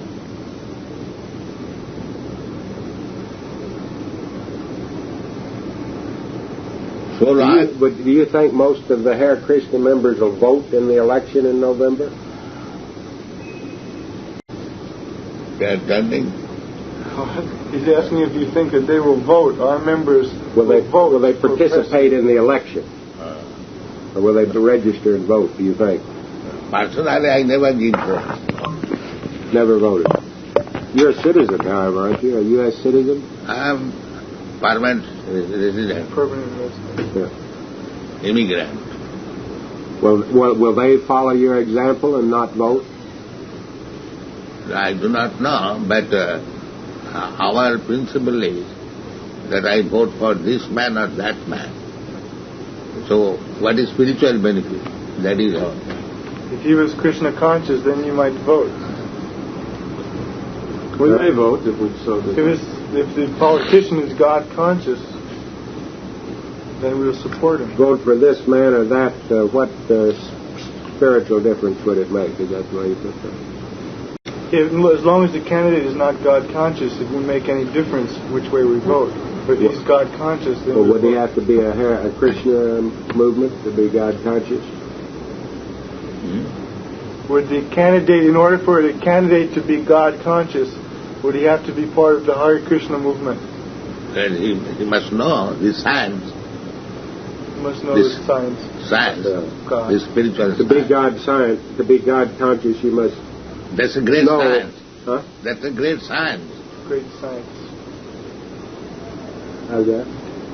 In order to understand God, it is a great science. Well, do you need to be involved in the Krishna movement to be God conscious? No, he may take part in the movement or not, but he must know the science. You mean the movement is preaching? Bhagavad Gita? You must know that, or what? Not Bhagavad Gita or anything, but he was just like a book, mathematics. It may be written by different men, But one must be a mathematician. Well, I think what Bowley was saying, that is, if a Krishna consciousness member were running for an office, then you would get out and vote for him, that he would be God conscious. Yes. What I'm trying to ask, does he have to be Krishna conscious involvement in order to be God conscious? And everyone should be Krishna conscious. Huh? Everyone should be Krishna conscious. Not only the president or not president. Everyone. That is the objective of human life. He must know himself, what he is. Now that leads up to another question I wanted to ask you. Do you think that one of the attractions of Krishna consciousness is the rather exotic, unusual customs in the West? I mean, these customs are unusual in the West, then they have a sort of exotic that ignorance, fascination for young people. That ignorance is there both in Western and Eastern. It is the ignorance of the human society. Well, do you think it's the fact that it's an mysterious Eastern religion has an appeal to American young people? When you bring Eastern religion, Western religion, it is a science.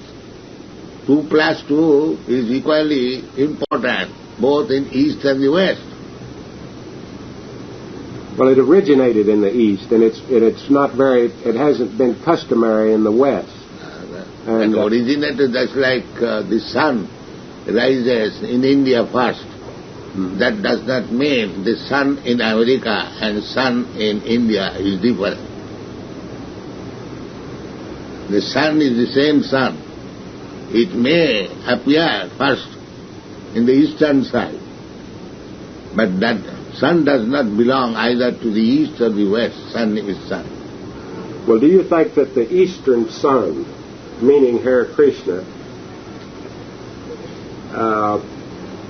is appropriate in a culture that has a different religion tradition? No. It is ignorance. When the Jewish biblical Christian tradition is traditional in the West. The Hindu tradition. I never say that Jews are Christian or Hindu or Muslim. We are not Hindus. We do not belong either to the Hindus or Christian or Jews. We belong to Krishna or God. Krishna means God. Yeah, but you use the Hindu scriptures. That is another thing. Just like we say the sun, Surya, and you say the sun, but the subject matter is the same. You say the sun in the sky as S-U-N, sun, and we say in India Surya, S-U-R-Y-A. So the name may be different, but the object is the same.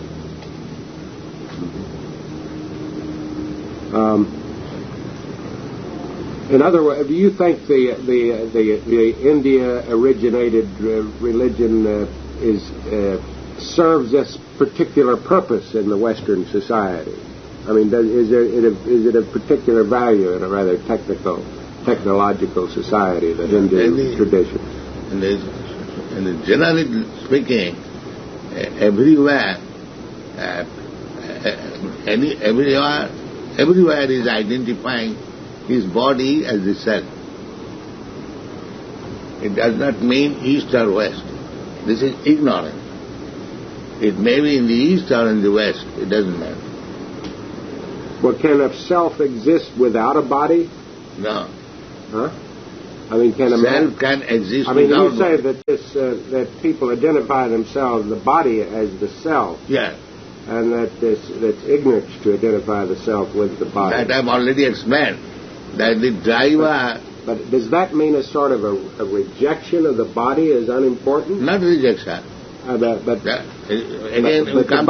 body is important to the self, isn't it? Yeah, that's right to understand. That we have already explained. The driver and the car are two different identities. Is it not? Yeah. But the driver can exist without the car, and the car without the driver has no value. Well, in that same, in keeping with that analogy, can the self exist without? Does the self exist without the body in this world? Oh, yes. In this life? Yes. Life is always there. As a spirit, apart from the body. Yeah. That is the ideal life. That's the goal. That is the goal. When the soul lives without this material body, that is his liberated life.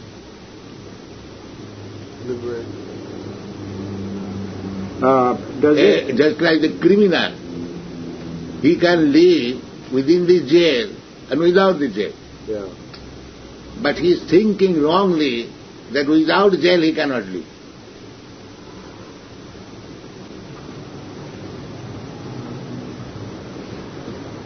But his life without jail is real life.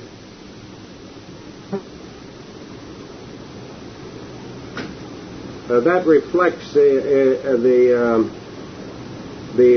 old Hindu view that. Why again being Hindu view? Or at least the Eastern religious view that to leave this lot. Pardon me. To leave this. Why we are bringing Hindu and Muslim view? Well, I take that back. I take that back. Anyway, what you're saying is that this life is a jail, and that really the goal is another life, right? Yes. I mean that this life is a evil prison. Yeah. Yeah. Now we have understood. Well, this is not a desirable life. To live in the jail condition. Well, in other words, in a sense that is to reject or at least to repudiate this life, this world. Not repudiate, to understand that it is not a good life. It is not a good life, and the world, material world, is false identification with myself. Well, is it important to try to improve this life so it won't be a prison? Improve. Improve, to understand that I am not a person of the jail. I am a person of freedom.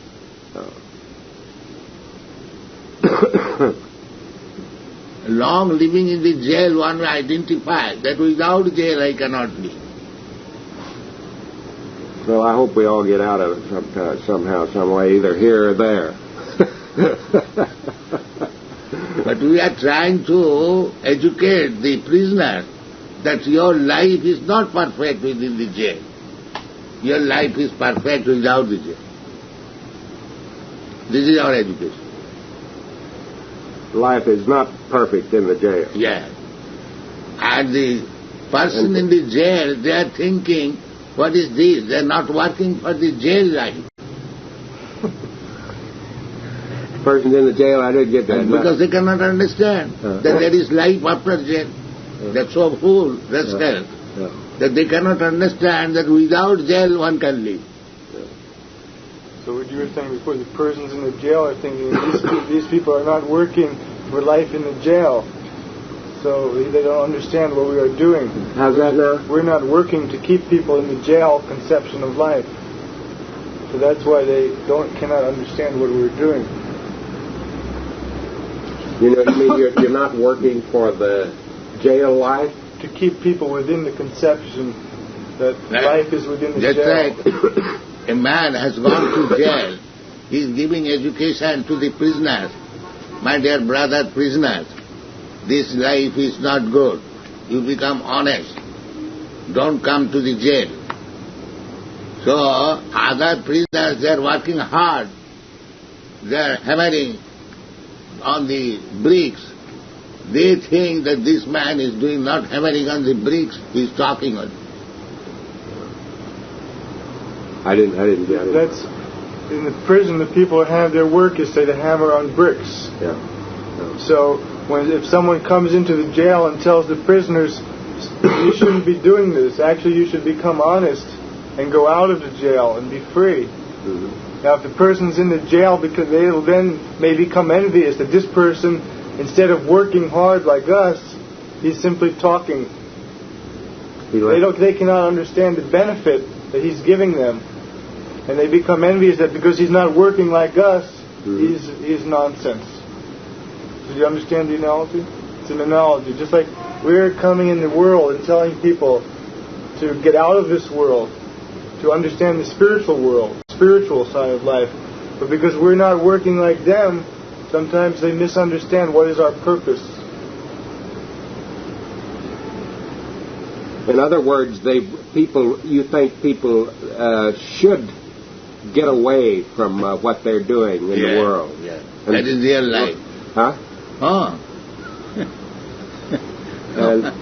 And that they really shouldn't concentrate so completely on the world.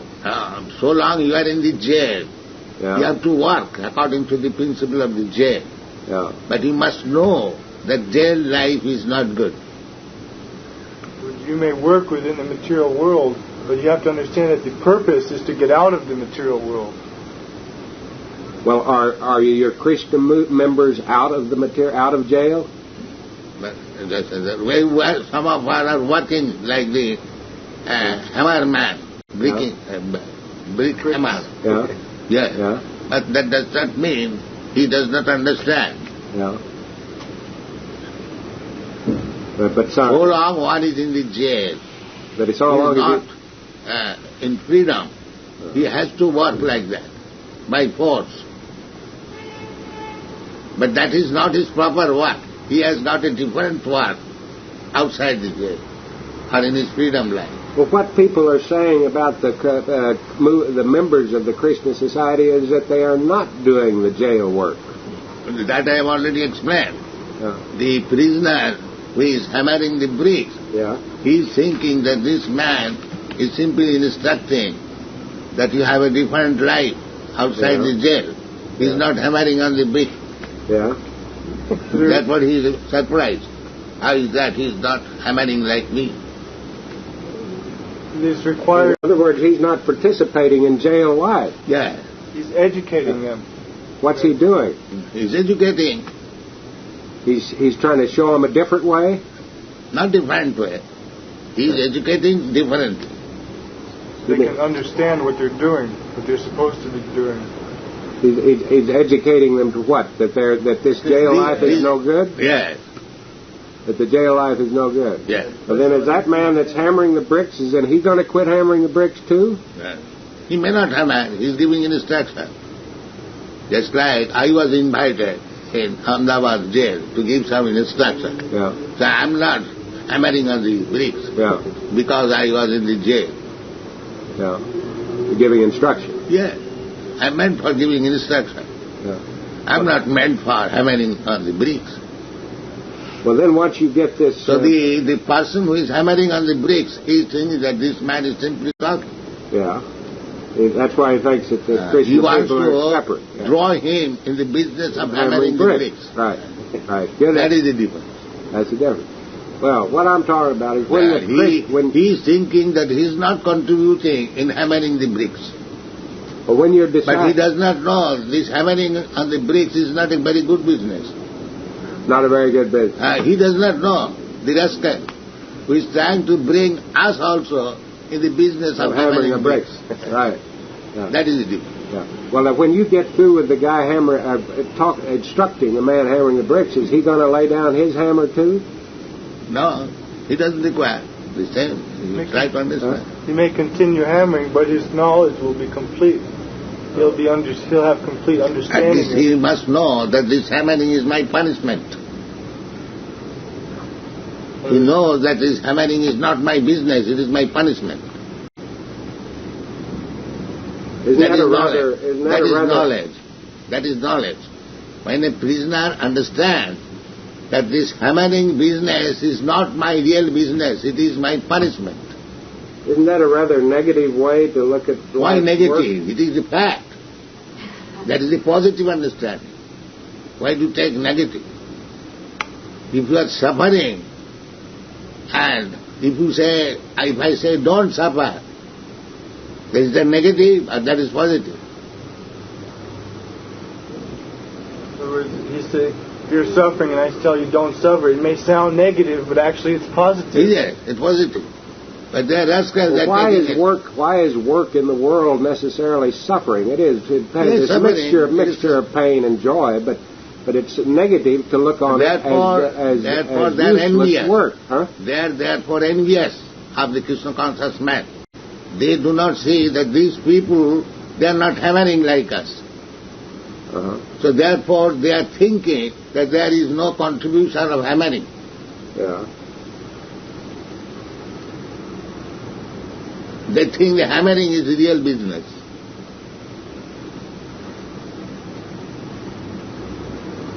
That's pretty good. I think the world, I think people understand the analogy there. They think hammering is a business. What do you think is business?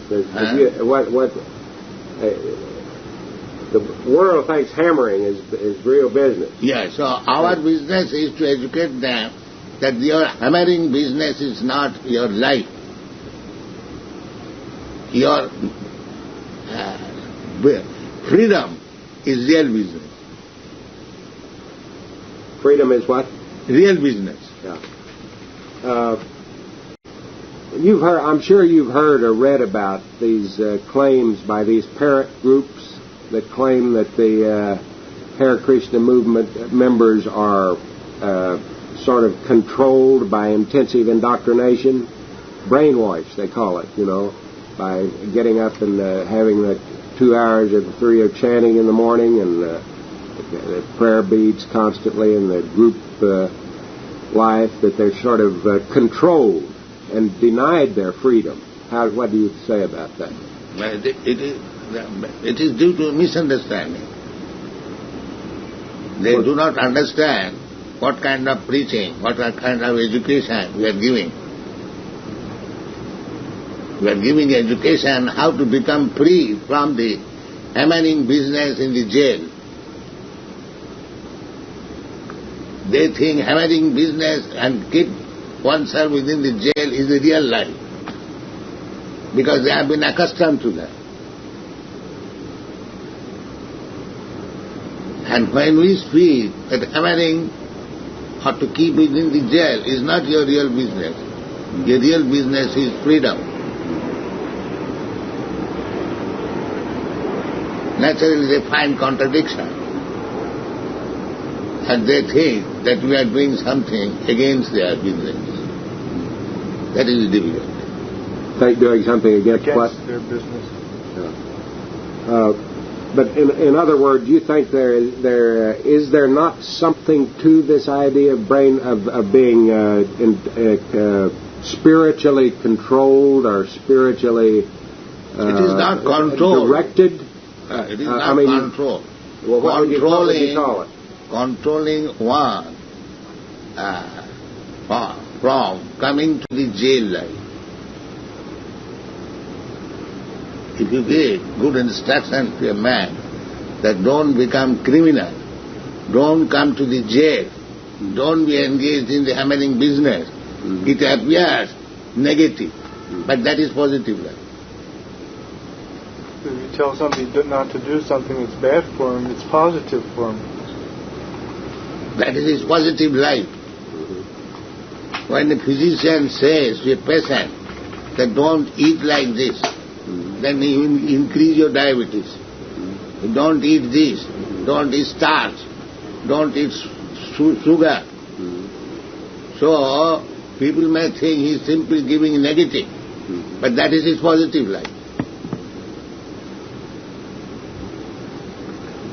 They misunderstand. I guess when you started out down here in Greenwich Village in 1965, you didn't have any idea that your movement was going to become the rather large movement it is. Yes, because my movement is real movement, positive. Any intelligent man will understand and take it. Yeah. Where is your main home? My home is back to home, back to Godhead. Is where? Back to Godhead. With God. That is my real home.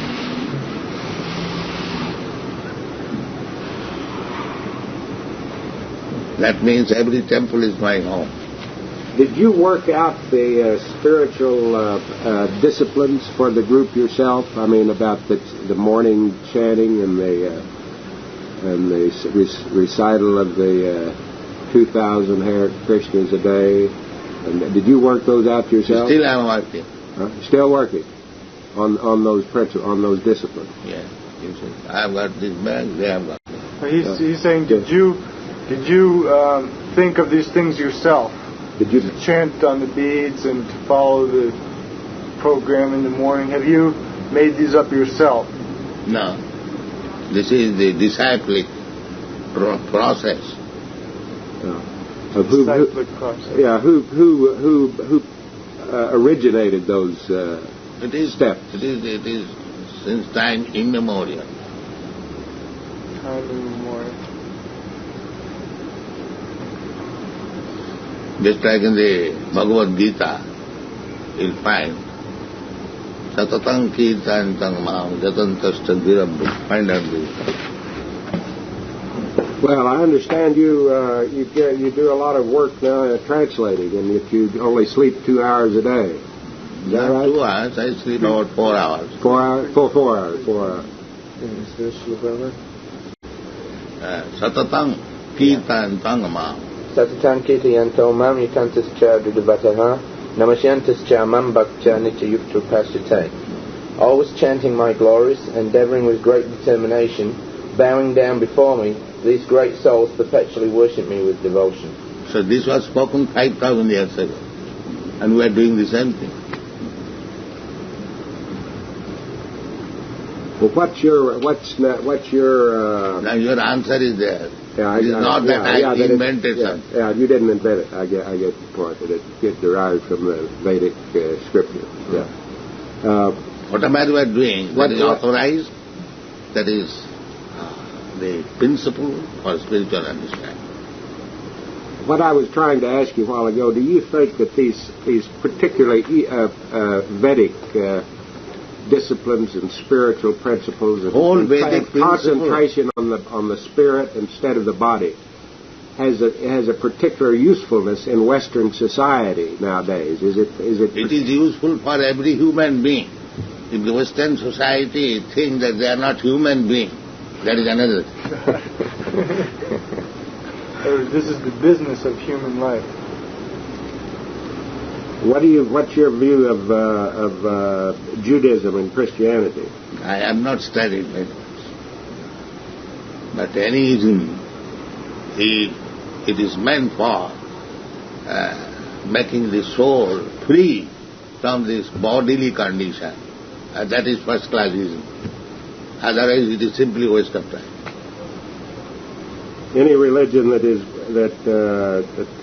gives facility, emphasize making us free from the bodily condition. Yeah, that's a first-class religion. That's it. I don't think Judaism and Christianity do that. I do not know that. They consider the body very important. Again, you come to the same. Body is important so long the soul is there. The car is important so long it is moving. They cherish the physical, the world itself. And that is ignorance. That is ignorance. That is ignorance.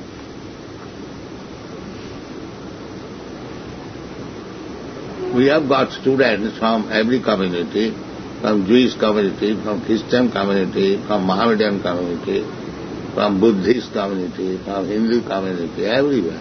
Because the knowledge is for everyone. It doesn't matter whether he is Jewish, Christian, or 2 plus 2 equal to 4 is good for everyone. It is not that 2 plus 2 is good for the Christian, not for the Jews. Gold is gold. I didn't get that. The principle of, say, 2 plus 2 equals 4 is the same for a person whether he's Christian, Jewish, Mohammedan, or whatever. Yeah. Just in the same way that gold is gold. Gold always has its value in any situation. You cannot say, because gold is in the hand of a Mohammedan, it is Mohammedan gold. Or if it is in the hand of Christian, it is Christian gold. Gold is gold. Right. In anyone's hand. You cannot designate it. Who's got the gold? Huh? Who Everyone has has got the gold. Who has the gold? No. Everyone has got the gold. But they're not in awareness that what is that gold. Everyone has the gold. Yeah. They're simply unaware that they have it. Everyone is originally Krishna conscious or God conscious. What Prabhupada is doing is making people aware of it, that it's within them, within their heart. Well, are there other paths to awareness of spirit consciousness other than the Krishna consciousness path? But how can I say that is your subject matter? You study both of them and see and give your judgment. I mean, what is your view? Huh? What is your view? Are there other paths to spirit consciousness? There is, but not Krishna? very elaborate. There are, but not very what? Elaborate. Not very elaborate. Scientific. Not very good. Not very elaborate. Elaborate. Well, is Krishna consciousness very elaborate? Yes. You see? By elaborate, you mean effective. Is Scientific. You mean effective by elaborate? Effective also. I mean, is that the proper synonym for elaborate? Yes. These are some of our books that Prabhupada has published. We are explaining this science in so many books. It is open to everyone. It's quite a library. This is just the beginning. And there's another 40 volumes after this. Are all of these translations that you've made, Your Grace? I don't blame you for sleeping only 4 hours a night. I tell you, just to produce a half a dozen books in a lifetime is quite a job, you know. It is very difficult. Yeah. But I have already produced 80 books. 80? 80 books. 80? 80. 80. Translations of the Vedic scripture. And commentaries. Translations and commentaries. And all world scholars, professors, universities, they are receiving so nice. Yeah, we have standing orders for all of Prabhupada's books that he has now in the future all over the world, in all the leading universities. And the professors are using them as texts. We have hundreds of letters. Well, you know what I've heard. You can see some of the list. What I've heard some Hindu professors say is that Hinduism is such a complex and profound religion, and that the Krishna consciousness members are very superficial about it. They simply go through these disciplines and really don't involve themselves in the...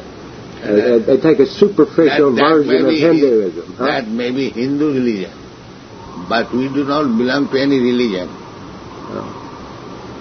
That may be true for the Hindu religion, what the professor has said, but we do not identify with any religion.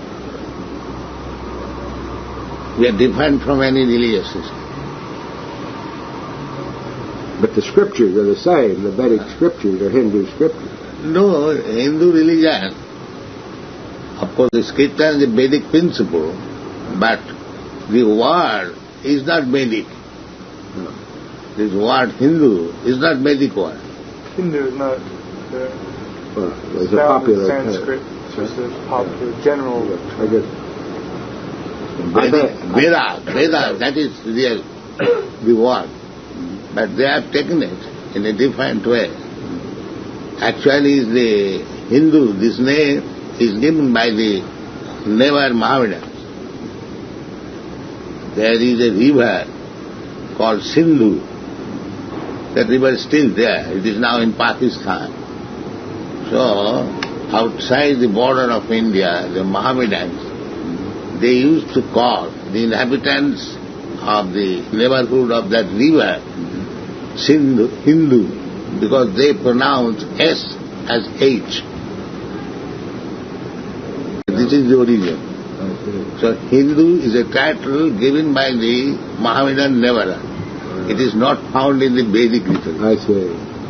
That's like most religious names derive quite often out of ridicule or scorn. Like the Quakers, that was originally a scornful title of scorn, and the Methodists, they were the methodical ones, that was a title of scorn, and the Baptists were the real Vedic principle is called varnashram, observing the principle of 4 varnas, Brahman, Kshatriya, Vaishya. It is a very long science.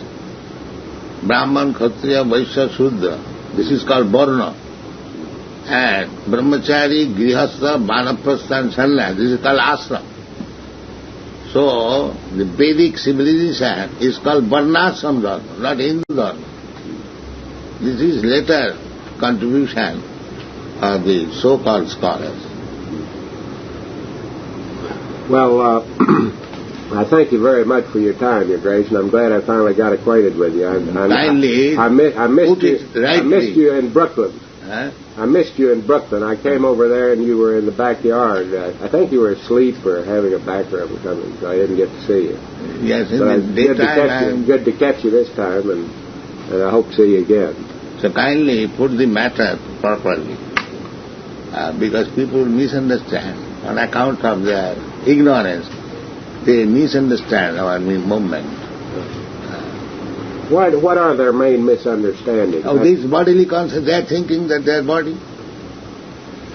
I am Mohammedan, I am Christian, I am American, I am Eastern, I am Western, all bodily concepts. You mean about the Eastern, Western? Eastern, Western, that is also bodily concept. Why they are thinking Eastern, Western? Everyone is human being.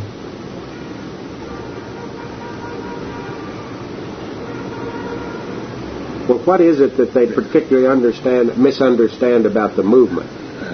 They do not understand that we are talking on the spiritual platform, and they are on the material, bodily platform. Therefore, they find contradiction.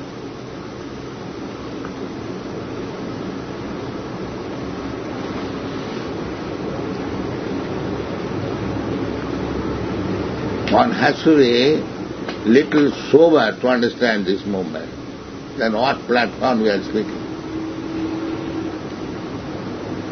They are accustomed, on the same example, hammering the bricks. And when they see others, they are not hammering the bricks, they think they are different.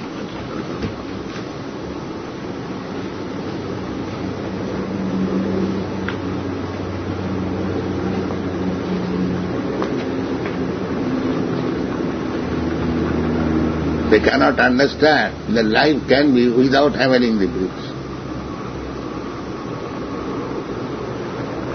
Convinced.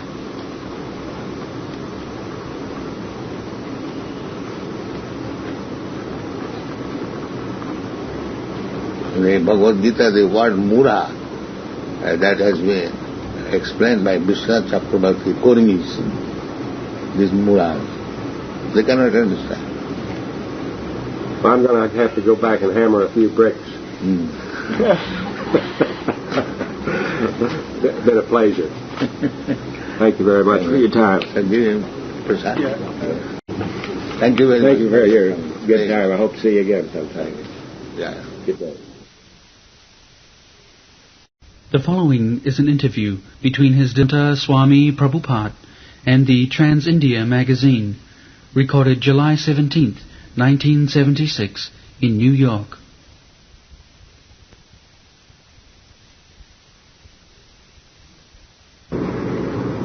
Prabhu, we want to ask you some questions. It's a monthly magazine we have, Trans-India. It circulates both among Indian immigrants in North America and a lot of American and Canadian friends of ours. You know, ever since Swami Vivekananda came here in 1896 for the World War. 1903. His first one was 1896, I think, his first visit. No. Right? 1993, I see. Since then there has been a lot of interest. In this country, in Indian philosophy. Recent gurus have come, they have talked about meditation. My own view is that all these things have influenced the American people, but in a kind of intellectual fad, a kind of fashion. And it seems to me that your intention and aim is not merely to cater to the mind, cater to reason, cater to the intellect, but effect a kind of transformation of man himself. Is this why you have introduced a whole way of living, a whole way of life? Am I right in suggesting that? Yes. It is a different platform of life, spiritual. Generally, people are on the material platform, on the bodily concept of life, and the whole world is going on with that wrong conception of life. Actually, as soon as we think that we are this body, we are immediately on the platform of animal life. In the Bhagavad it is stated, Jasatma buddhi kunape tidhatuki. Anyone who is thinking, identifying himself with this body, and similarly with other references, Jasatma buddhi kunape tidhatuke sadhik kalatra dishu bhauma ijjati. In relation with body, we think of family, community, nationality. In this way, our civilization is dog civilization. That is not human civilization. Human civilization begins when one understands that he is not this body. Brahma bhuta prasanna, aham brahmasmi. Perhaps you have heard this word, the Vedic mantra. I am not this body, I am spirit soul. And that is the beginning of Bhagavad Gita. Dehina swin yatha dehe kumara devana jara. Asmin dehe, within this body, there is the soul. So, on account of presence of the soul, we are transmigrating to different bodies. Just like from childhood to boyhood, the body of a boy is different from the body of a child. But the same soul who was within the body of a child has now come within the body of a boy. And the same soul again will go in the body of a young man. And the same soul again will go in the body of an old man. And the same soul, when the body of old man is finished, then he enters another body. Tatha dehantara prapti. So the soul is transmigrating from one body to another. A part of which we can see in this life. I was in the child's body, I was in the boy's body, I was in the young man's body, now I am an old man's body. Similarly, as my child's body being finished, I have entered into the boy's body. My boy's body being finished, I have entered young man's body. Similarly, when this body will be finished, I shall enter another body, new body. That will be given to me by nature according to the mental condition at the time of my death. Jang jang bhapi smarana bhavang sajattanti kaleva. So this is the law of nature. So people are not educated in the law of nature. They are educated in animalistic life. As the dog is thinking, I am dog, and barking. Similarly, if a person thinks I am Indian or I am American, so there is no much difference between the dog and the man. The man must think otherwise, that I am not this body. Then the civilization, human civilization begins. Athata Brahma Jignasa. Unfortunately, there is no education. This education was little there, even in India, and that is now becoming finished on account of this Western influence. So that is now practically finished. But this Krishna Consciousness movement begins from the understanding that I am not this body. Therefore, its activities are different from the activities of bodily conception. People cannot understand. That is the difficulty. Prabhu, you, in this country, you have a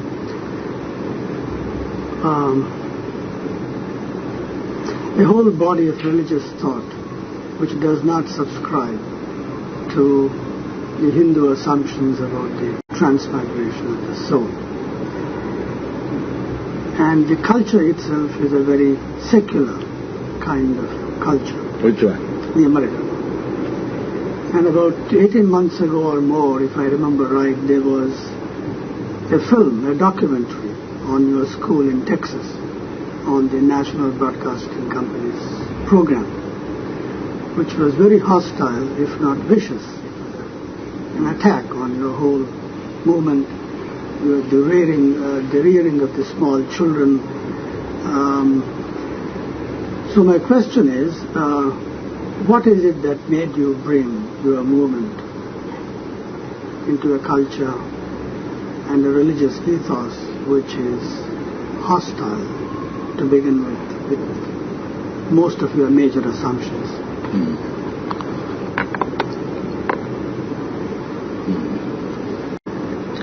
So this is education. The Western people are not educated in the spiritual life.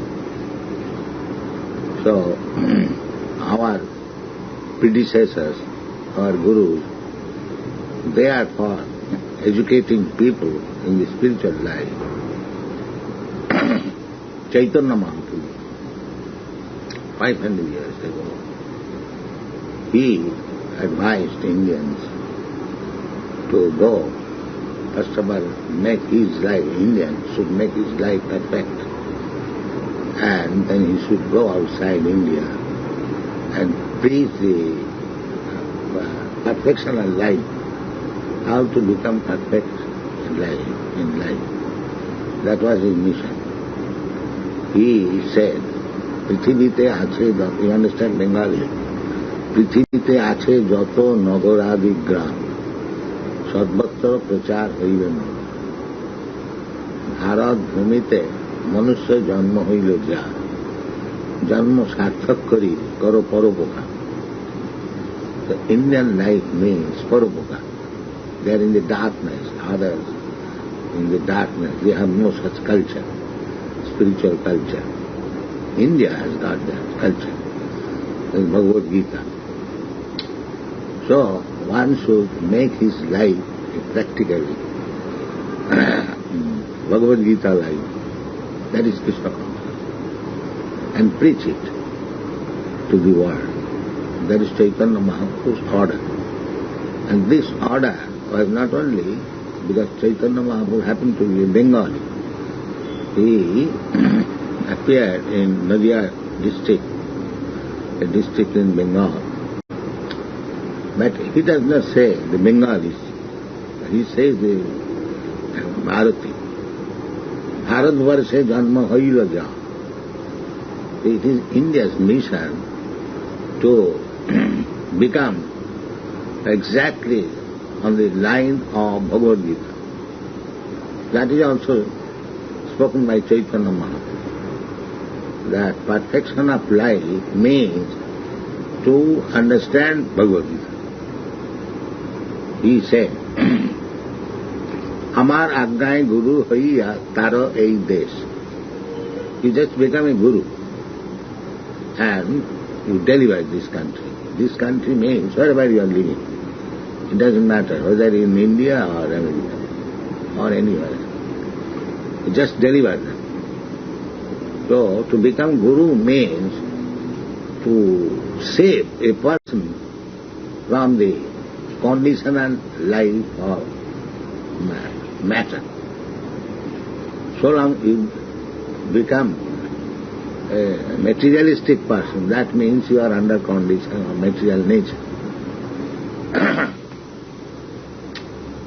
So you have to get your freedom from the laws of material nature. That is your perfect life. But people in the Western countries, they do not know much of this freedom. India knew it, or some of Indians, they know it. But at the present moment, they being conquered or influenced by the Western culture, they are also losing their identity. Therefore, my Guru Maharaj ordered me to do something about the spiritual life in the Western countries. On account of this, I came.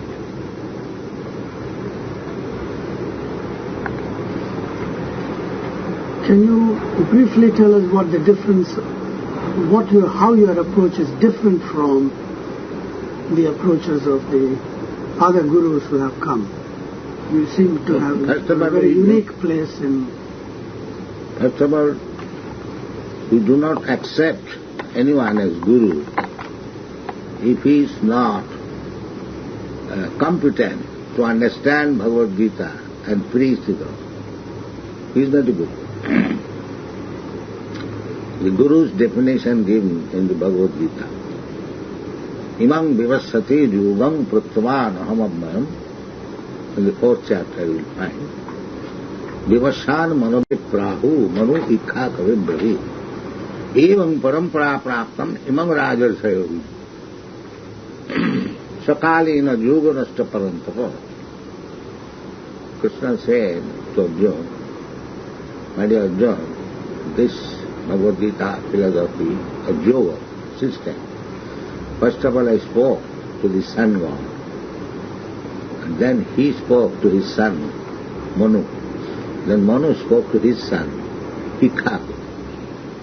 In this way, the knowledge comes down from the spiritual master to the disciple, or from the father to the son. So, unless one comes in this disciplic succession, he cannot become guru. So therefore, I do not know all of them. All the swamis and yogis who came here, they do not belong to this parampara system. So therefore, they are not bona fide guru. They are presenting themselves as guru, but they are not guru. Therefore, people are misled. People are misled. And this is the first time that we presented India's traditional philosophy and life as it is understood by the parampara system. Therefore, it is being so well received. Vivekananda came here, as you said, 1893, before my birth. I was born in 1896. But they have worked for 85 years. what they have done. But I have worked here for 7 or 8 years. And it is now worldwide movement. Why? Because we presented the things as they are. Evam parampara. That would is effect. So, if the things are presented as they are, the customers will automatically come.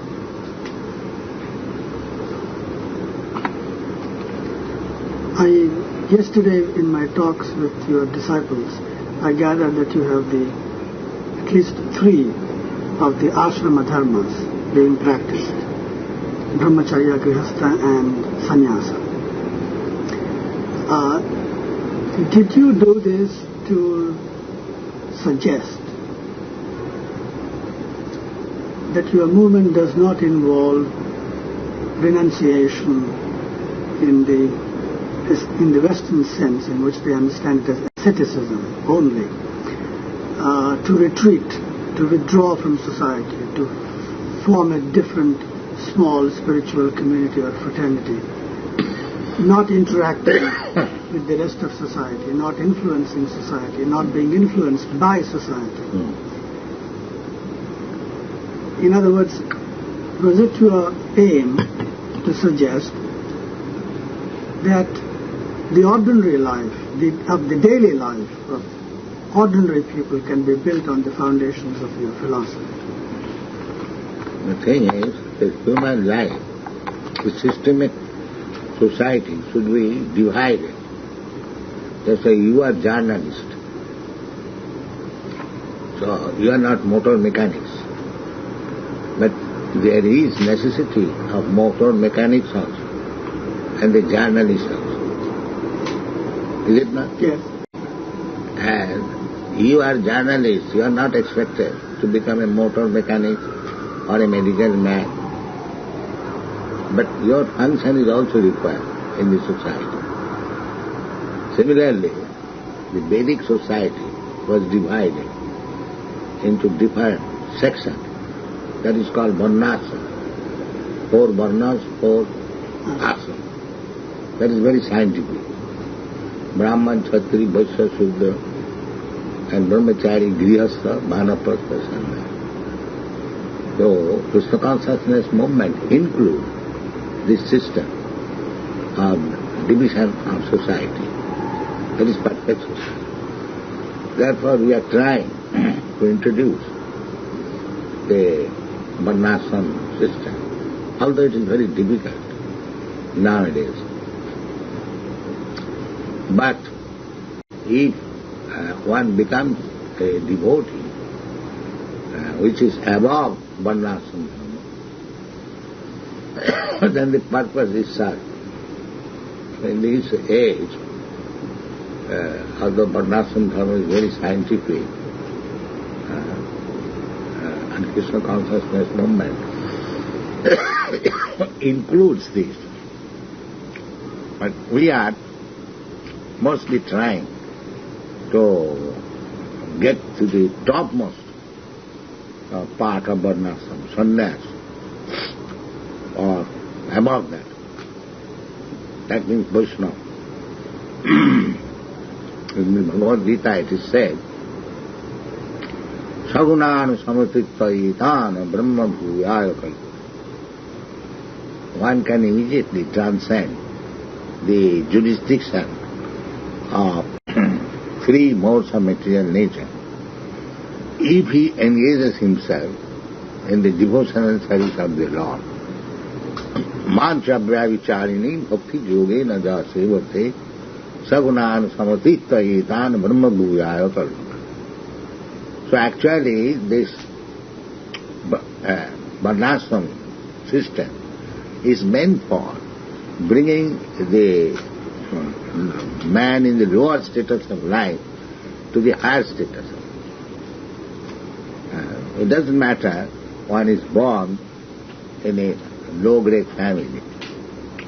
That is also said by Krishna. Man hi patra vyapasvitya jepi su papajoni. Like that. Striya Vaishya Tatha Shudra. In the human society, woman, the Vaishya and the Shudra, they are considered in the lower status, not very intelligent. Te vijanti para. They cannot Shudra. So, in the Western countries, according to Vedic calculation, they are mlechas javanas, low grade. But Krishna says, Je Vishu Papa Jona, he can also be elevated to that extent as he can go back to home. So this woman is directly giving the opportunity of Krishna's service so that they can become immediately bona fide to the position in the highest grade of life, Vishnu, so that he can go back to home.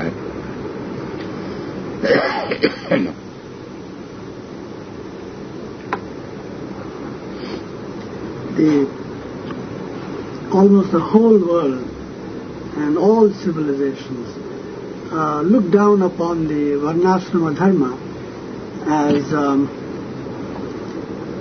a system in which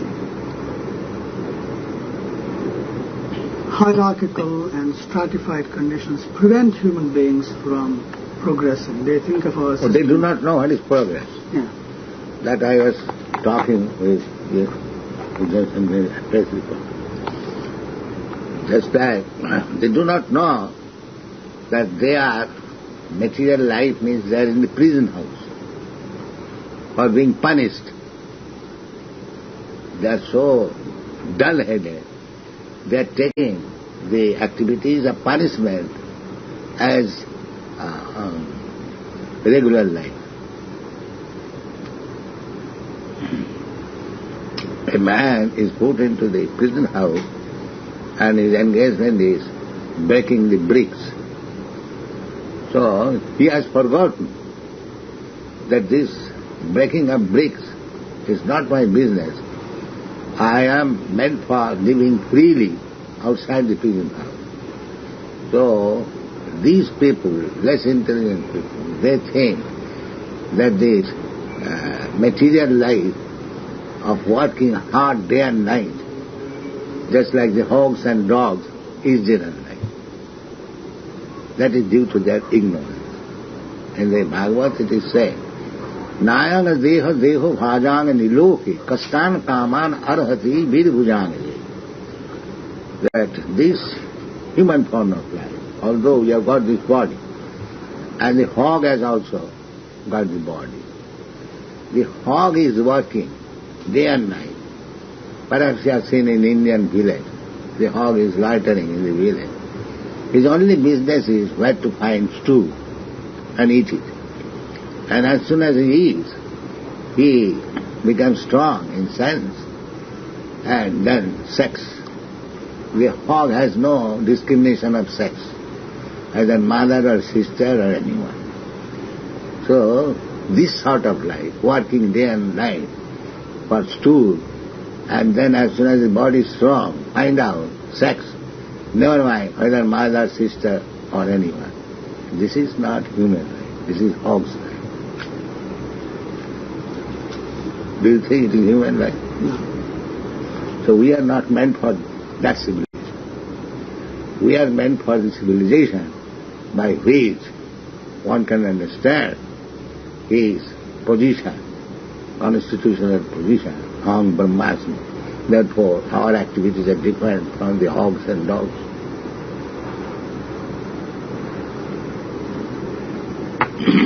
So what is generally taken here, and this is the American bicentennial year, and the Declaration of Independence talks about life, liberty and the pursuit of happiness. Are you suggesting then that what is taken to be life is actually the antithesis of life? What is taken to be liberty is actually enslavement, and what is assumed to be the pursuit of happiness is nothing more than a rat race in which you try to make the best of what you can. They do not know what is happiness. Bhagavad Gita finds out what is your distress. Can anyone say what is the actual distress? They do not know it. Distress they are taking as usual part of life. In the Bhagavad Gita it is said, Janma mrityu jara vyadhi dukkha dosanu darshanam. This is philosophy, to find out what is distress. This is directly said by Krishna. That these are distresses. Janma, mrityu, jara, vyadhi. To take birth, to die, to become old, and to become diseased. But they do not know. Not only there, everywhere, all over the world. They take it as part of life. Janma, mrityu, jara, vyadhi. When a man becomes diseased, when a man becomes old, or when a man dies, they take it as usual. But they have been accustomed to these distresses so much that they do not take it as distress. So this is their ignorance. This is their ignorance. They do not know what is distress. And they are struggling for moving the distress. Just like this independence. They do not know what is meaning of independence. Real independence is when you are free from these four kinds of distress. And does it mean observing this kind of independence is real independence? It is simply fictitious. If you are not free from the laws of nature, nature will enforce you to die. So where is your independence? Nobody wants to die. So why is enforced to die? Nobody wants to become old man. Why is enforced to become old man? But they have no brain to understand what is independence, what is happiness. They have taken distress as happiness. So that is due to lack of knowledge. But the Krishna Consciousness means to elevate a person to the real standard of knowledge. Without knowledge, a madman can say anything. A child can speak all nonsense. But that is not knowledge. Knowledge is different. So, the struggle for existence means to get out of distress. But the real distress, they have set us. The problem that I do not want to die, but I will be enforced to die. So what is the advancement in this connection? They might have, so big scientists, they have discovered many things. But where is that thing that take a pill and you will never die? Take a pill, you will never become diseased. They can offer me. I had some abdominal pain. So they have given dozens of medicine. But still they are not sure whether the pain will be cured. This is their science. So, in this way, things are going on. In ignorance, mura. Therefore they have been described in the Bhagavad Gita as mura. Namaneduskidanam mura prapadante naradhama. Maya pritoggyana asuri bhavamasa. So this is the civilization of the Asuras. And without Krishna consciousness, without any knowledge of Krishna, or without any knowledge of the Krishna's instruction, people are grouped as duskriti, miscreants, muras, rascals, naradhama, lowest of the mankind. And if you say that so many people they are educated highly in the university, how they can be taken as miscreants, rascals, and lowest of the mankind? The answer is maya apuritagyana. They have got knowledge, so-called knowledge, but they are lacking in real knowledge. Knowledge means to get out of distress. That is knowledge. But the real distress remains as it is. They cannot avoid death. They cannot avoid birth. They cannot avoid old age. And still they are claiming they are making progress in happiness. So that is called illusion.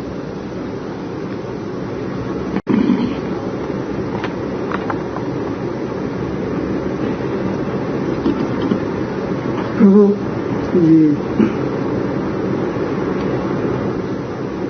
can you tell us a little bit about the plans you have for your projects in India? Yes, I wanted to start this movement from India. I even requested Mahatma Gandhi that Mahatma Ji, you have got some respect all over the world, and you are known as a great student of Bhagavad Gita. So now you have got your Swaraj. The Britishers have gone away.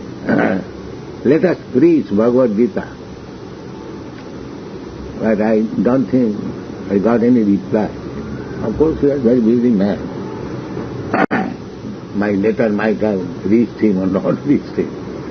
The secretaries might have rejected. I think received from secretaries like that. But after a few days he was killed. So I was trying for this purpose in India. I approached many friends that you have got 4 sons. Give me one son so that I can train him how to become a real preacher of Bhagavad Gita. How one can understand. Because Bhagavad Gita is being misinterpreted. So I wanted to preach it as it is. That was my need. So practically nobody joined me. Then I decided to come. So these boys cooperate. So I have got great desire.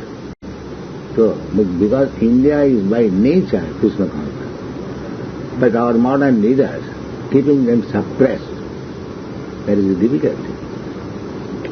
There are so many other difficulties, and leaders are misinterpreting Bhagavad Gita. To tell you frankly, there are so many commentaries on Bhagavad Gita by Dr. Radhakrishna, by Gandhi, by Tilak, by Aurobindo, or many others. But nobody has said that here is God, Krishna. We admit it. Has anybody said that here is God, Krishna? We are searching after God. Here is the Supreme Personality of God, Krishna. Worship it. Nobody has said. Am I right? I'm not that. I'm not read all the. I have read Gandhiji's. I have read a little. Any Gandhiji has preached. I have. Or Dr. Radhakrishna has written. But who has preached that Krishna is the Supreme Personality of Godhead? He is to be worshipped. Just like we are preaching. Here in America, you have seen our temple? Yes. How they are worshipping. Yes. So, Bhagavad Gita main purpose is that Krishna says, Sarvadharman parityajya mamekam saranam. So who has preached this? So, although they came, so many swamis, yogis and politicians they came, but they talked, what can I say? All irrelevant. Mm-hmm. Nobody spoke. Yes. That Krishna is the Supreme Personality of Godhead, you worship Him. Nobody else. This is the first time I am saying. Do you agree or not? Yes.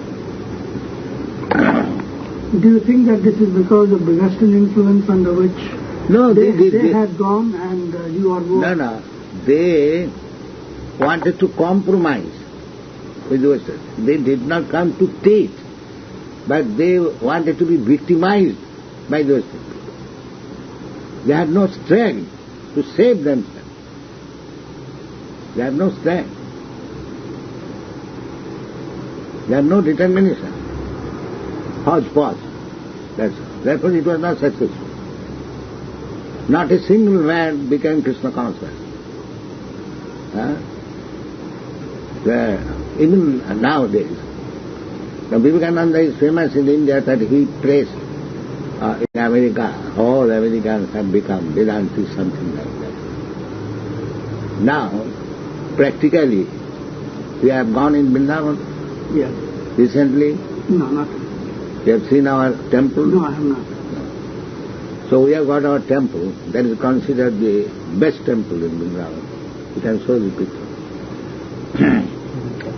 So thousands Americans went to Vrindavan for our temple, another temple. But there is another Vivekananda Ramakrishna ashram. Nobody went there. Not a single. So what preaching they have done? Practical point. So many men went to our temple. They had no inquiry even that we have heard that there is a Ramakrishna Mission temple here. Where it is? Or it is not, Vrindavan is not a very big city. Everyone knows. Nobody, not a single person went. And they visited other temples. So what kind of preaching?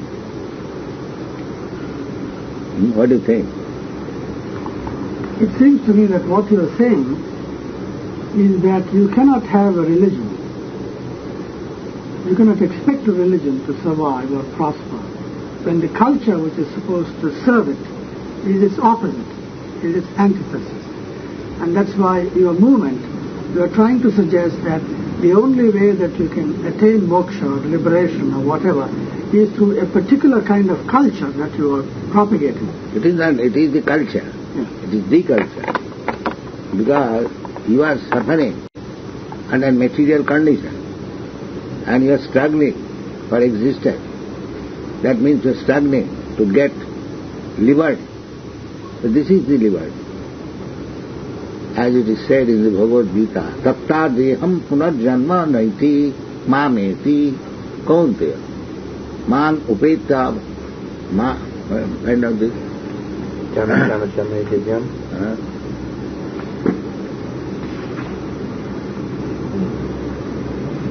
Janma kama chame divyam hivamyo vati tatvata chakva deham punarjanma naiti mameti sojana. One who knows the transcendental nature of my appearance and activities does not, upon leaving the body, take his birth again in this material world, but attains my eternal abode, O Arjuna. Yes, this is liberty. But they do not know it. They simply make a show that they are scholar of Bhagavad Gita, but they do not know. They are reading Bhagavad Gita, but they do not know how to get liberty. Neither they are interested. They want to stay here and subjected to the natural material condition. Janma mrityu jara vyadhi. There is another verse. Mam aprapva mam nivattante mrityu samsara vattat. 9th chapter, I think. Aprappa mang nivattante mrityu asad purusha dharmasya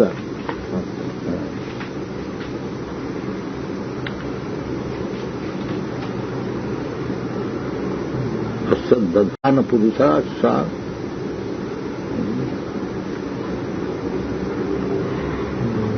I shut it down to page 9.3. Yeah. Shradhana Purusha Dharmasya Parantaha Aprappa Maga Nivattanti Mrityu Samsara Bhakti. The teachings that I am giving, if one is not faithful to accept it, the result will be Aprappa Maga. He will not get me, and he will remain in the cycle of birth and death. They do not know it. What is cycle of birth and death? How one can get out of it?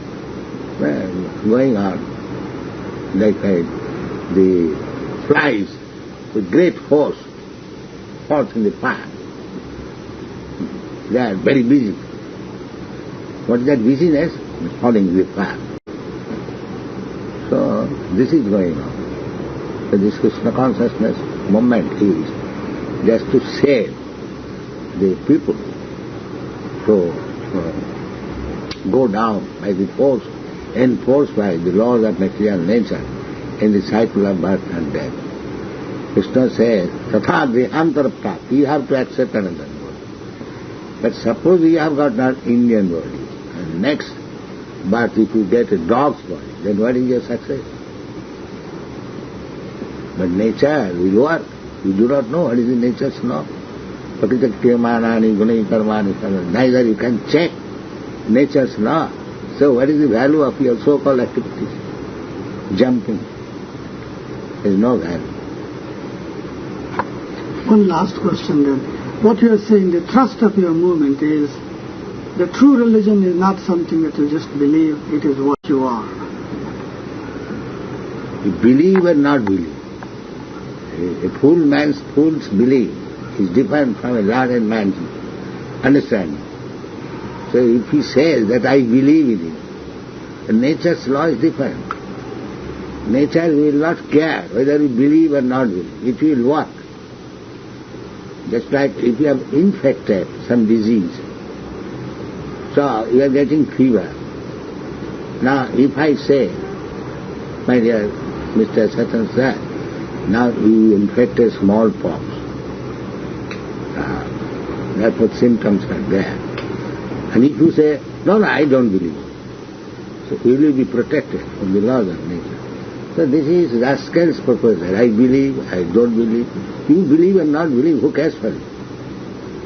If you are infected, karanam gunasanga asya sadasat janma joni, and after that you are going to get another body. Tatha dehantra prapti. So,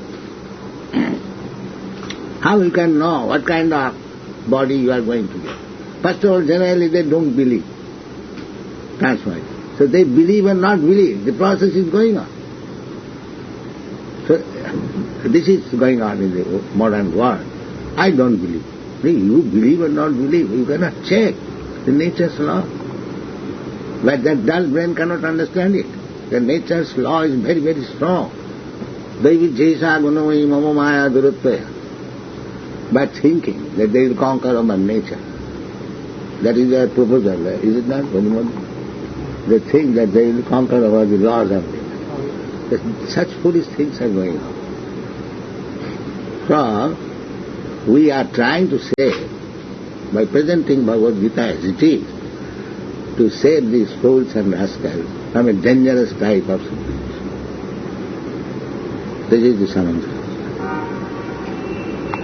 Thank you.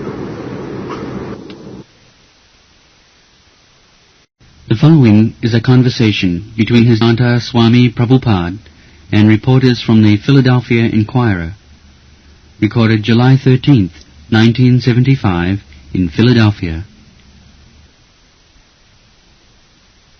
I've got 15 questions. If I can get them all answered, I'll feel just great. The first one is very basic. And what is Krishna consciousness? Krishna means God, and we are all connected with Krishna, God. God is the original Father. Therefore, we have got intimate connection with Krishna. So we have forgotten it. What is Krishna? What is my connection with Him? What is the aim of life? All these questions there are. And when one becomes interested with such questions, he is called Krishna Consciousness. How did Krishna consciousness develop? Krishna consciousness is already there in everyone's core of heart. But due to one's material condition of life, he has forgotten it. So this process of chanting Hare Krishna Mahamantra means to revive that concept. It is already there. Just like a few days ago, these American, European boys and girls, they did not know who is Krishna. But now, you have seen yesterday how their whole the procession, throughout the whole procession, how they are chanting and dancing in ecstasy. So do you think that is artificial? No. Artificially, nobody can chant and dance for hours together. That means the awakening of Krishna consciousness. It was there by the bona fide process. It is now awakening. That is explained. Nitya Siddha Krishna Bhakti Sattva Kavunai Savanadi Shuddha Chitte Karai Vai. The Krishna consciousness is dormant in everyone's heart. So when it comes in contact with devotees, that is awakening. Just like to be attracted by a young girl or young boy. It is there in the child. That small child, it is there. And when he will be young, then it will be awakened. It is not that artificial something. So, in association, it is awakened. The potency is there already. But in good association, by hearing about Krishna, one is awakened to the status of Krishna consciousness.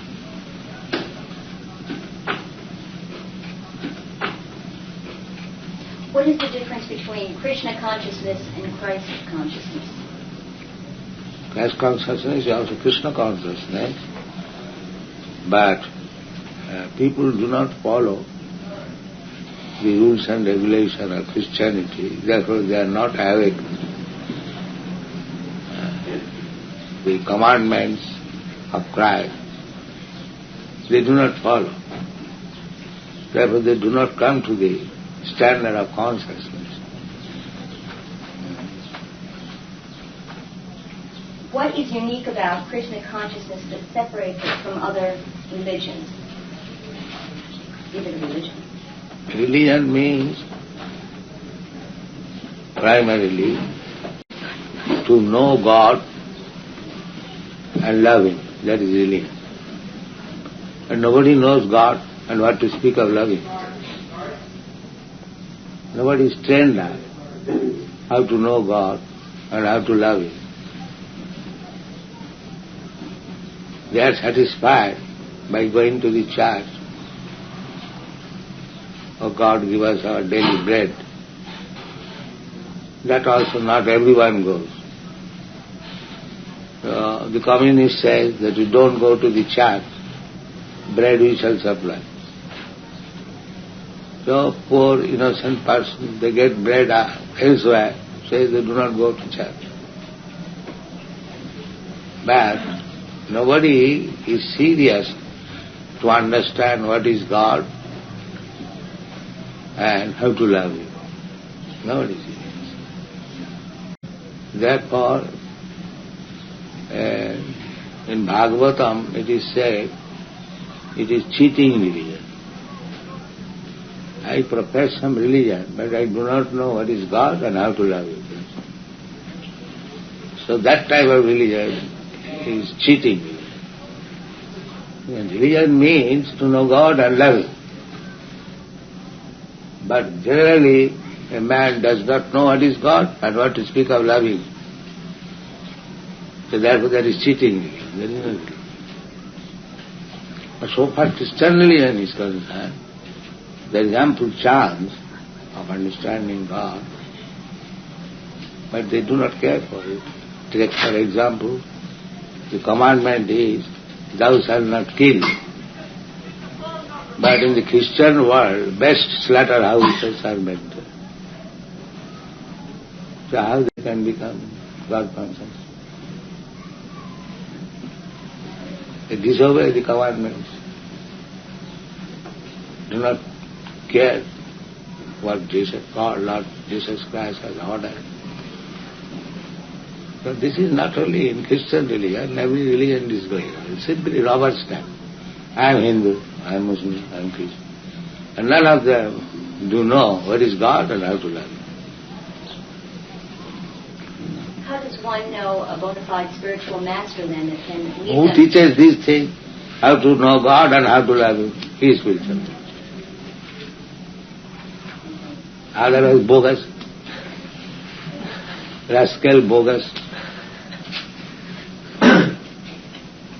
Sometimes they mislead that I am God.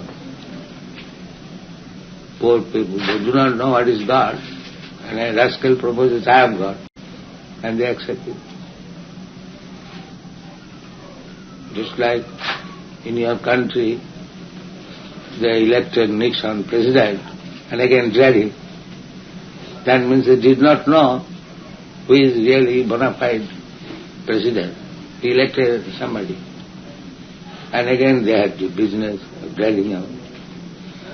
Similarly, people are foolish. Any rascal comes, he says, I am God. They accept. And again they accept another. This is my life. So one must be serious to that, to understand what is God and how to love Him. That is it. Otherwise is simply a waste of time. That we are teaching. That is the difference between others and us. We are presenting Krishna, the Supreme Personality of Godhead, the science, how to know Him, the Bhagavad Gita is there, Bhagavad is there. Not bogus, authorized. Therefore, this is the only institution which can teach how to know God and how to love Him. Two business, there is no hard business. It is not our business to ask God to give us our necessities. We know God gives necessities to everyone. Even one who has no religion. Just like cats and dogs, they have no religion. They do not know what is religion. But still, the cats and dogs are supplied with necessities of life. So why should we bother Krishna asking Him to give us our daily bread? He supplied already. Our business is how to love Him. That is it. Dharma prochita koitava atra paramanimmasaranang sata basro bhaktu vedavatra savai pumsang paro dharma jato bhakti radhokam. That is first class religion which teaches how to love God. And that love not for any material motive. God, you will give me this, then I will love. No. Ahitupi. Love means without any personal profit. If I love God for some profit, that is business, that is not love. Ahitupi. Apratihata. And such love of God cannot be checked by any material cause. In any condition, one can learn how to love God. It is not conditional that I am poor man, how shall I love God? I have got so many things to do. No, it is not like that. Poor, rich, or young, or old, black or white, there is no impediment. If one wants to love God, he can love. Are there different paths that one can learn to No, love there is God? no difference. Are there other spiritual paths? Do all spiritual paths lead to the same end? Spiritual paths are divided into four. Not spiritual, real spiritual, mixed spiritual. Just like this, God give us our daily bread. It is mixed spiritual. One has approached God. God is spiritual, but one is asking for material profit. So this is mixture, matter and spiritual. So there are four classes, generally known as karmi, fruitive actors. They work for getting some material profit. They are called karmi. Just like all men, you see, they are working so hard day and night, driving their cars, this way, that way. The purpose is how to get some money. This is called karmi. And then jnani. Jnani means he knows that I am working so hard. Why? The birds, bees, the elephants, the big 8 million different types of, they have no business. They have no profession. How they are eating? So why unnecessarily I work so much? Let me know what is the problem of life. So they understand the problem of life is birth, death, old age and disease. And they want to solve it. How to become immortal. So they have conclusion that if I merge into God's existence, then I become immortal, or immune from birth, death, old age and disease. This is called jnani. And some of them are yogis. They try to acquire some spiritual power to make a show how he can play wonder. A yogi can become very small. If you put him in a room, he'll come out. You lock it, he'll come out. If there is little space, he'll come out. That is called anima. He can fly in the sky, float in the sky. That is called laghima. In this way, if somebody can show this magic, then immediately he is accepted as a very wonderful man. The yogis, the modern yogis, they simply show some gymnastics, like they have no power. So I am not speaking on these third-class yogis. Real yogis means he has got some power, that is material power. So yogis also want this power, and jnanis also want salvation from the unnecessary working like ass, the kurmi. And kurmis want material profit. So they want everyone. The bhaktas, devotees, they don't want anything. They want to serve God out of love. Just like a mother loves her child, there is no question of profit. Out of affection, she loves. So when you come to that stage, to love God, that is perfect. So these different processes, karmi, jnani, yogi and bhakta, out of these four processes, if you want to know God, then you have to accept this bhakti. That is stated in the Bhagavad Gita. Bhaktya mam abhijanati. Simply through the process of bhakti, one can understand God. He never says by other processes, no. Only through bhakti. So if you are interested to know God and love Him, then you have to accept this devotional process. No other process will help.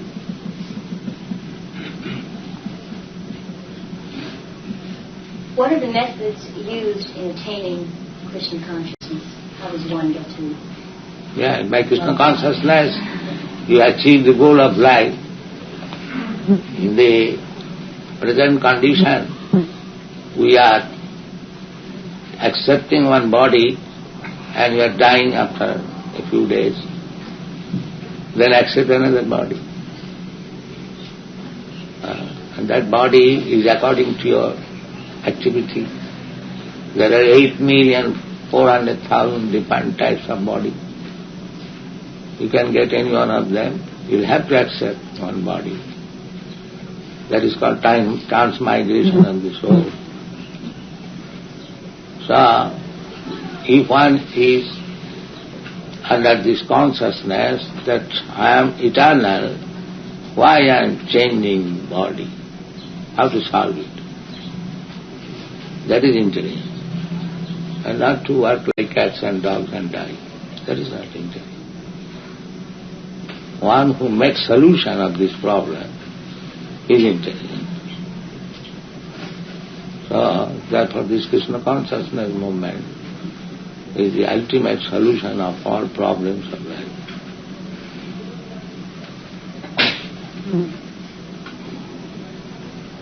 What transformations does one undergo on the path? No transformation. The consciousness is there. It is now filled with all rubbish things. You have to cleanse this and then Krishna consciousness. Just like water.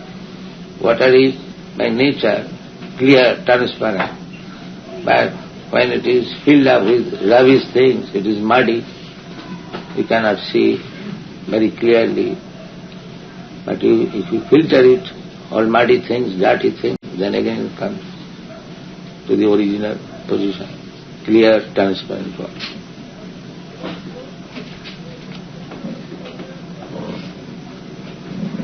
Does one function better in society as a result of affiliation with Krishna consciousness?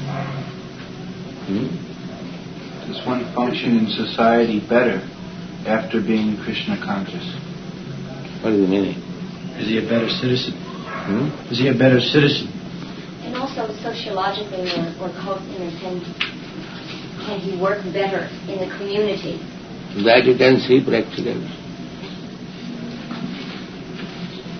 They are not drunkards. They are not meat eaters. From physiological point of view, they are very clean. They will never be attacked with so many diseases. Then they do not eat meat, means that is most sinful, to kill others for the satisfaction of the tongue.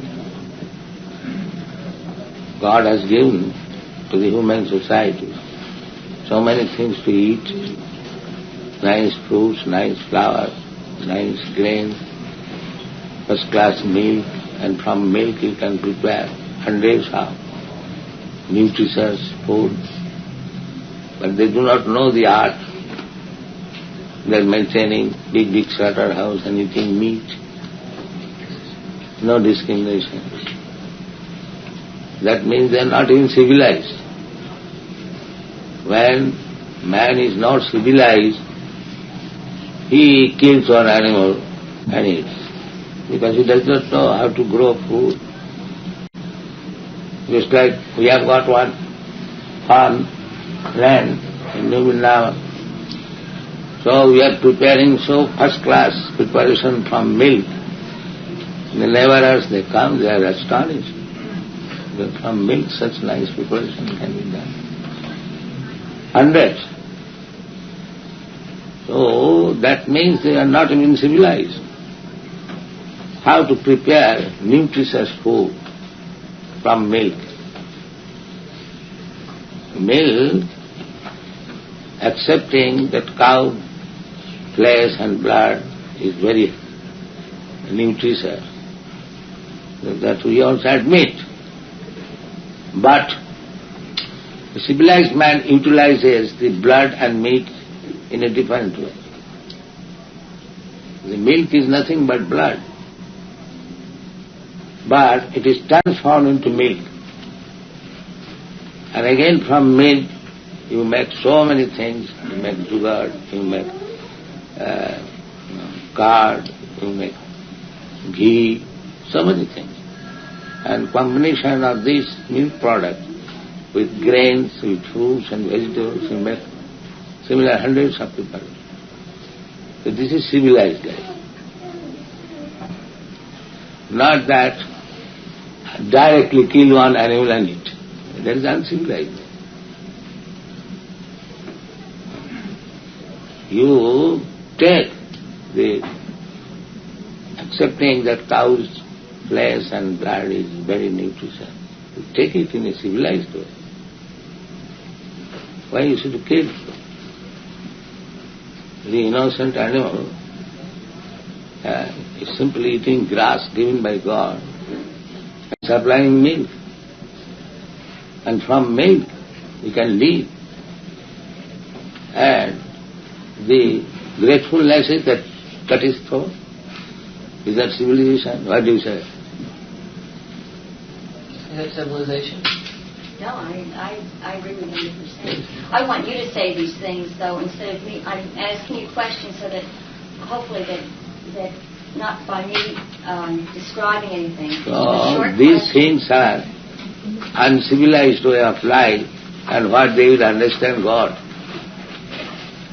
I'm asking these questions for everyone. That feel that is not understanding. To understand God means one must be first-class civilized. Just like university is meant for first-class students. Similarly, God consciousness means meant for the first-class human being. Does all desire ultimately have to go, including the desire to attain Krishna consciousness? Without Krishna consciousness, we will have simply ravished desires. And when you are Krishna conscious, then you desire rightly. The aim of many spiritual paths is to find the Guru within. Within? The Guru within. Is this different? Who says that to find Guru within?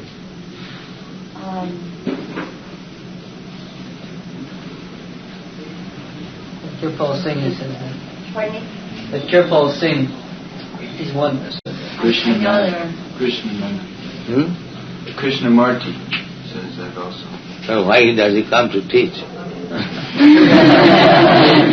This rascal, why does he come to teach?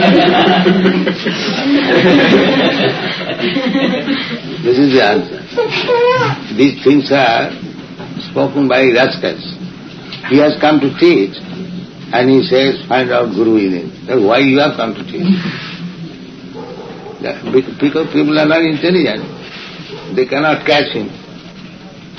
He talks all nonsense and they hear, that's all. He also has written a book about no books are needed. So we can find out how rascal is. Is it not? Do you admit or not? He writes book and he says there is no need of book. He has come to teach and he says there is no need of teacher. Teacher is within. Is he not a rascal? Well, they say those... The first of all, he answer my question. Oh. If he says contradictory things, is he not a rascal? Well, he's contradicting himself. Therefore he is a rascal. He does not know how to defend it.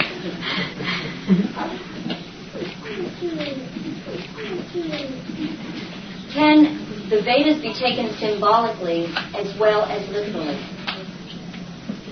As it is. We are presenting Bhagavad Gita as it is, not symbolically.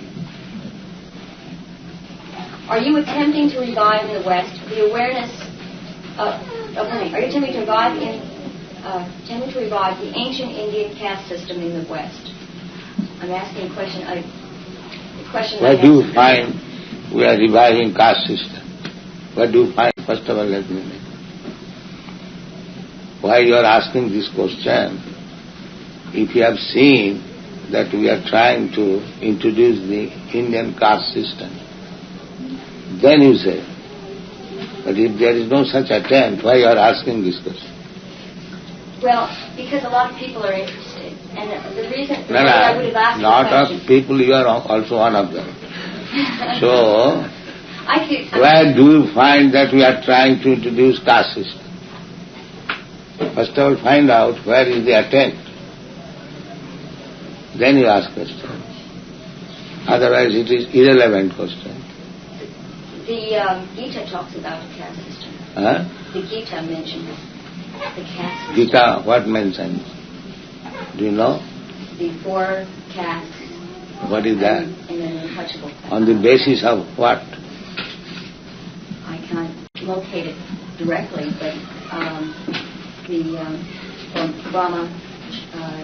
Brahmananda. The class of Brahma. Who has said that this is caste system? This is caste, not caste system. Chaturvarnam maya system, gunakarma vibhag. According to quality and according to work. There are 4 divisions of men. Just like you can understand, there are engineers and there are medical practitioners. So do you take them as caste? Oh, he is engineer caste.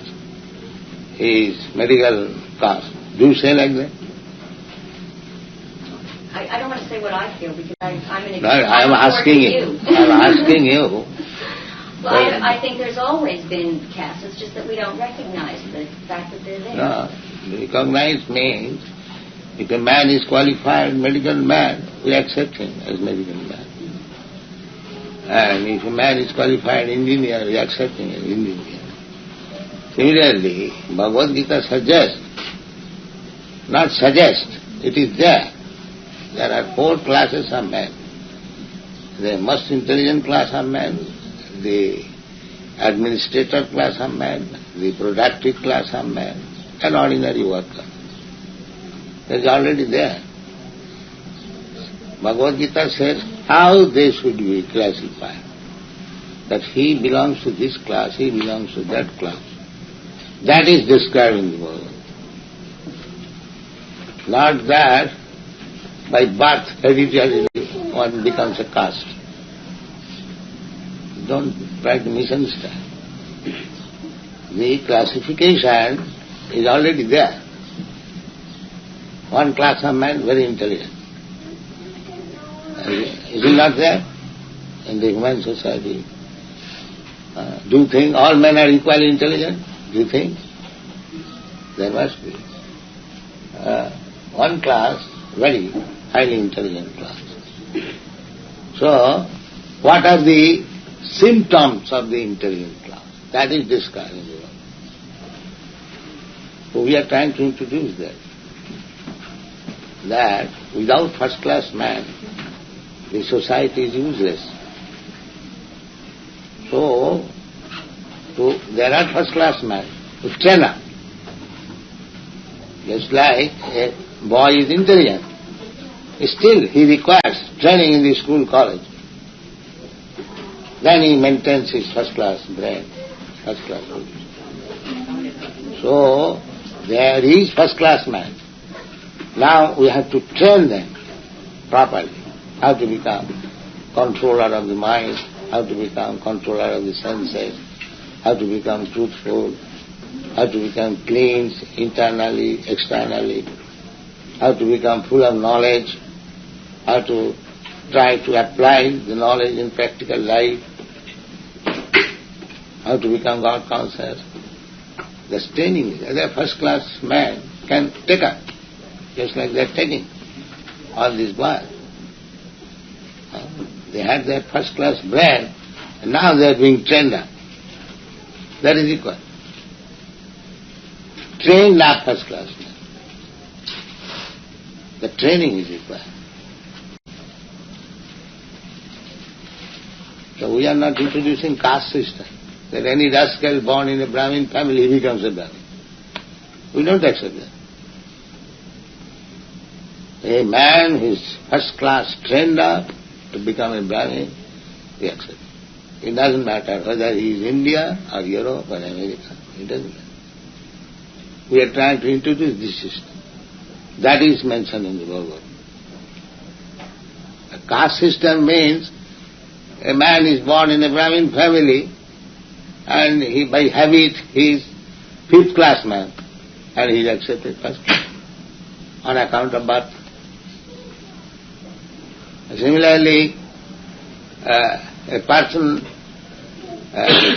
very intelligent, he can be adaptable to all first class habit, but because he is born in a Shudra family, he is Shudra. We want to stop this nonsense. We are picking up first class brain and training up how to become first class. This is our business. Not that introducing this lavish thing. No, we are not introducing. Otherwise, how I am offering them sacred thread, not just see. Anyone from India will understand he is a first class Brahmin. We are training like that.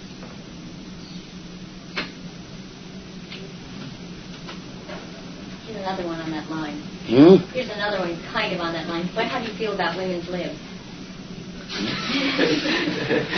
He wants to know about the women's liberation. What's our feeling about women? That I don't want to discuss because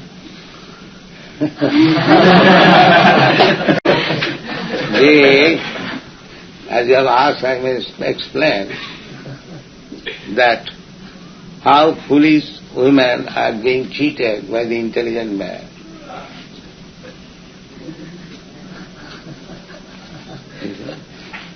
Srila Prabhupada is liberating everybody who chant Hare Krishna. They have given, in your country, they have given you liberty. Liberty means equal rights, is it not?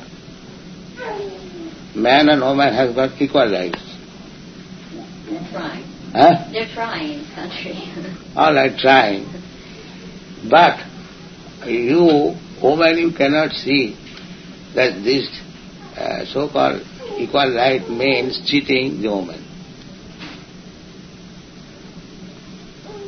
Now, I say more clearly that a woman and man meets, now they become lovers, then they have sex, and the woman becomes pregnant, and the man goes up. The simple woman, she has to take charge of the child and beg from government, alms, please give me money. This is your independence. Do you admit this is independence? That the man makes his woman pregnant and he goes away without any responsibility. And the woman cannot give up the child. She maintains begging from the government. Or she tries to kill the child. Do you think it is very good independence? What is your answer? So whether or not it's good to kill a child? Yes, they are killing her about child. Do you think this is independence? No, that kind of independence. For the child? For the woman. For the woman. This is liberation. She has an affair with the man. She gets pregnant. The man leaves. Then she has to beg alms from the government to support the child. Or she kills the child. So is that good or bad? Well, she has made the choice. That means that is 34 hours. You have made your choice to kill your own child. Is that very good choice? It's the worst crime you could Her brain's getting rich.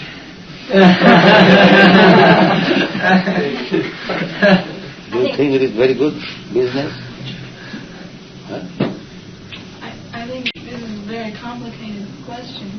Therefore I say they are cheating you in the name of independence.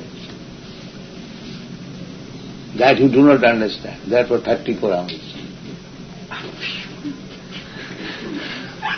They are cheating you and you are thinking you are independent. They forget the responsibility that comes with freedom. They do not take the responsibility. They go ahead, they enjoy and go ahead. And the woman has to take the responsibility. Either kill the child and maintain it. Begging. Do you think begging is very good? In India, although their poverty is taken, still they do not remain independent. They remain under the husband. And the husband takes all responsibility. So she has neither to kill the child nor go to beg for maintaining the child. So which is independence? To remain under husband is independence, or to become free, to be enjoyed by everyone? That's not where freedom is anyway. Huh? That's not where the freedom is. So there is no freedom, still they think that there is freedom. That means under some plea, the men are cheating the woman. That's all. So in the name of independence, they have agreed to be cheated by another class.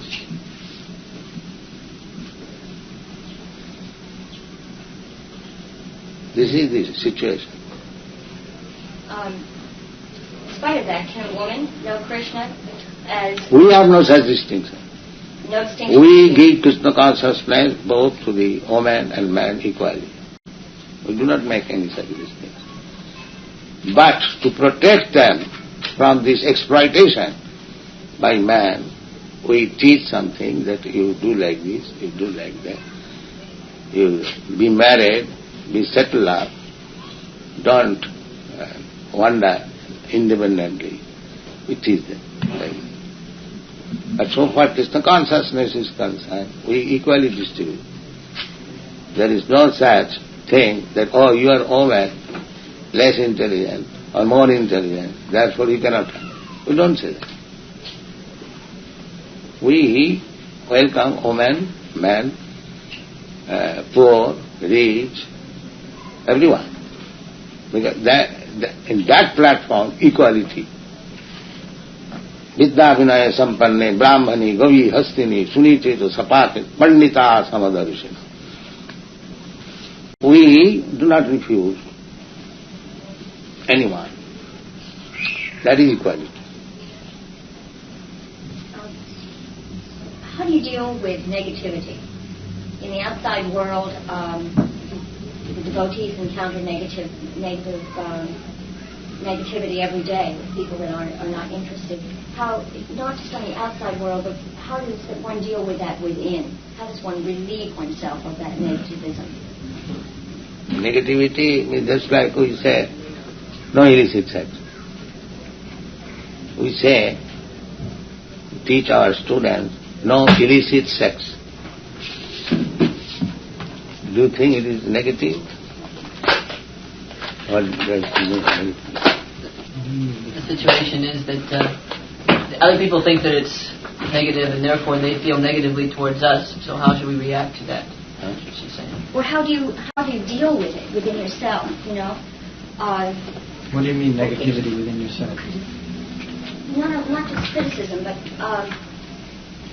if you get a lot of people that are working against you all the time, here you're surrounded by people that are positive and that are reinforcing. But when you get yourself in the outside world in a position where there are people that are draining you and taking your energy, how do you replenish that energy? How do you...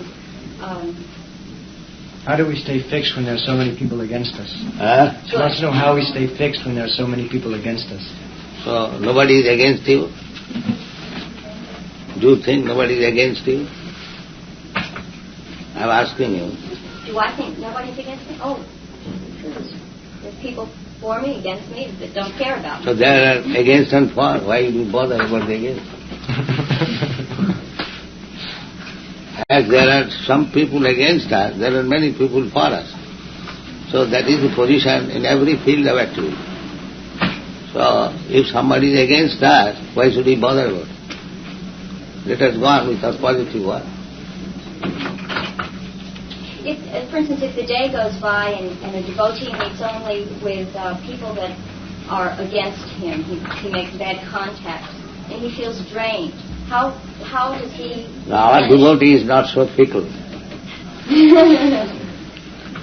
They go to the person who is against us and induces him to purchase a book. We are selling books daily, a huge amount. So, there is no question of against us. Anyone who is even against us, he is persuaded to purchase one book. So how is against us?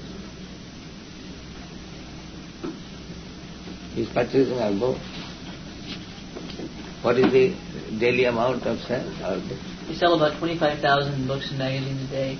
What is the price? The collection would probably be around $35,000 to $40,000 a day. We're collecting $40,000 a day by selling books. How I can say they're against us? Positive. Huh? You're very positive. Where is there any other institution who can sell $40,000 a day? So how do you say that they're against us? My last question. Could you tell me about the Hare Krishna mantra, because it's so important to Krishna consciousness, and I'd like to have... It is very simple. Hare means, oh the energy of Lord, and Krishna means, oh Lord. Both of you kindly engage me in your service. That's all. Both of you, Krishna and his energy. Just like here we have got conception of male and female. Similarly, originally, God and his energy. God is male and energy female, Prakriti and Purush. This idea of male and female, where from it comes? And God is manufacturing so many male and female. So, the male and female idea, where from it comes? It comes from God. He is the origin of everything. So the female or Prakriti or energy of God, and God himself is called Purusha. So we are appealing both God and his energy combined together, engage us in their service. This is Hare.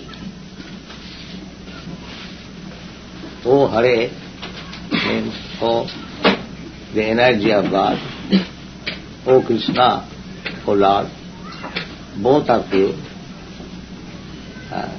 take care of me and engage me in your service. This is it. Okay, thank you. And Your questions also? We answer? May I ask you a few questions? Could you please tell me a little bit about your life and how you knew that you were the spiritual master for the Krishna Consciousness movement? My life is simple. I was householder. I have still my wife, my children, my grandson. So my Guru Maharaj ordered me to go and preach this cult in the Western country. So I left everything on the order of my Guru Maharaj, and I am trying to execute the order. And is this picture here the man? Yes, he is my Guru Maharaj. And he's no longer living. No. He spoke to his spiritual. So this is my life. That's all.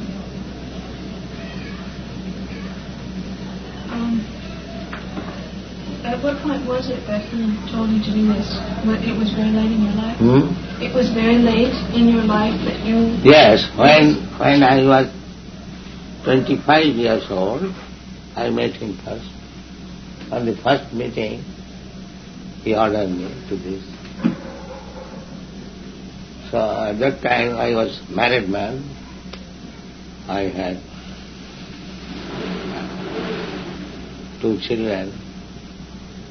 So I thought I should do it later on, but I was trying to get out of family life.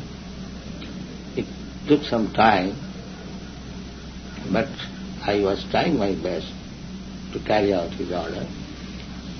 In 1944, I started a magazine, Back to Godhead, when I was Grihastha. Then I started writing books in 1958 or 59. In this way, in 1955, I came to your country.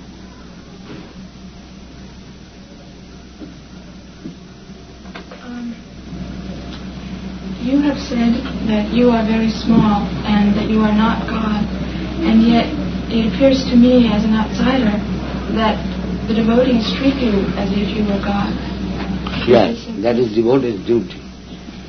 Just like a government officer. Personally, he is not very important. As so long he executes government order, he should be respected as government.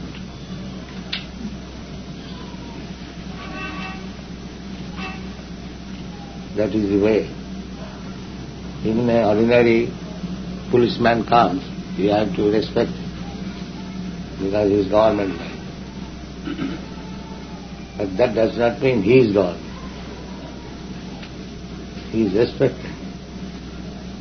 Sakshat vrittena samasta shastri yuktas tatha bhav bhataye. If that man thinks that I have become government, people are respecting him, then he is foolish.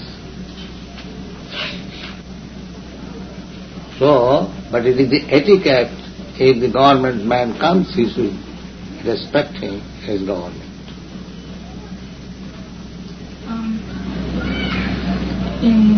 Along the same idea, I wonder also about the many the beautiful material things that the devotees bring to you.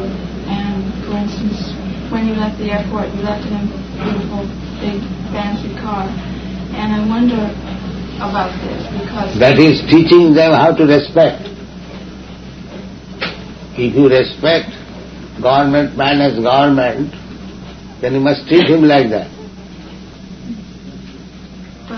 If you respect spiritual master as God, then you must offer him the facilities of God.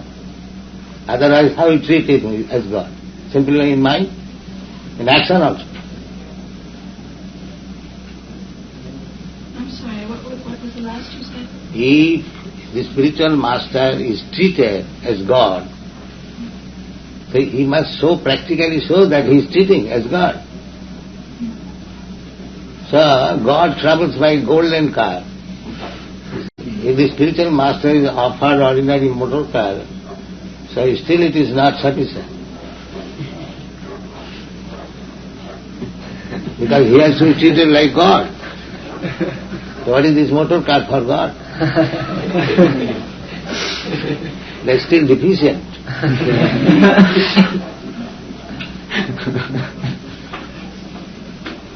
If God comes to your home, will you bring him in ordinary motor car?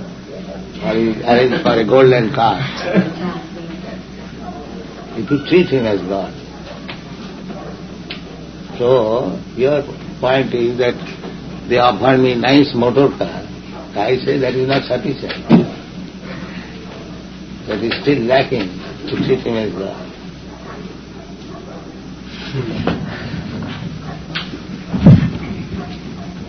Be practical.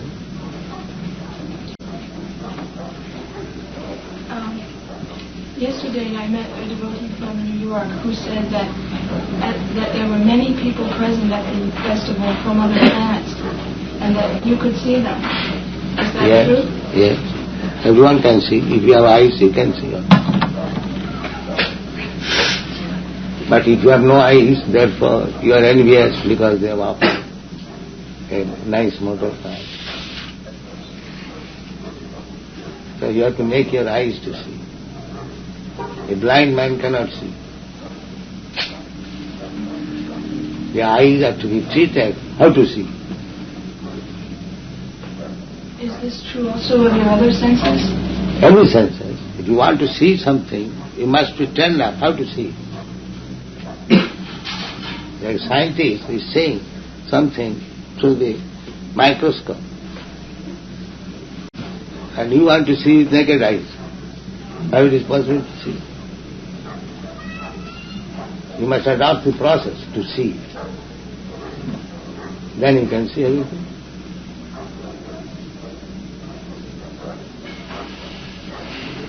I have just one more question, and that is also from an outsider's point of view. It appears to me that one of the most difficult aspects of Krishna consciousness for someone to accept who's brought up outside of that point of view is the deities. The deities, and the idea that they represent Krishna. Could you talk a little bit about that? Yes.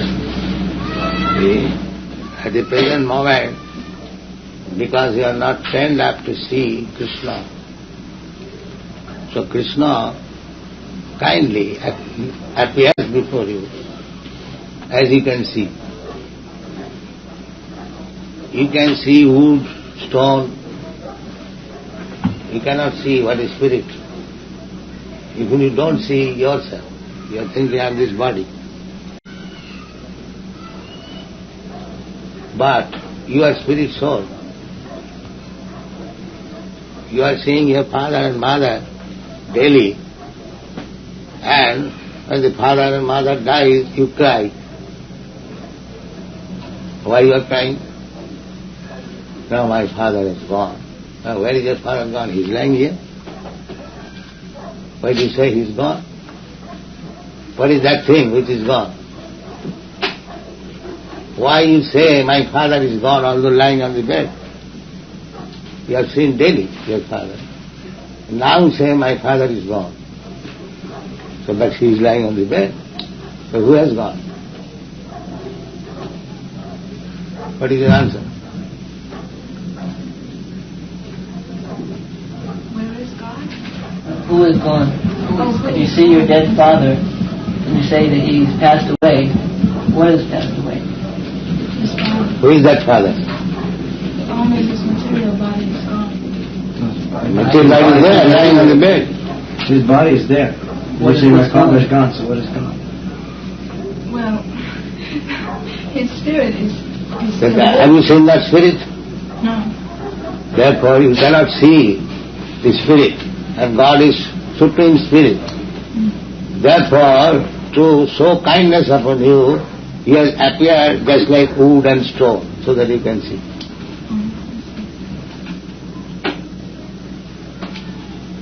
He is everything. He is spirit and matter, everything. But you cannot see him as spiritual identity.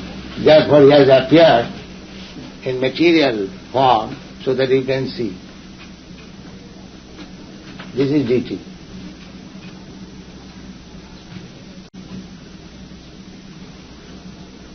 He is God, but you cannot see him in his original spiritual form at the present moment. Therefore, out of his unbounded mercy, he has appeared before you, just like made of wood and stone, so that you can see.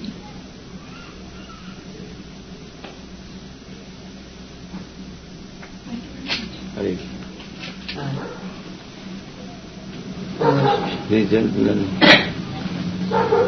This is my father. Oh, Grace? thank you very much. My mother. So you are all fortunate. You have got such a nice son. Yes. and he is giving you the best service by becoming Krishna conscious. Don't think that he is out of home, he is lost. No, he is giving you the best service. Well, we're very pleased with him and what's happening. Thank you for helping him find happiness and serenity, which we've been able to find through your order. Thank you. A very good boy. What's amazing to me is where you get the strength to keep the pace that you have. Tell me how you do that. I'm some years you're a junior and I have a difficult pace. The process is genuine. The process which I recommend and they follow, then it is here. Just like the physician, he gives you medicine and he gives you the process, the dose, how to take the medicine, how to take the diet. If the patient follow, then he's cured. This process of God realization can be accepted by human beings. It doesn't matter where he is born, either in India or outside India, it doesn't matter. Any human being can take it up. The following is an interview between His Divine Swami Prabhupada and radio station KPFK Los Angeles, recorded June 27th, 1969 in Los Angeles. Your Grace, what is the basis of your teachings? The basis of this teaching is Bhagavad Gita as it is. And I have already published my book, this Bhagavad Gita as it is. This book is not new. It is very old book, at least 5,000 years old, and it is very widely read all over the world. In your country, I have seen there are about more than 25 different editions, English. Similarly, there is in German language, in England, in Japan, everywhere, all over the country, this book is very widely known. Bhagavad Gita.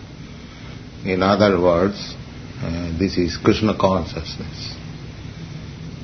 The speaker of this book is Lord Krishna. And the subject matter of this book is what is our relationship with God.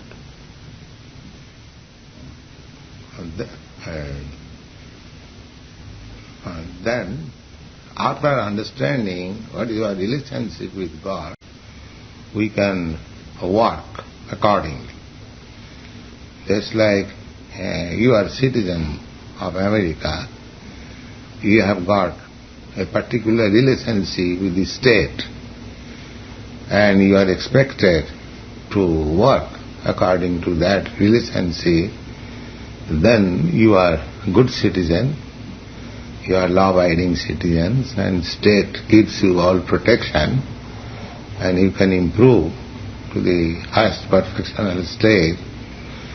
Similarly, if we know our relationship with God, whom we call Krishna. Krishna means all attracting. And that is the perfect name of God. Unless God is all attractive, He cannot be God. God cannot be Hindu's God or Christian's God, a Jew's God, a Mohammedan's God. No. God is for everyone. And He is all attractive. He is fully opulent he is fully in knowledge, perfect in knowledge, perfect in beauty, perfect in renunciation, perfect in fame, perfect in strength. In this way, he is all attractive.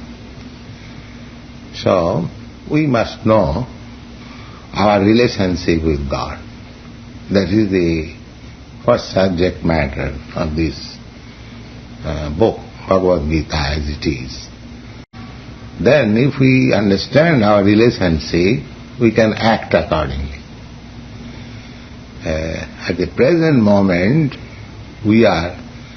some of us are declining God. There is no God. Some of them have little conception of God. God is great, but they do not try to understand what is actual relationship with God. They are not very serious. In this way, practically, we are avoiding our eternal relationship with God, and therefore we cannot act properly. And that is the cause of all miseries. That is the cause of all problems. Just like if you do not know the state laws, then you do not act properly. You are always criminal. For example, if you do not know how to drive, keep to the right, if you drive to the left, you may think, oh, it is after driving, what does it matter, right or left? But no, as soon as you drive left, you become criminal. Similarly, because we do not know our relationship with God, therefore we are acting wrongly. And therefore, under the laws of God, we are becoming more and more criminal. And our problems are increasing. Therefore, in spite of advancement of education, science, civilization, a nice dress, car, and everything, nobody trusts nobody. You see? Everywhere you go, a gentleman's house, beware of the dog. No trespasser allowed. All is suspicious. An individual person is suspicious of another individual person. A nation is suspicious of another nation. A community is suspicious of another community.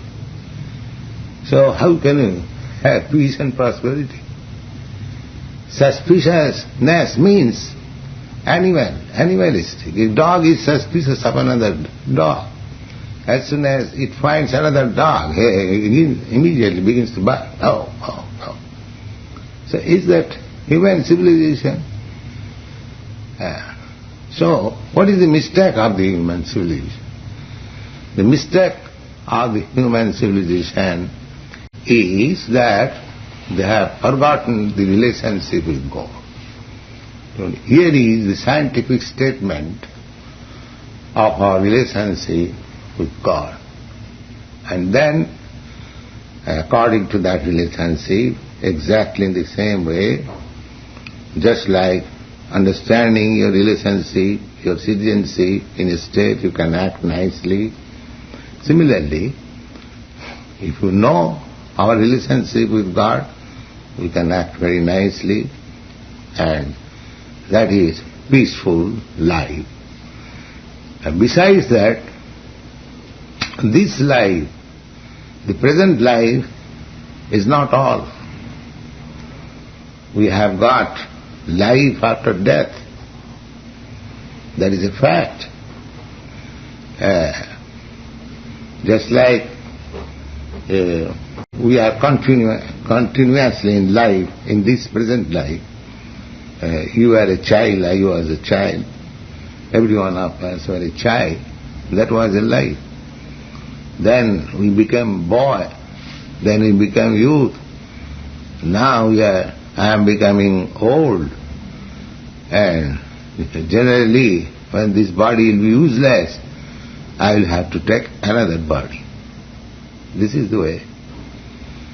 Unfortunately, the people, they do not believe in the next life. Although in everyday affair they are experiencing that I am eternal. I can remember the days of my childhood. I can remember the days of my youthhood, my boyhood, and I am still working. That means I am continuously there, although my body in different ways have changed. So it is a fact that even after changing this body, you will have another body. Just like you are sitting in this room. Now, if you vacate this room, that does not mean you are finished. You have gone in some other room. So this is a great science. And people are neglecting this science. They have no information. There are so many departments in university, technological, medical, engineering. But where is the department to know and understand what is this life, what is God, what is our relationship? This is not very good civilization. So there is life after this life, just like progressive life. A child is progressing to youthhood. The youth is aspiring to become a big man, important man.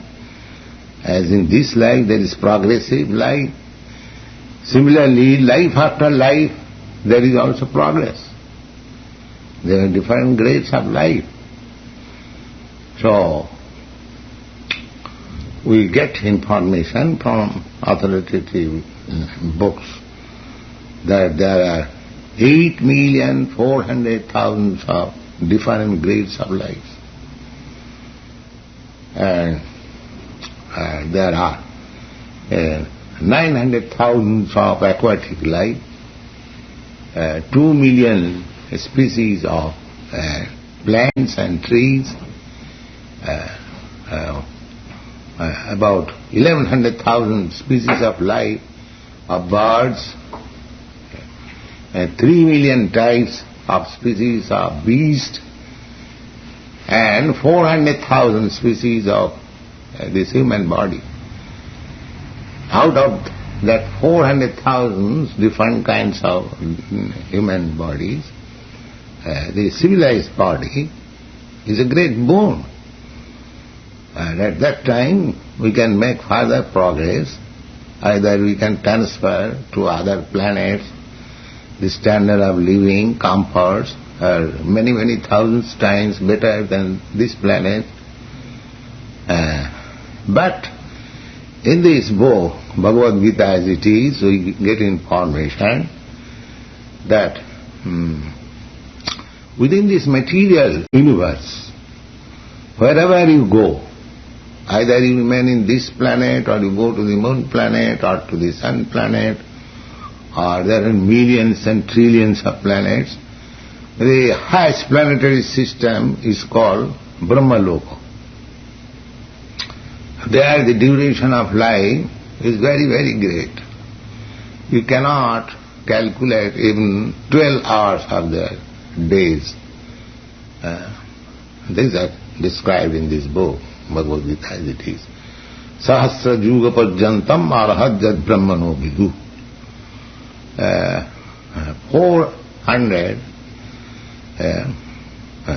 3,000 years is the duration, 403,000 of years, solar year, is the one unit of Juga. Such 1,000 Jugas makes 12 hours of the Brahmalok planet. Similarly, they live there for 100 years. But these four things, namely birth, death, old age and disease, these four things are everywhere. either you live in this planet or moon planet or sun planet or any other planet, the duration of life may be very, very great.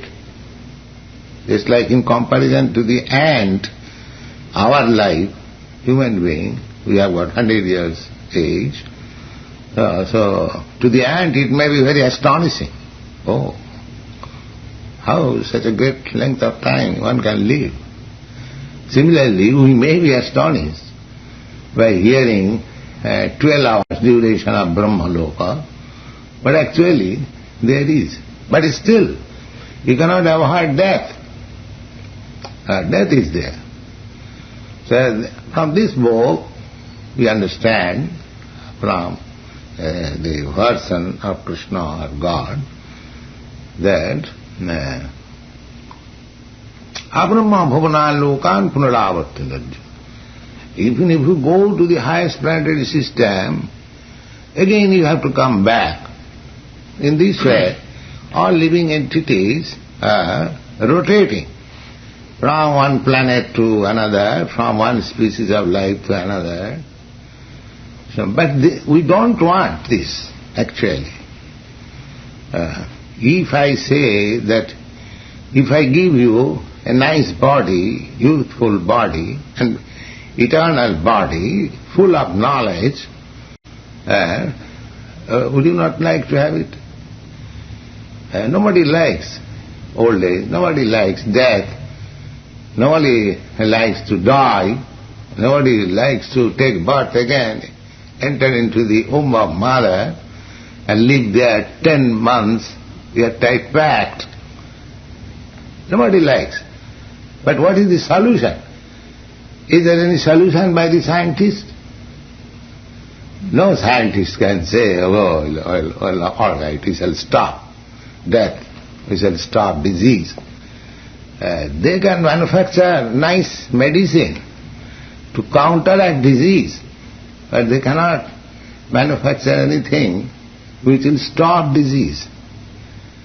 You can fight against death very nicely, but you cannot stop death.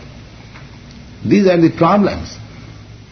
But there is no education in the modern civilization.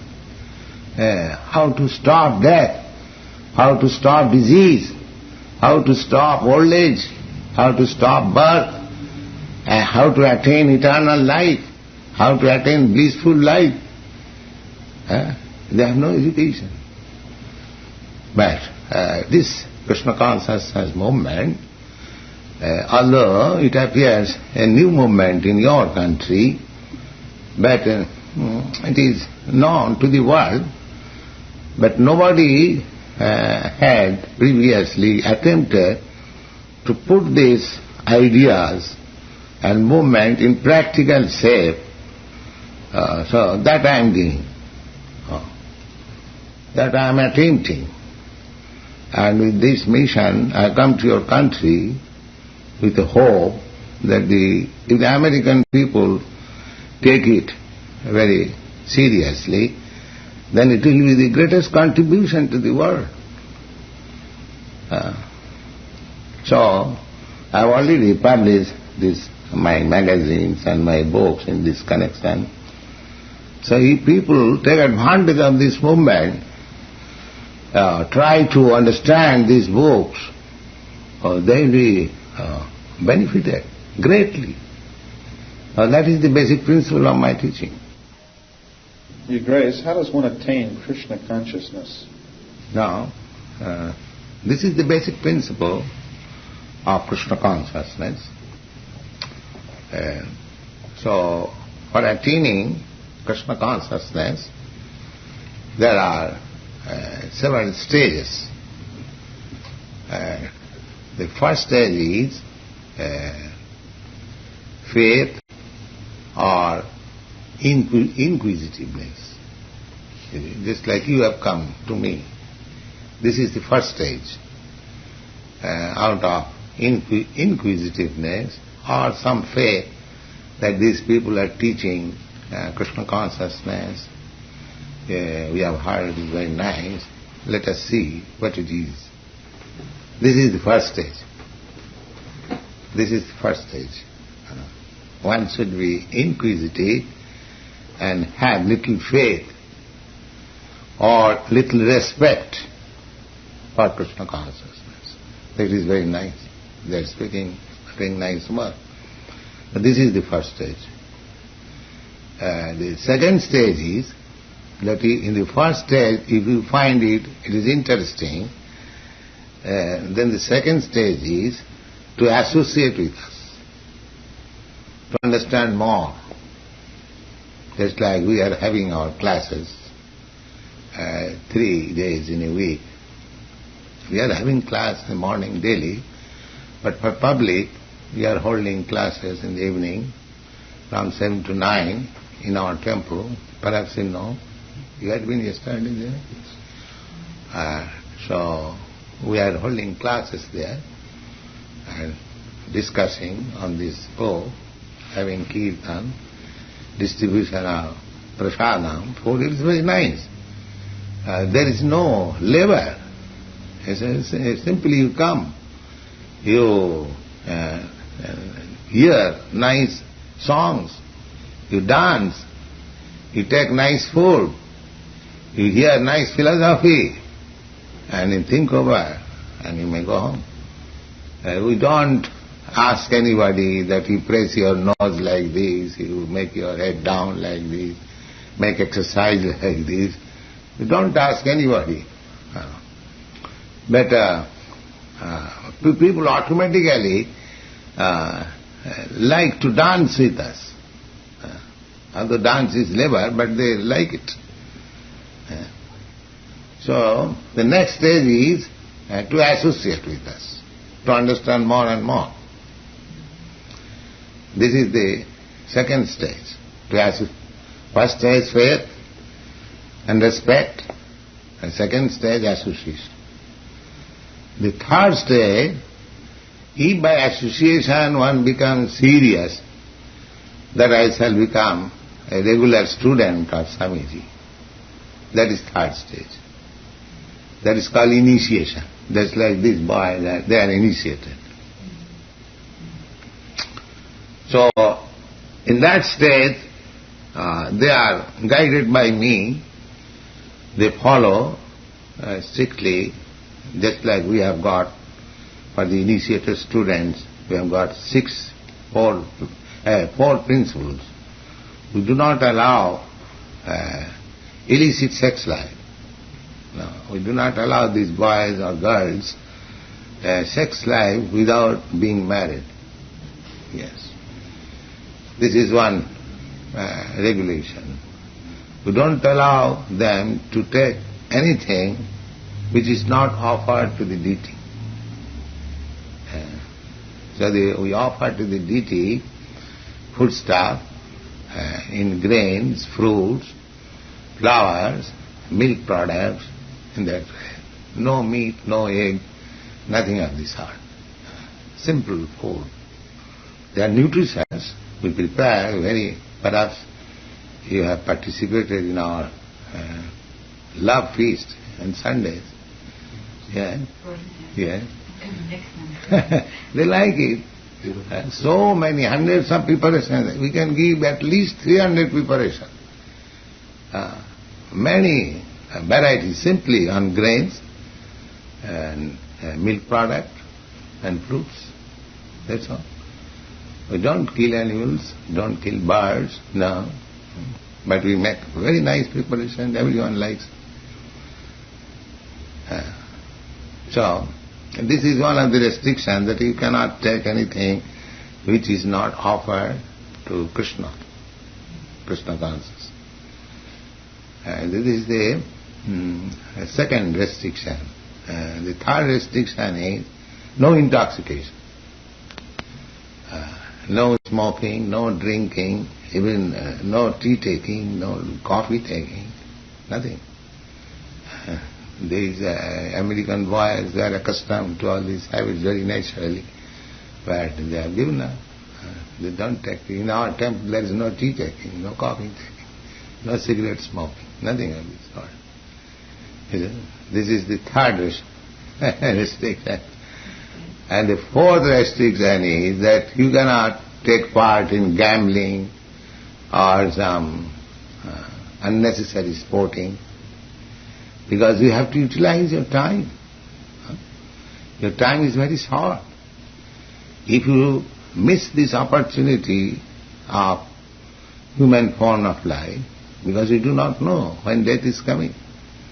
It is not that because I am old, I am nearing death, and you are young, you are not nearing death. Who knows that you may die before me? So there is no certainty. So the principle is that because this human form of life is so important to perfect oneself in Krishna consciousness, he should not waste even a minute. You see? So, therefore we don't allow unnecessary sporting. You see? This is simply waste of time. So, no illicit sex life, no meat eating or animal food, no intoxication, no gambling. So every student has to follow these 4 things, otherwise I don't initiate. I don't take cheap students that you can do whatever you like and you pay me some money, I give you some mantra and you become God. I don't say like that. I don't bluff like that. I have not come to earn money from your country, but I have come to your country to give you something sublime. Not to take you, and not to take from you, not to exploit you, but to give you something sublime. You see. So that is the third stage, initiation. Then, if you are situated in the third stage nicely, that means if you follow the regulative principles under my direction, then the fourth stage automatically comes. After this third stage, the fourth, fifth, sixth, seventh, up to eighth automatically comes. That is gradual development. So, in the third stage, if you follow the regulative principle and chant with some prescribed number, numerical strength, then your all misgivings will be over automatically. What are these misgivings? The first misgiving is that I am this body. Everyone is under the concept of this body. I am not this body. That is a fact. But body is changing. And there are many examples. One of the examples is a very common example. Suppose a man is dead. Now everybody is crying. And if we ask why you are crying, oh, my son is dead. I can say your son is lying here. Why you are saying that he is dead? Oh, no, he is dead, he is gone. His body is lying. Therefore, he is different from the body. Immediately you can understand. You say, no, he is gone. His body is lying. Don't you say at that time? So you understand at the time of death that the man was different from the body. But during his lifetime, I was taking care of his body only. What did I take care of he? Because I did not know him. You see, this is a misgiving. So Krishna consciousness means purified consciousness, real consciousness. And the next stage, after being freed from misgivings, attachment for the real identity, ruchi. Then ashakti, greater attachment. Then an ecstasy.